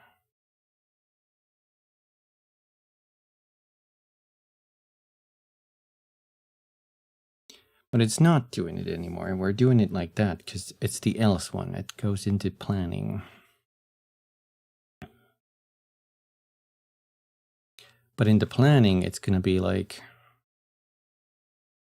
attack range. So it's going to do the attack one, right? How do we stop you from flipping unnecessarily?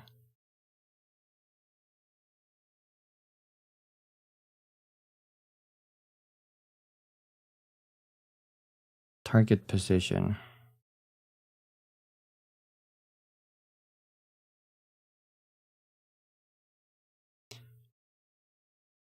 we're using the distance. That says the direction where we're going. But it's that final step that I think messes this up. Somehow.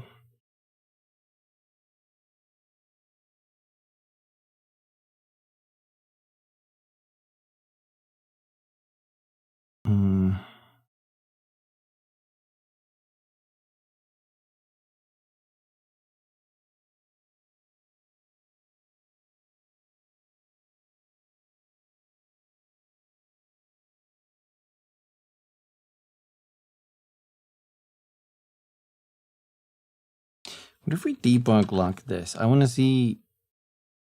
I have so much debug lock, it's going to be hard to follow now. I'm going to take moving update out. I know that's going to happen.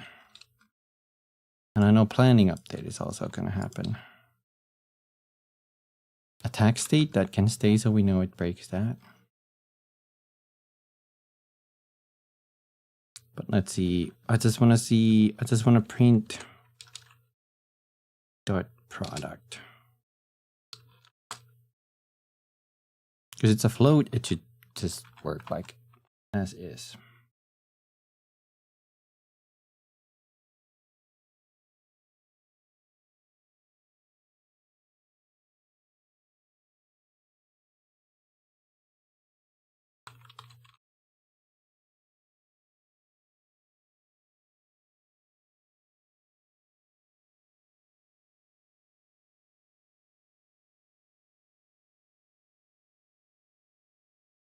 Let's go frame by frame.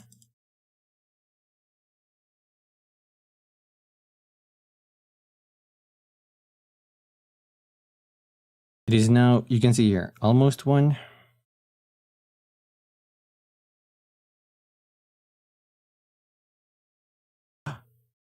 It went into 0.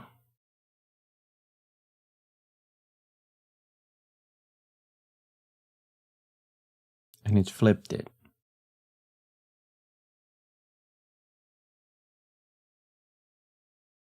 Is it a good idea to constantly do this update either? So for some reason 0 picked it up. Maybe it's this false. Maybe it has to be actually, yeah, I'm just dumb. This has to be, we can't just check that. It has to be smaller than 0. Yeah, that was my issue.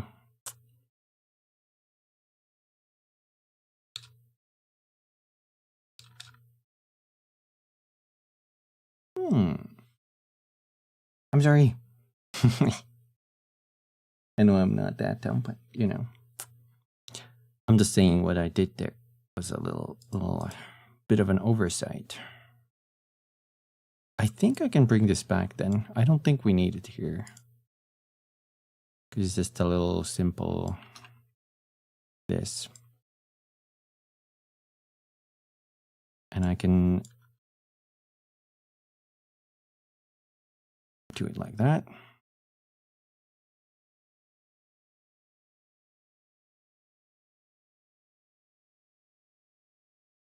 Then the ternary operation would be so cool to have here though. But I guess we can't use it because I need like multiple checks here. Could I do it like... Would this look ugly if I just do it like this? No, if I like space it out like that. Looks a little weird.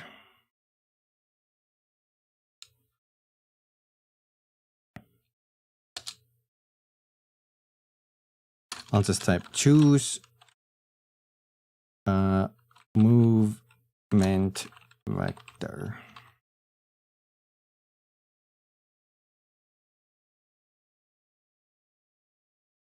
Maybe leave one space there so it's easier to read. I don't know if people use double spaces because it doesn't really matter.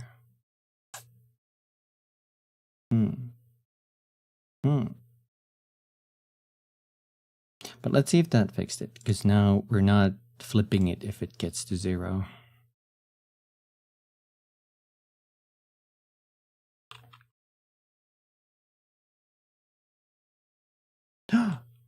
Oh, he follows.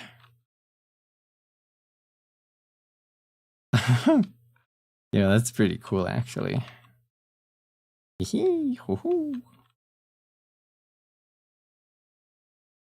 Now we understand how Gobbos think.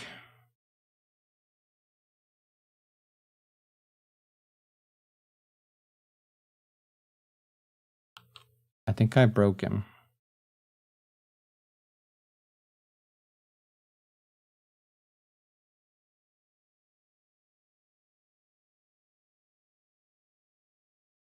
I broke him. Why is he stuck?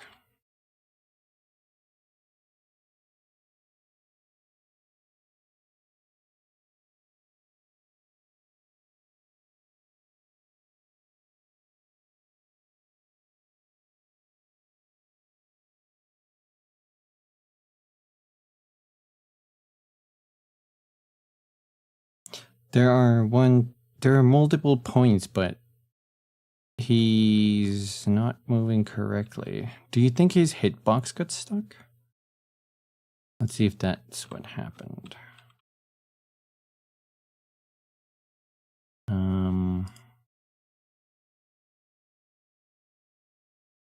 His hitbox may have gotten stuck there.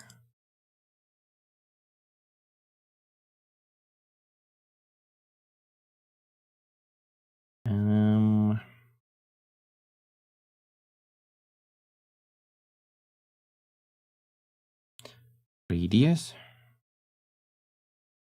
0.5. Wait, what?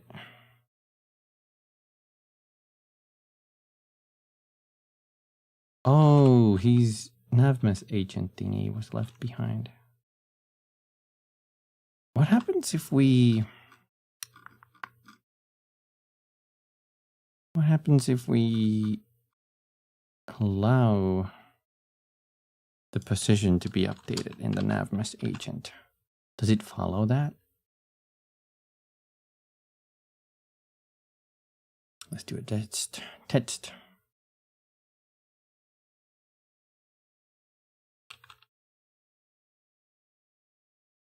Yeah, it's moving after.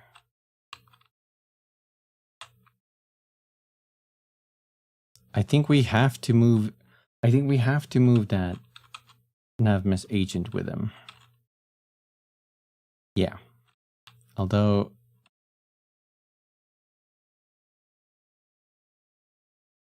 there's a corner where he flipped. I think that's because we were too close. Also, I don't think that I should force them to stand in a specific distance. Like, if they're just there, that's fine. If they're like within attack range. But there should be like some sort of... So we don't need this. We need to keep that moving. There needs to be some sort of minimum distance when they attack. I don't want them like flipping backwards, you know? Enemies at the first corner, calculate new path, check if the player is behind multiple corners.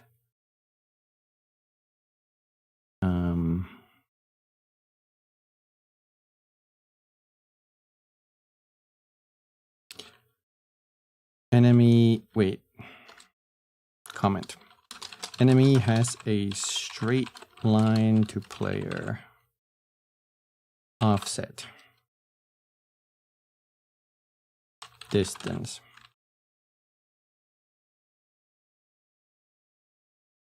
This is a problem when the enemy cuts corners, though.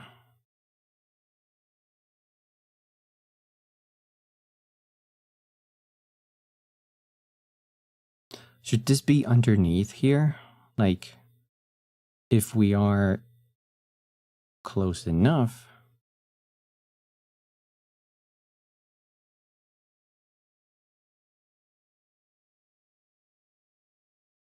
We could we could cache that. We could do a float. That is this. Call it distance. What? Oh, right. Float distance, and it's gonna be that magnitude. How far are we to the next, or the final corner? If we are, and then that if statement could be,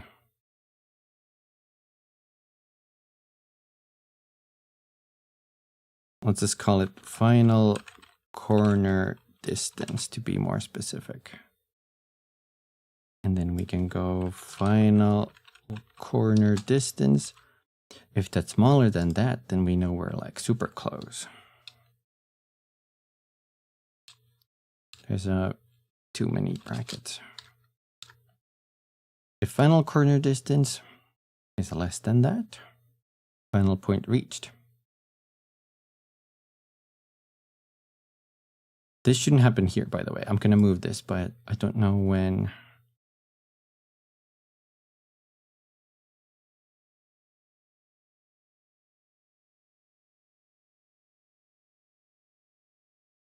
Okay, first we check if we were like close enough. That's the if statement. Then else, that's gonna be else if actually. Else if final corner distance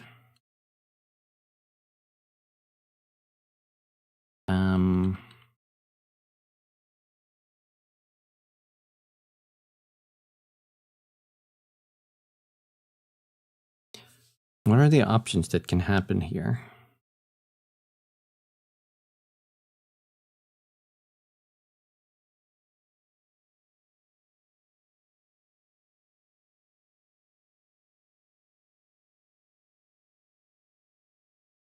The target position only gets applied here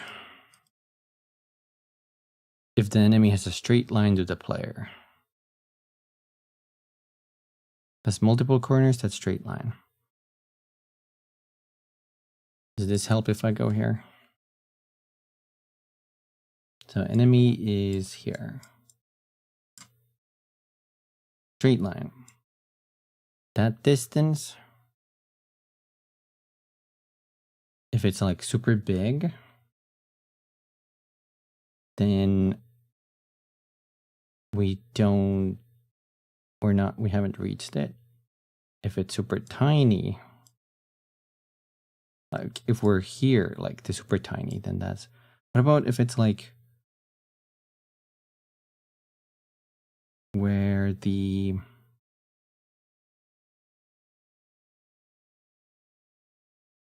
we're too close to apply this one.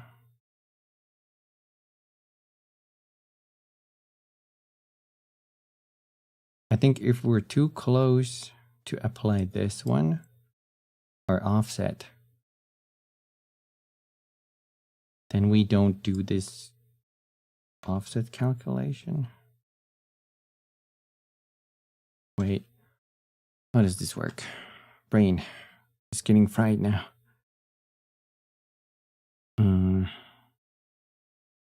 There's straight line to player, final corner distance. We know if we're too close, it's that we reach the point, and then we just return. But if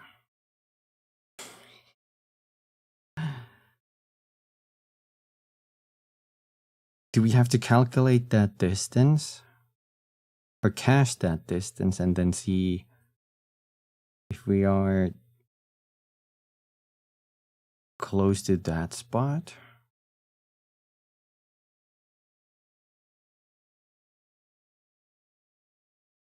But shouldn't that be already the target spot when we calculate the position?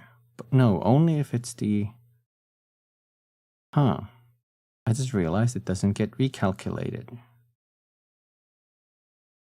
No, this is just the offset. And we are moving toward the target... when we are moving toward the target position. Right, so this only happens if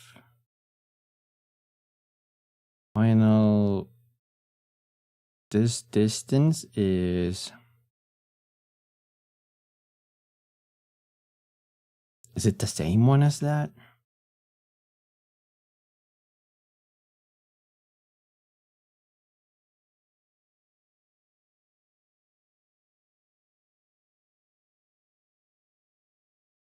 Wait. Or are there only two options that can happen? Final point has been reached if this distance is too close. Is it or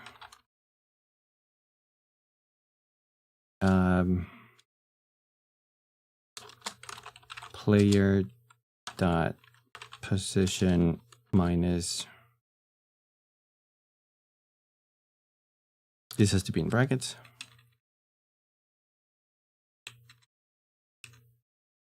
minus transform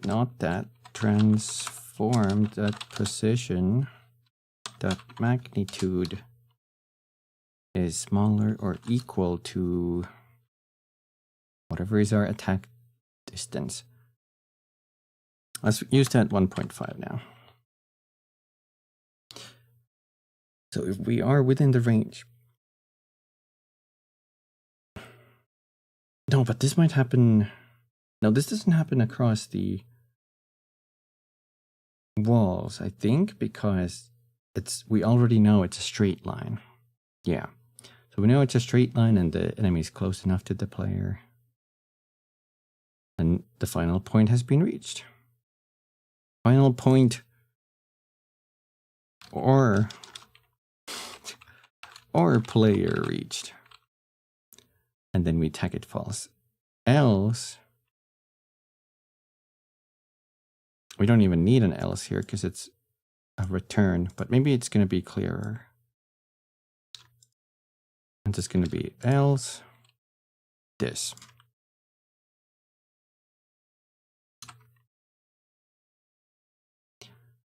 Enemy has straight line to player.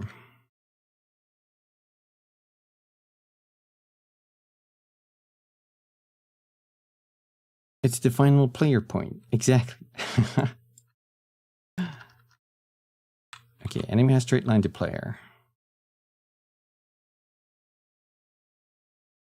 It's like if, else if, else, if, else. Hold on, I'm gonna try to read your name. Shino Bombo Dart. Thank you for the follow. Much appreciated.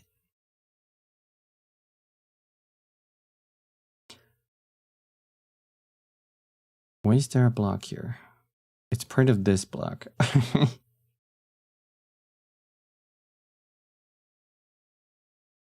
Right, this is like the warning. Let's see if that works.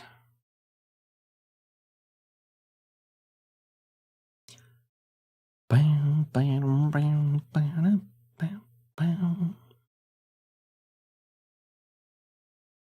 Follow me, Gabbo.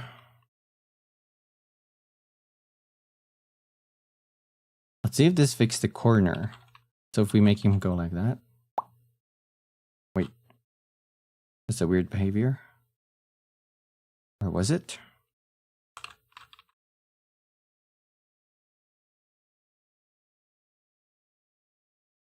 It almost looks like he's sliding, but I'm not sure.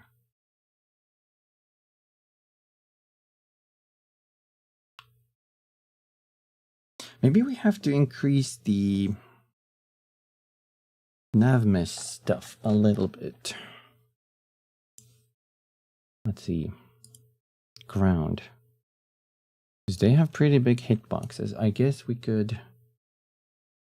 They're not treated equally either. Look at that. This side has like all the way over there.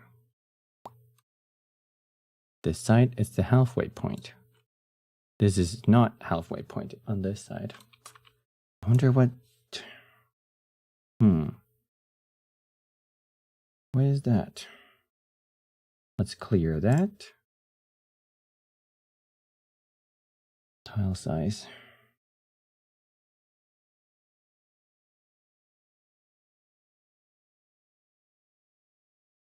Agent type humanoid. All game objects. Volume.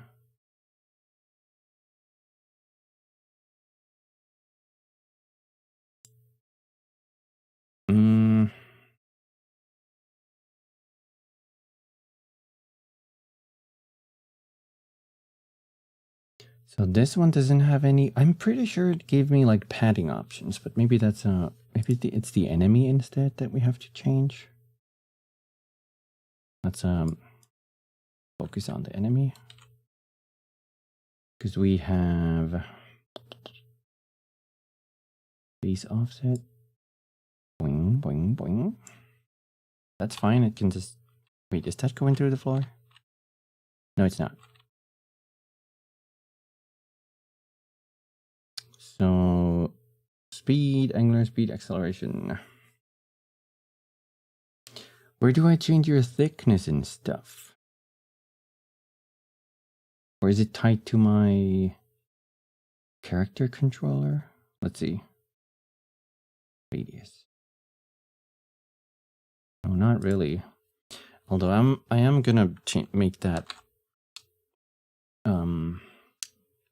character controller like 0.3 maybe. At least that way it shouldn't collide with walls as easy. It's more the nav mesh. But it's kind of weird I can't change that.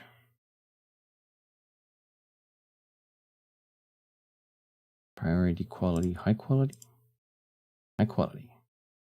Oh, there's the radius.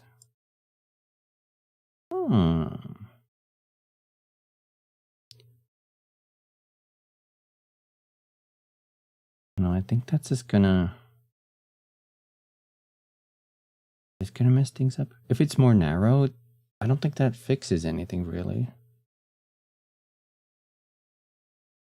Let's try...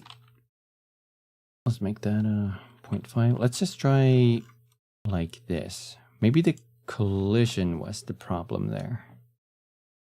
Let's see if the Gobbos follows us better now.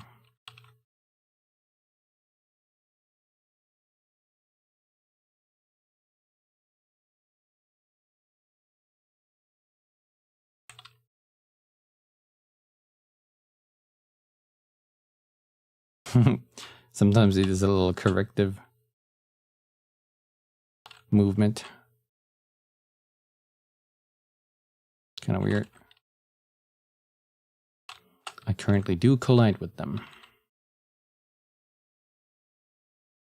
I'm still pretty happy how this turned out. Like if you just start running, it's gonna give you chase and it's gonna update its path once every second. That's pretty cool to see, honestly. The Gobbos brain. The Gobbos brain is more complex than we thought.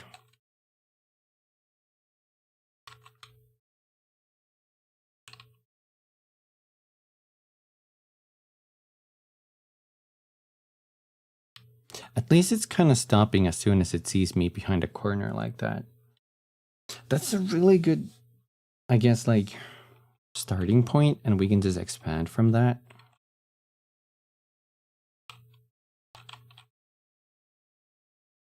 Also, I don't know if I want to collide with the Gobbos in the end. Maybe. But maybe if you just move too close to it, you might take, like, damage or something. Because, like, currently, I just slide toward it and go do, like, I do that. Of course, since this is only moving in these axes, I could potentially just change my hitbox to a cube instead. That way, I would just, if I, like, run across the enemy, I would just go flat, like, towards it, you know, like, stop, instead of, like, the capsule makes me kind of, like, you know, like, slide over it. You see that? If I had a box collider, I would just go, like, flat, like that. At least in theory. We got 1 or 50 out of range exceptions, but that's because I walked outside the arena. Not much I can do about that.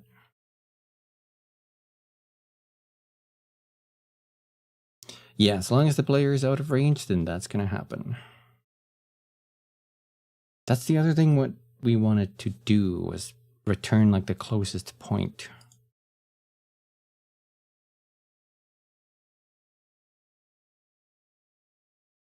I wonder if we could do that easy as well. If it says out of range, doesn't that mean it says in the enemy has straight line to player?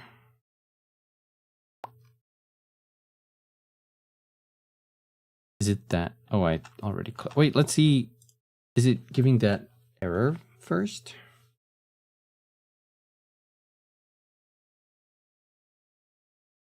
Oh, follow me.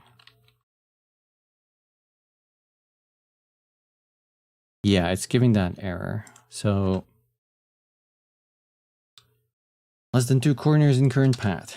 This should be, in that case, target position is, we have to somehow get the nav agent dot close, find closest, no, it was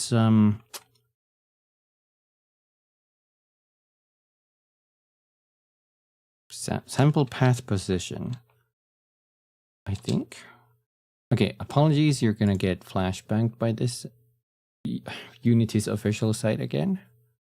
Warning. Sample position. Find the closest point on nav mesh within specified range. Okay. Sample path position. Do I just have sample position?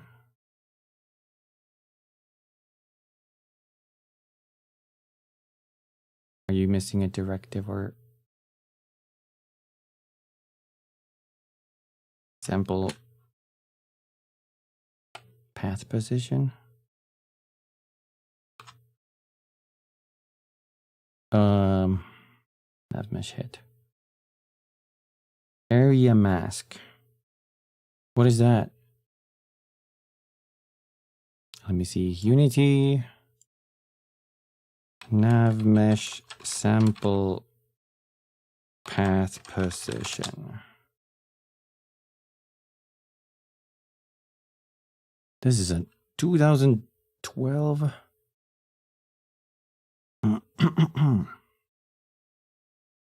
It will return sample position does work. Wait. Is that a different thing?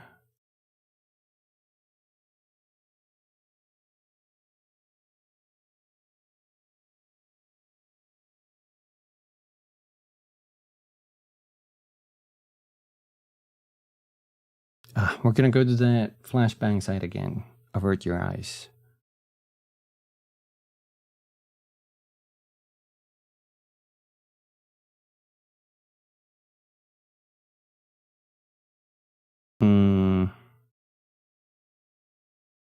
Nav mesh sample position.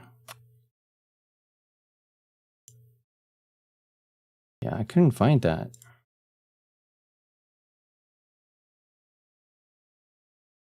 What is an area mask? Do we have anything like that here?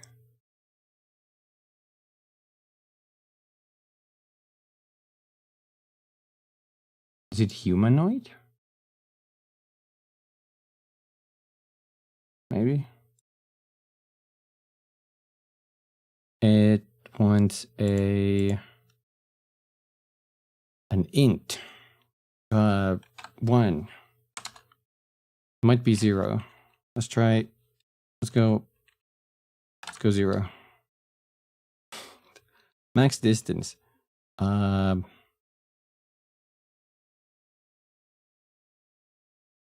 Wait, it can't be that. What the hell? Path position.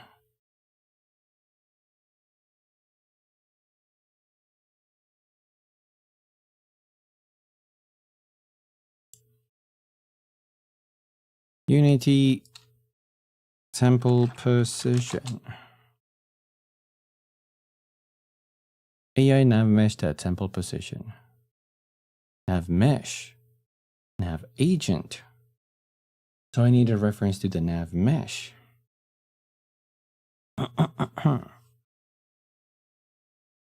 Well, let's just see if that works. Nav mesh dot source position. Okay, that works. No, I need another reference. Okay. Path finding. Private nav mesh. Nav mesh. Although, cannot declare variable make field read only. Oh.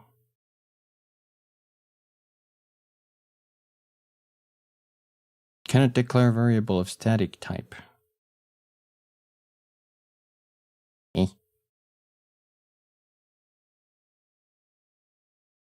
Eh?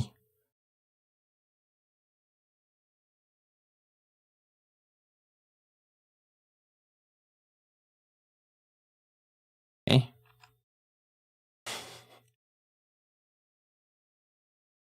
It's a class. Wait, nav mesh agent builder. Data hit obstacle path. Modifier surface. And nav surface. I mean, I can do that. Let's see if that works.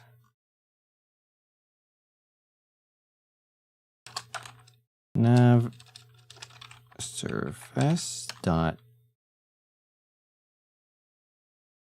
Are you kidding me? There's no. How do I access that? Singleton class. Oh, it's singleton. So I can access it anywhere? Oh. Well, that actually helps.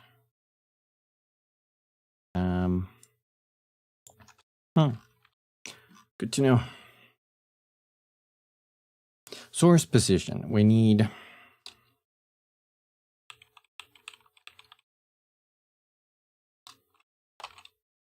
target position. I know it's using itself, but you know. And out nav mesh hit.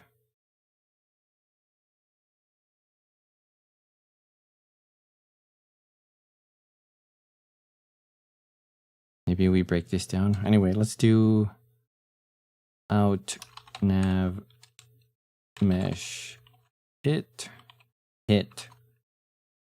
float max distance. I'm assuming from the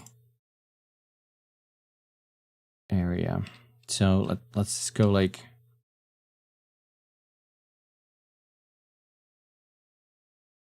is it gonna be bad if it's infinite? Let's just keep it like I don't know. A little bit of off screening is fine, so let's keep it like 5. And then area mask. Let's just go 1, 0. What's your issue? Can simply convert bool to vector 3, right? So we need to instead just run that function. And I think do we have to cache that hit, or can we just go target position equals hit position? We don't even have to cache it, it seems. It's automatically cached there.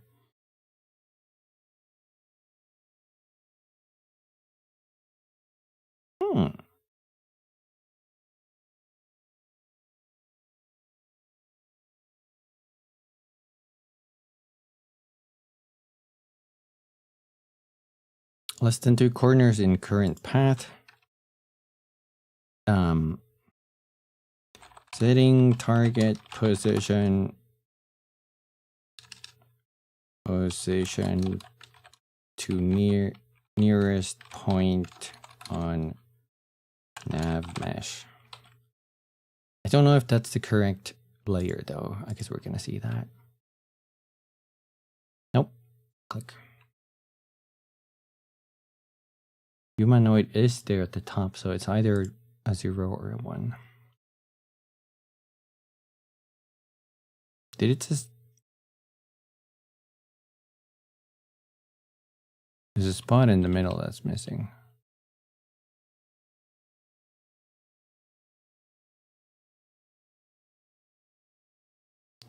Out of bounds.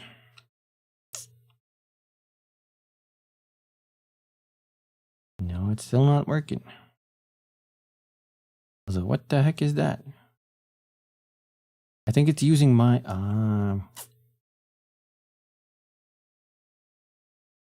maybe I used the wrong...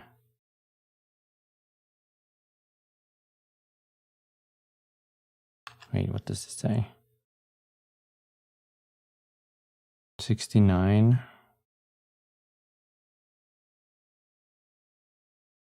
69. So this was the error?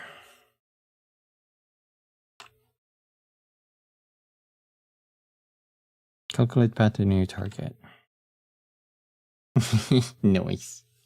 I can't believe it. Wait, that line. If path time is 0, then we calculate a new path. Or if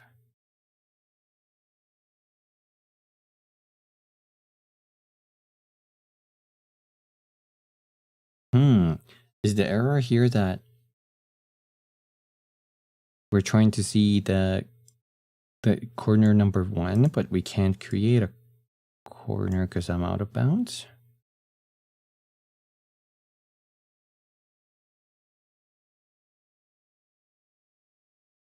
No, but the planning happens later.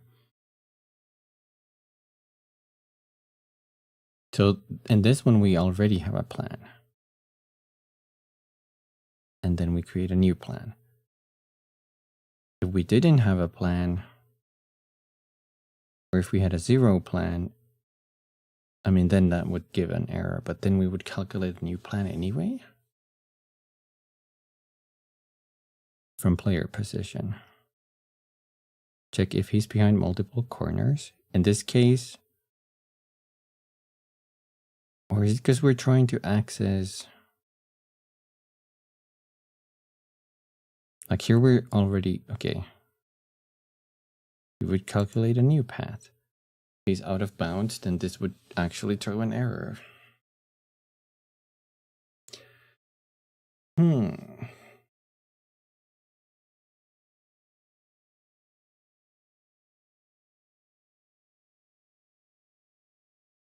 Do we have to... There's a lot of if statements. One thing we could do is just check here if...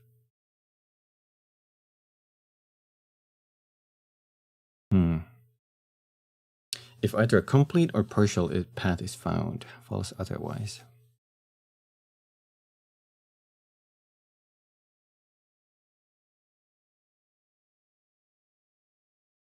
So we could put all of this in an if statement for that.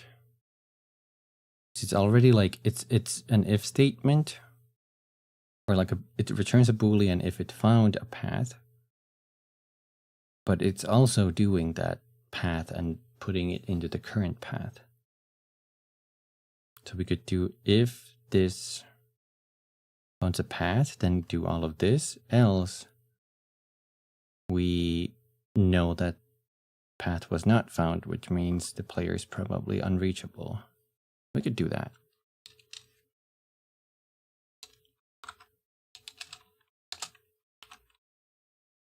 So we put this entire thingy here. Not there, there. And then we do else.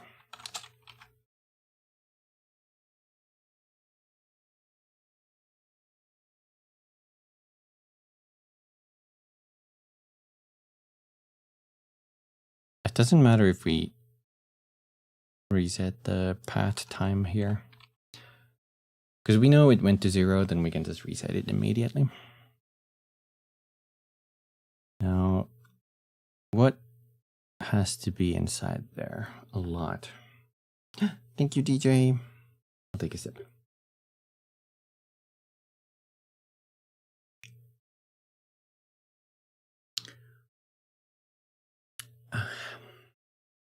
And then do a stretch.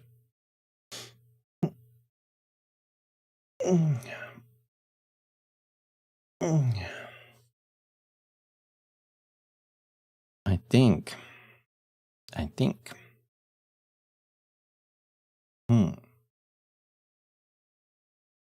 Target position. This is all else if. I think I have to put this inside this. He think. Therefore, he think. Check if the player is behind multiple corners. This happens if we have a path. Enemy straight line. Yeah, this happens. Final location reached. Else the target position is offset. If none of this is true, then the player was unreachable.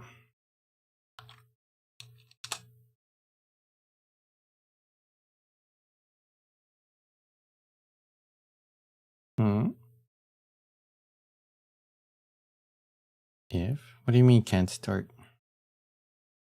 Can't start the fire? Is it just error from that else statement? Maybe.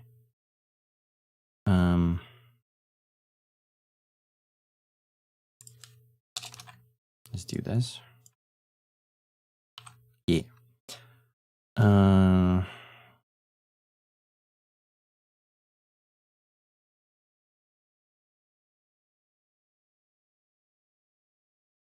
Less than 2 corners. We don't need that.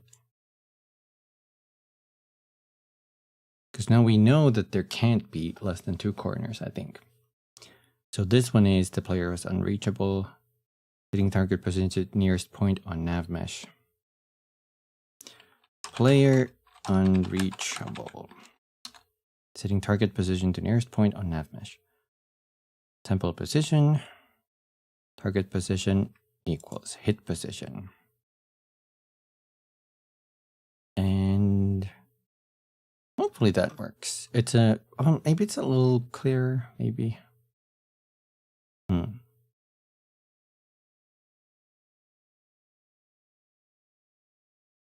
Okay, let's see. I'm gonna untick my player.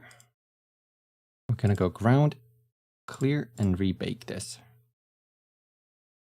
And I don't think it's gonna pick up the height. No, it's completely flat.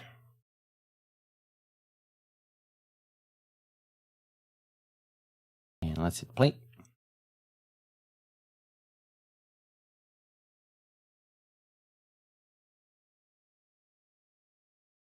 Okay, working fine currently. What about corners? He can reach me. There is a null exception.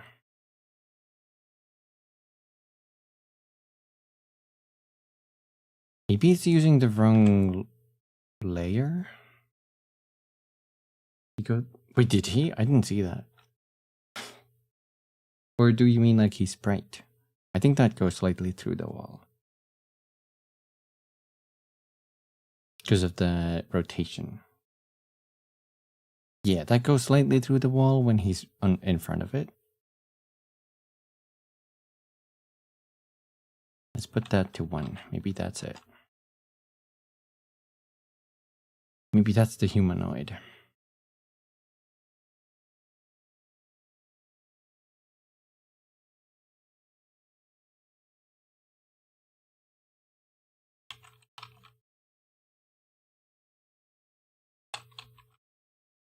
No. But why?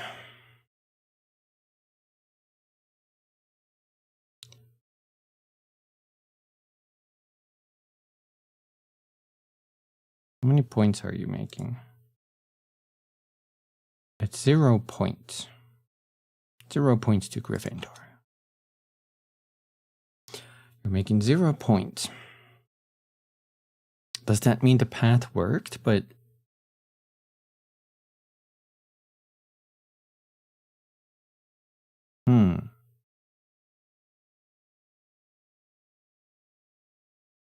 did it say player unreachable? It did.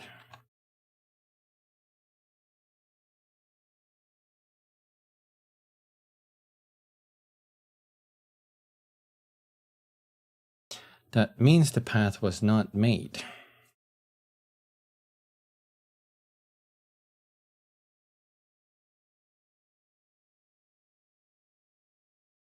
Am I using this wrong?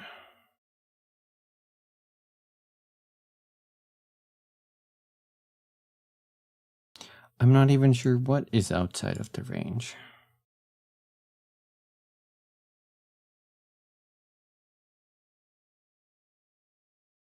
So if we're returning something that's 0, is it now? I think this is the one that's messing it up. Because it's checking the corner.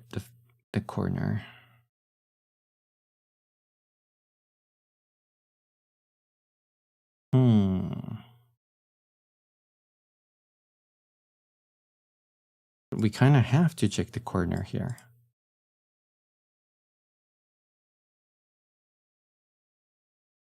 I mean, weirdly enough, they start working once they just get back in there, but I don't know if I want red errors on the game. Warnings are fine, sure, but you know.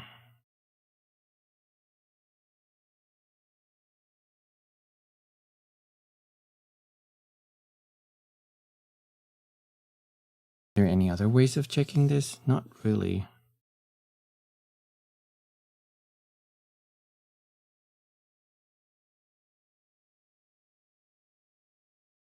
We would have to check.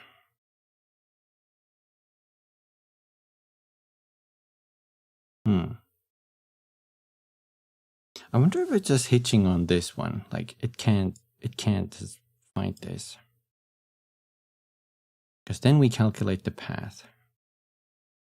But we don't want to calculate the path every frame because that's where the tick frame comes in.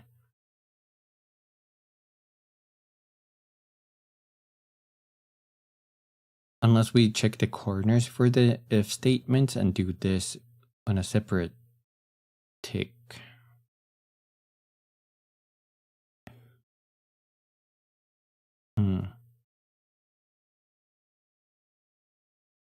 It should be like plan update tick up here.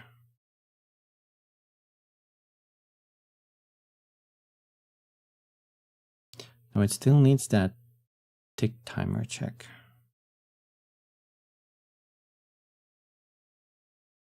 Because if we're not planning it, we have no business doing any of this. Or do we?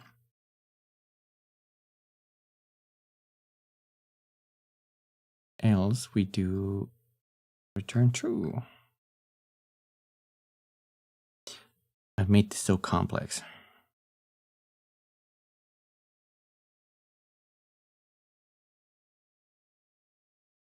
Up enemy's pride. We just do returns false if final point is reached. Is that true anymore?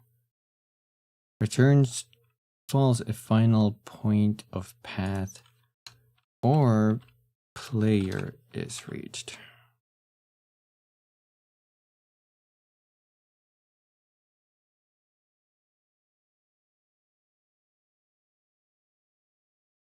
Right, and we're giving the player there.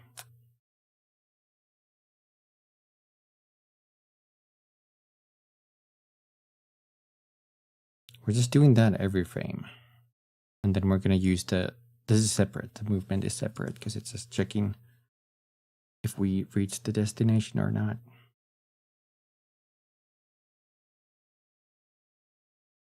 So all we need to know is true For false, we reached the point, and true if we didn't.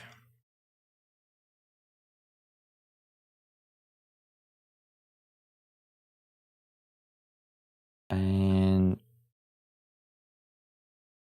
we're only supposed to update this if we have corners. But we can update the path if we have no...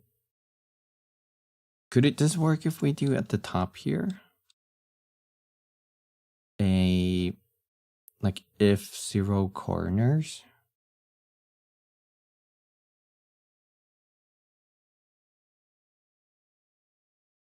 If we plan it here and get 0 corners, go here and return true. So we move somewhere, but we don't have a target position.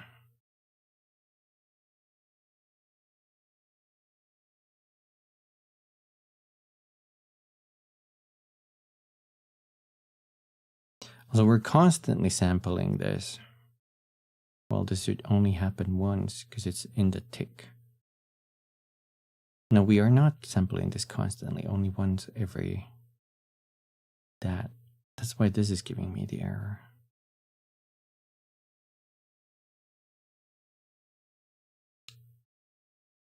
I mean, something that could prevent that is we go if current path dot corners dot length is, I think, less than or equal to 0. Then we know we have no path. Then our current target position should be that. Turn sprite. We can reuse this. This is gonna be sample position on nav mesh. I'm gonna put this entire script in there. I'm gonna sample position.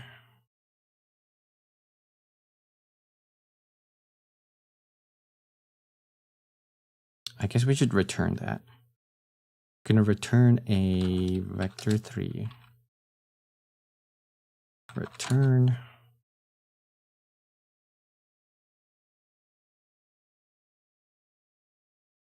No, we're not gonna return it. Are we?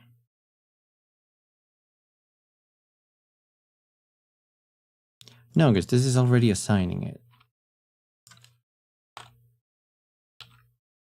And then instead of that, we can just go sample position on mesh. Or do it here too. That way we don't have to write that code multiple times.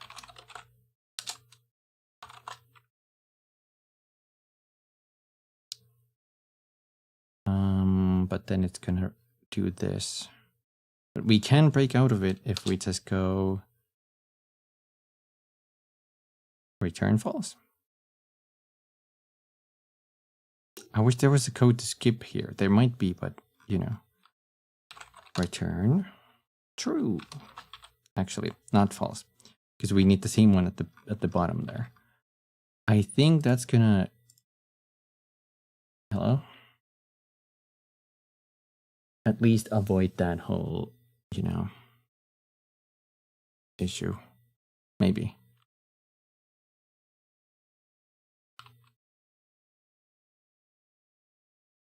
Or he's just gonna walk over there.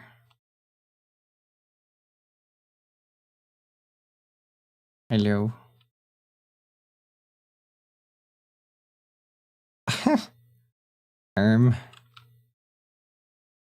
Little Gobbo. What's wrong? He broke. He brokered.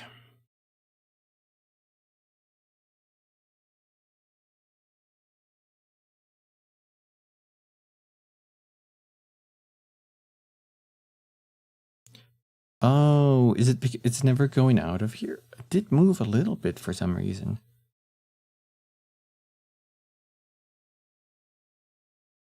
The problem is this is at the beginning, and before we calculate the path, it's always going to be that.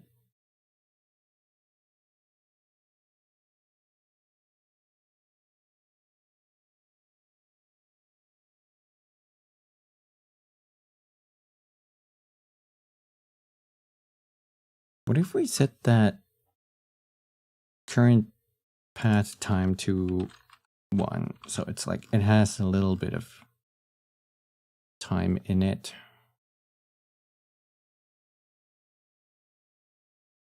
No, then we can't ever reach this shit. I was thinking we could skip this and go there, but that doesn't work.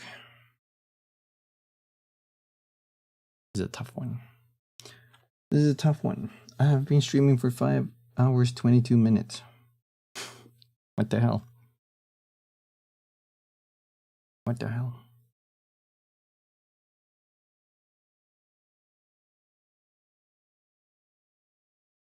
Long while, that's true.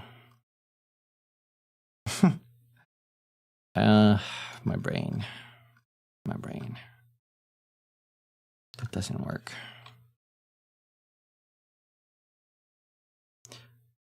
That's like the out of bounds issue, but maybe we don't focus on it just yet.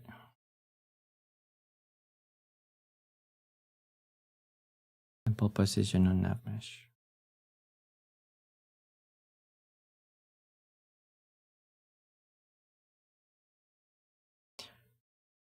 Let's do a comment here. This part don't work. It doesn't get called.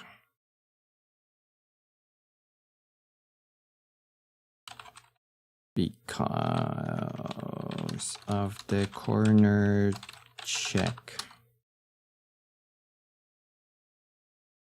at the beginning of this block. Wait, of the above block.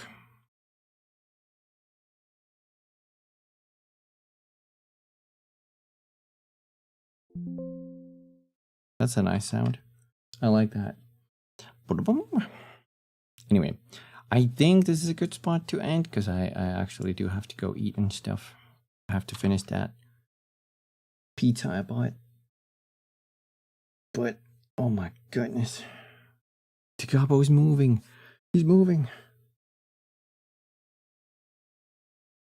Currently, I've been streaming all the work I've been doing on this project. But I wonder if I should code a little bit off stream as well.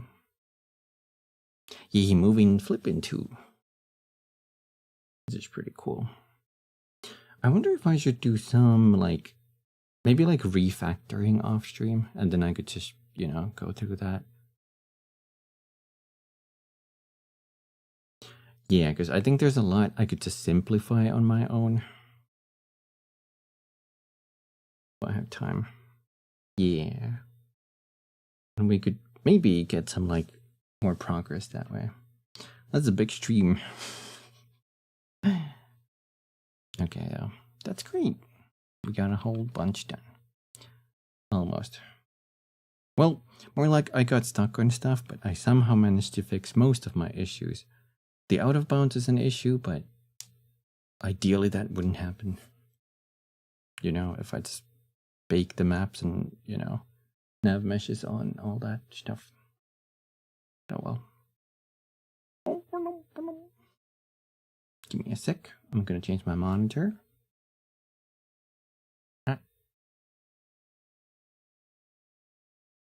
Freeze. There we go.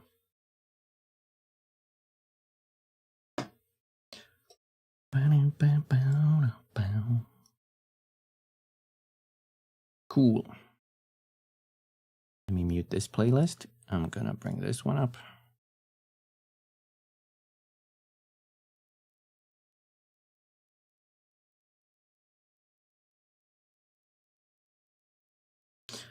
Ayo.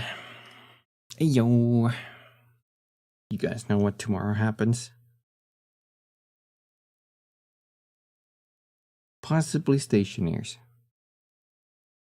I don't know. There's a couple of games I've been playing, but I don't know if I want to stream those yet. But we're gonna see. We're gonna see. It might be stationeers, but I also feel like maybe something else. If I'm not gonna do stationeers this week, I'll definitely do it next week because I want to get that next part of the base working. Also, interestingly, me streaming game development has gotten me more followers than I have gotten in like a weeks, plural. It's weird. I think it's really weird. But hey, I guess people kind of like watching that then. You know, makes me glad. People love them coding. Yeah. I think. I don't know if it's fun when people get, stuck on stuff, but, people are more likely to watch this kind of stuff. It's possible, yeah. It's also cool to see the effect after you write some code. That's true. The movements part here is getting very complex, but like once I get past this and start doing something else, I'm gonna feel refreshed. Because I can do a fresh script and just do simple stuff. To be fair, I got you in the back while doing my own work. That's actually how I like my streams a lot, It's there to keep me company, Chime in every now and then. That's how I like it.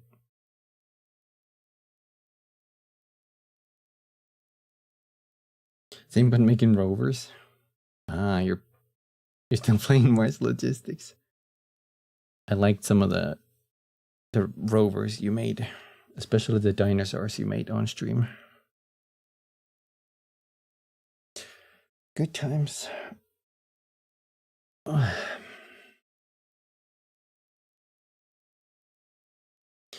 We took the unlock all parts. Yeah, the game does take a while to complete. And I also just wanted to create like some monstrosities, so I did hop into the sandbox to test around and build. And that was a lot of fun. Okido. I will figure out what I'm gonna stream tomorrow. All I know is this time it is not game making. Tomorrow it's definitely something else.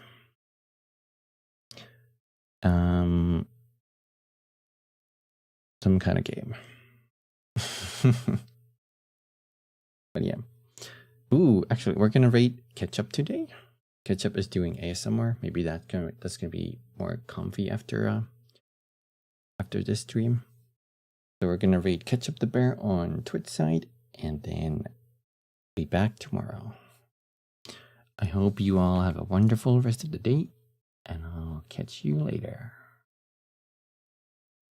Take care now. Bye. Bye. Take care. Bye. Bye. Bye. Oh. Thanks for watching.